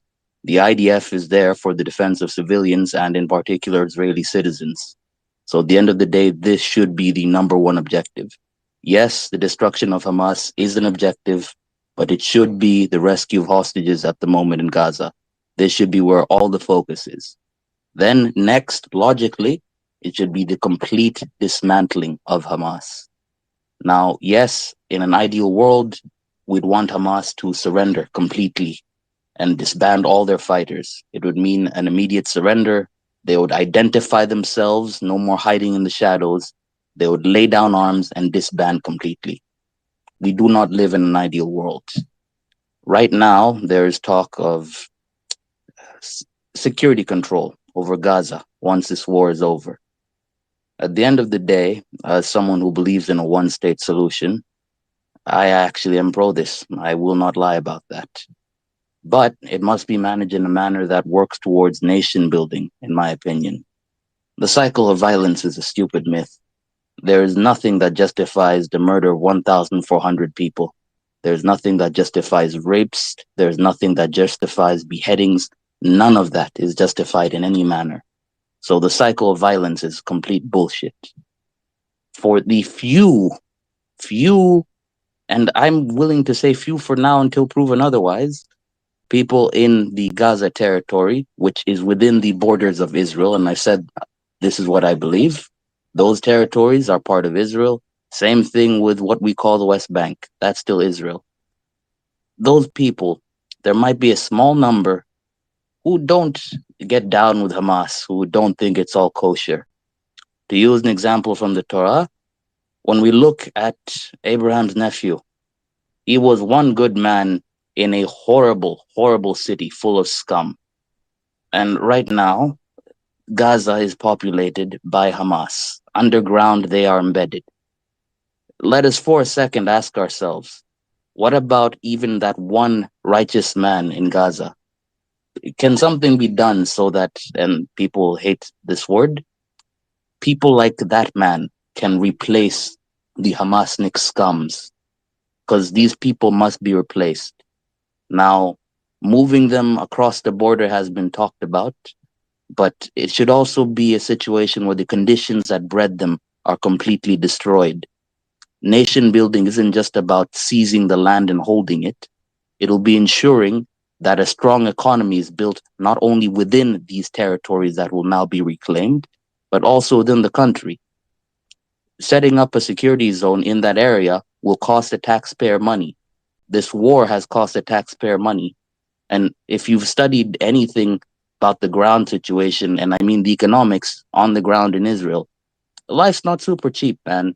Let's not lie about that. And if there's going to be more money being spent on security, it will lead to more expenses for the taxpayer. The occupation, as some would put it, or I would say the recapture of this land, should also lead to economic development. There should be jobs created in the area that would go not only to some of the new citizens who should reunify or, find a new home, honestly. If you live within a country, you submit to the laws, apply for citizenship. If you don't like it, pardon my French, then honestly, just fuck off somewhere else. But can I ask you a if you question? want to, yes. Can I ask you a question? So, I'm playing a bit of devil's advocate just to go the other way for a second. So, what you're basically saying is Yehuda, Shomron, Gaza, they all become Israel proper. Is that correct? In your Yes. one state solution, yeah? Yes. Okay. Of the Palestinians who are in these areas, the majority of them you would want to go somewhere else, and a few who decide to be the good guys can stay? Is that what I'm understanding?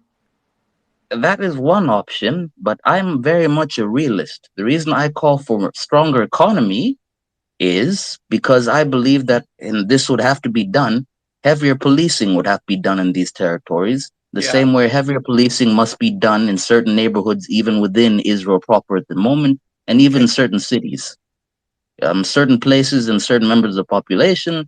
And yes, the fifth column is a real thing. It need to be curtailed and anticipated. And the same thing needs to be done even in the new territories. In the new territories, you'd have to use more resources in order to achieve this policing effect. But even in the territories that are Israel proper, money would have to be spent on that. And this is one of the reasons why I'm pushing for stronger economic development, not only within that area, but also within the country as a whole going forward. I just The want to add future one of the other country has to be thought about. thing, Emmanuel. Look, we have to do the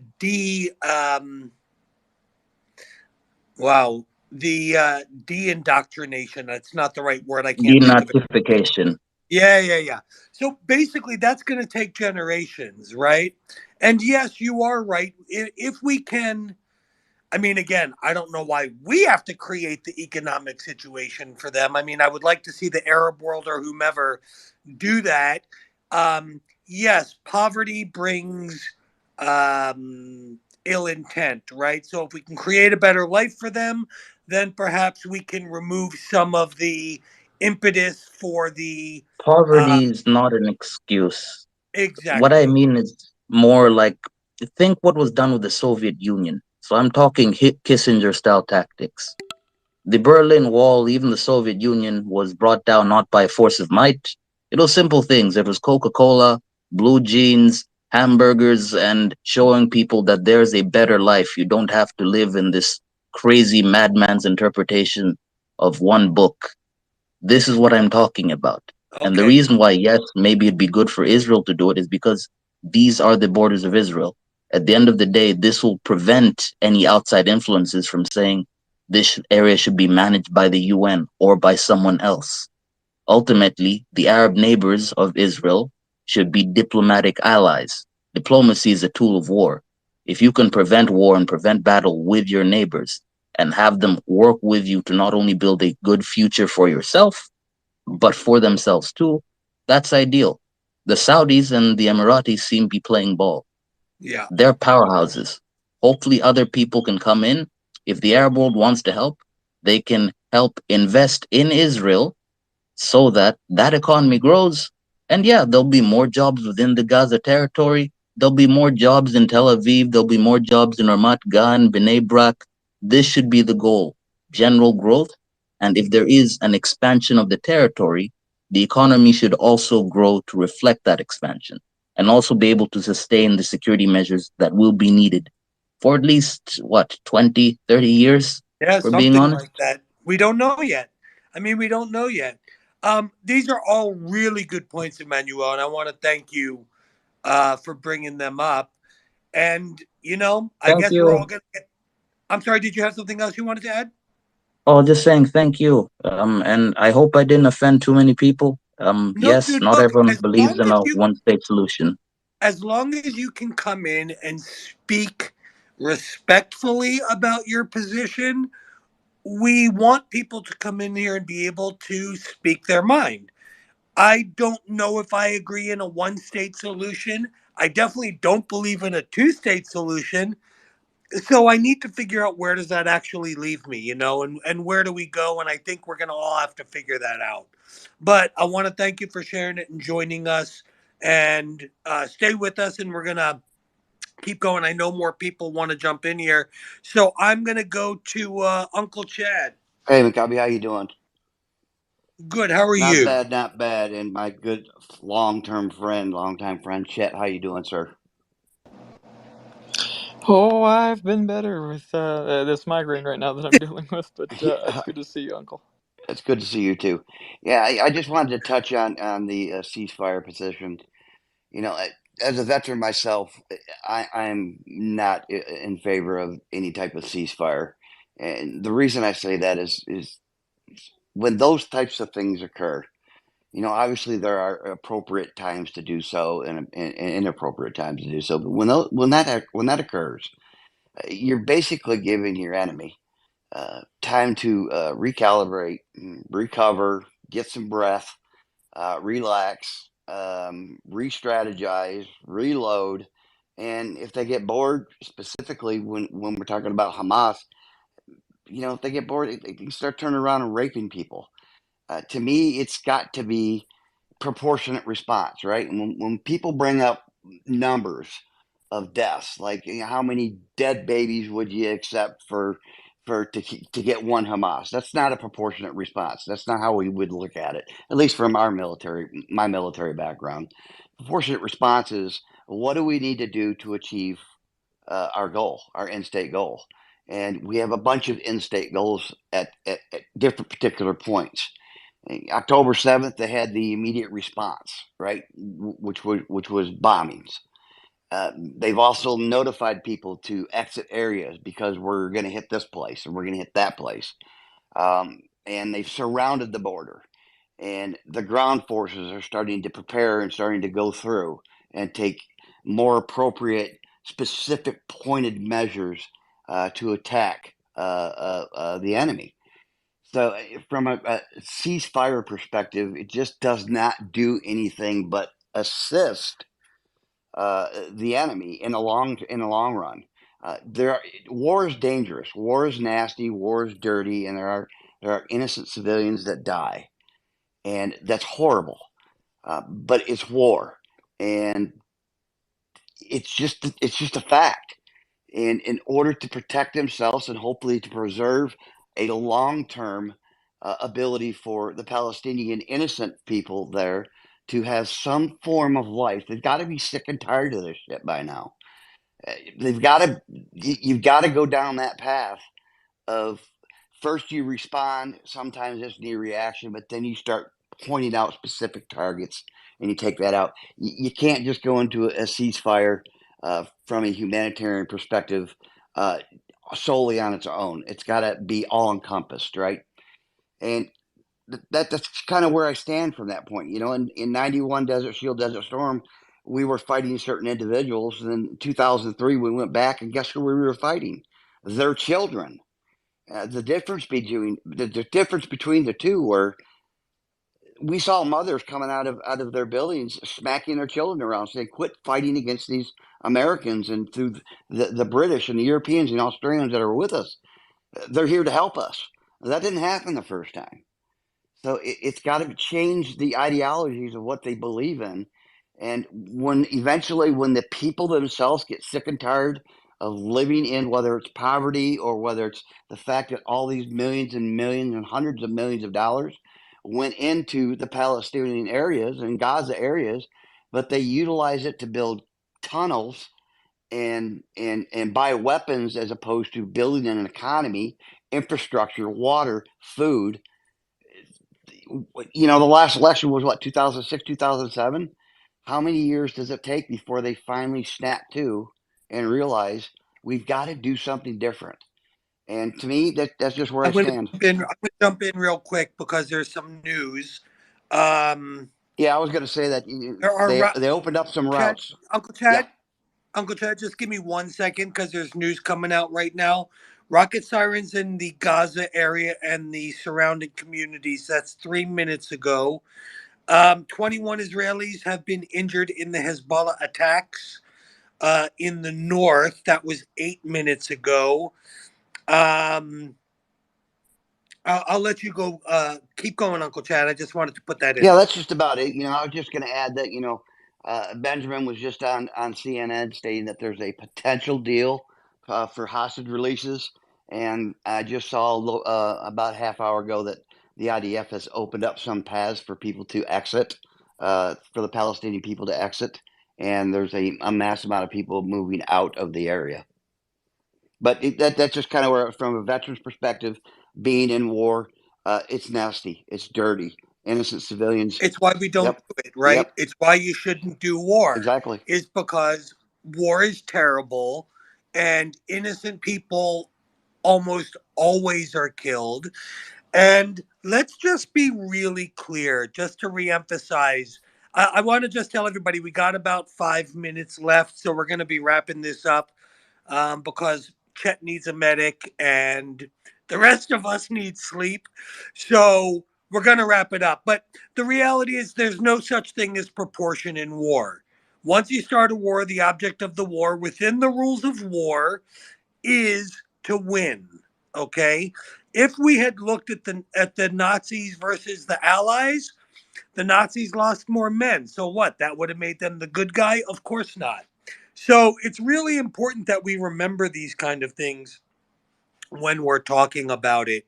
Um, is there anyone else that hasn't spoken that would like to speak that we Yeah, haven't? let me give me 1 second for my Okay, guy go Chet. ahead. Okay, first for my guy Chet, take 7 ounces of cold water and 7 ounces of Gatorade. That's an instant relief from migraine. Just try it, you'll see what I'm saying. And to everybody else, the only problem with the modern day uh, or the new gen terrorists, they just can't handle when we terrorize them back. That's it, guys. Okay, thank you so much for that. I mean, look, I'm kind of over the whole using nice words and trying to explain things.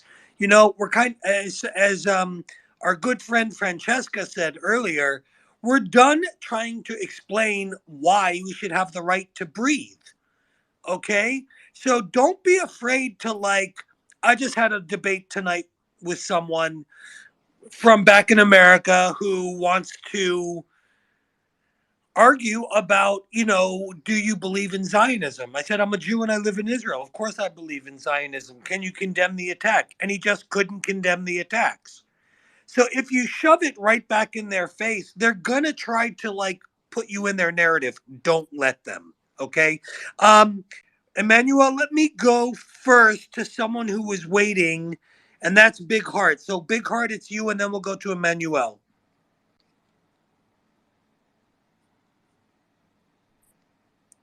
Big Heart, remove your microphone and let's see. I think he lost him. Okay.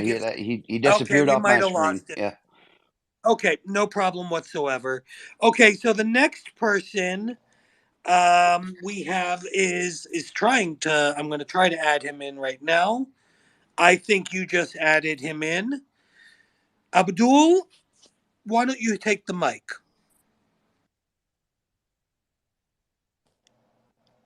Abdul, would you like to speak? Seems like Abdul is not there. That's all right. Yep, it looks like we're just running into massive glitches at this point. That's Okay, fine, but so let's call it then. yeah, Okay, let's it's been a call it. really long day, I hope you feel better, Chet. and I appreciate. we love you. Yeah, We want you to feel it's good. been a wonderful day. We've had some excellent speakers come in, both in the first portion that crashed after 3 hours, and this longer portion here where we had Tamara be able to grace us with her presence in the short time that she was, and we always do thank her for that. We've been able to be here longer today, but she had connection issues, unfortunately, on her side, and then had to run back to work, so she wasn't able to drop back in or stay for as long as she does some days. But I mean, she's a very busy woman, so at least getting her to speak on the issue of X improperly, kind of showing a bias against Israeli information in media versus pro-Hamas media, which isn't getting tagged, I think is a critical conversation for us to keep having. Happy Veterans Day to all of you. Yes, and a happy Veterans Day to everyone. And let's also remember that there were 5 American service members lost from the U.S. European Command today in that tragic accident of the aircraft that went down in the Mediterranean Sea during an air refueling incident. I'm not sure if it was 1 or 2 aircraft that was involved in that crash into the Mediterranean. But either way, we lost 5 service members, and that is still sad to hear at this time. So please keep them and their memories in mind, and may their memory always be a blessing as well here for us all. So we're going to just say thank you. We're going to thank everybody for showing up and dedicate all the hosts who helped out today, all the people. This is your space, and without you, we couldn't make this work. Okay, so thank you to everybody. Please join us. Please share the space. We're going to come back and go back to war tomorrow or the next day. I'm sure we'll figure out who can function. And everybody just be safe no matter where you are. Stay together. We're stronger together, and we will win this war. Okay. Chad, give me a holler I'm if you Yisrael need Chai. any help with your space tomorrow. Okay.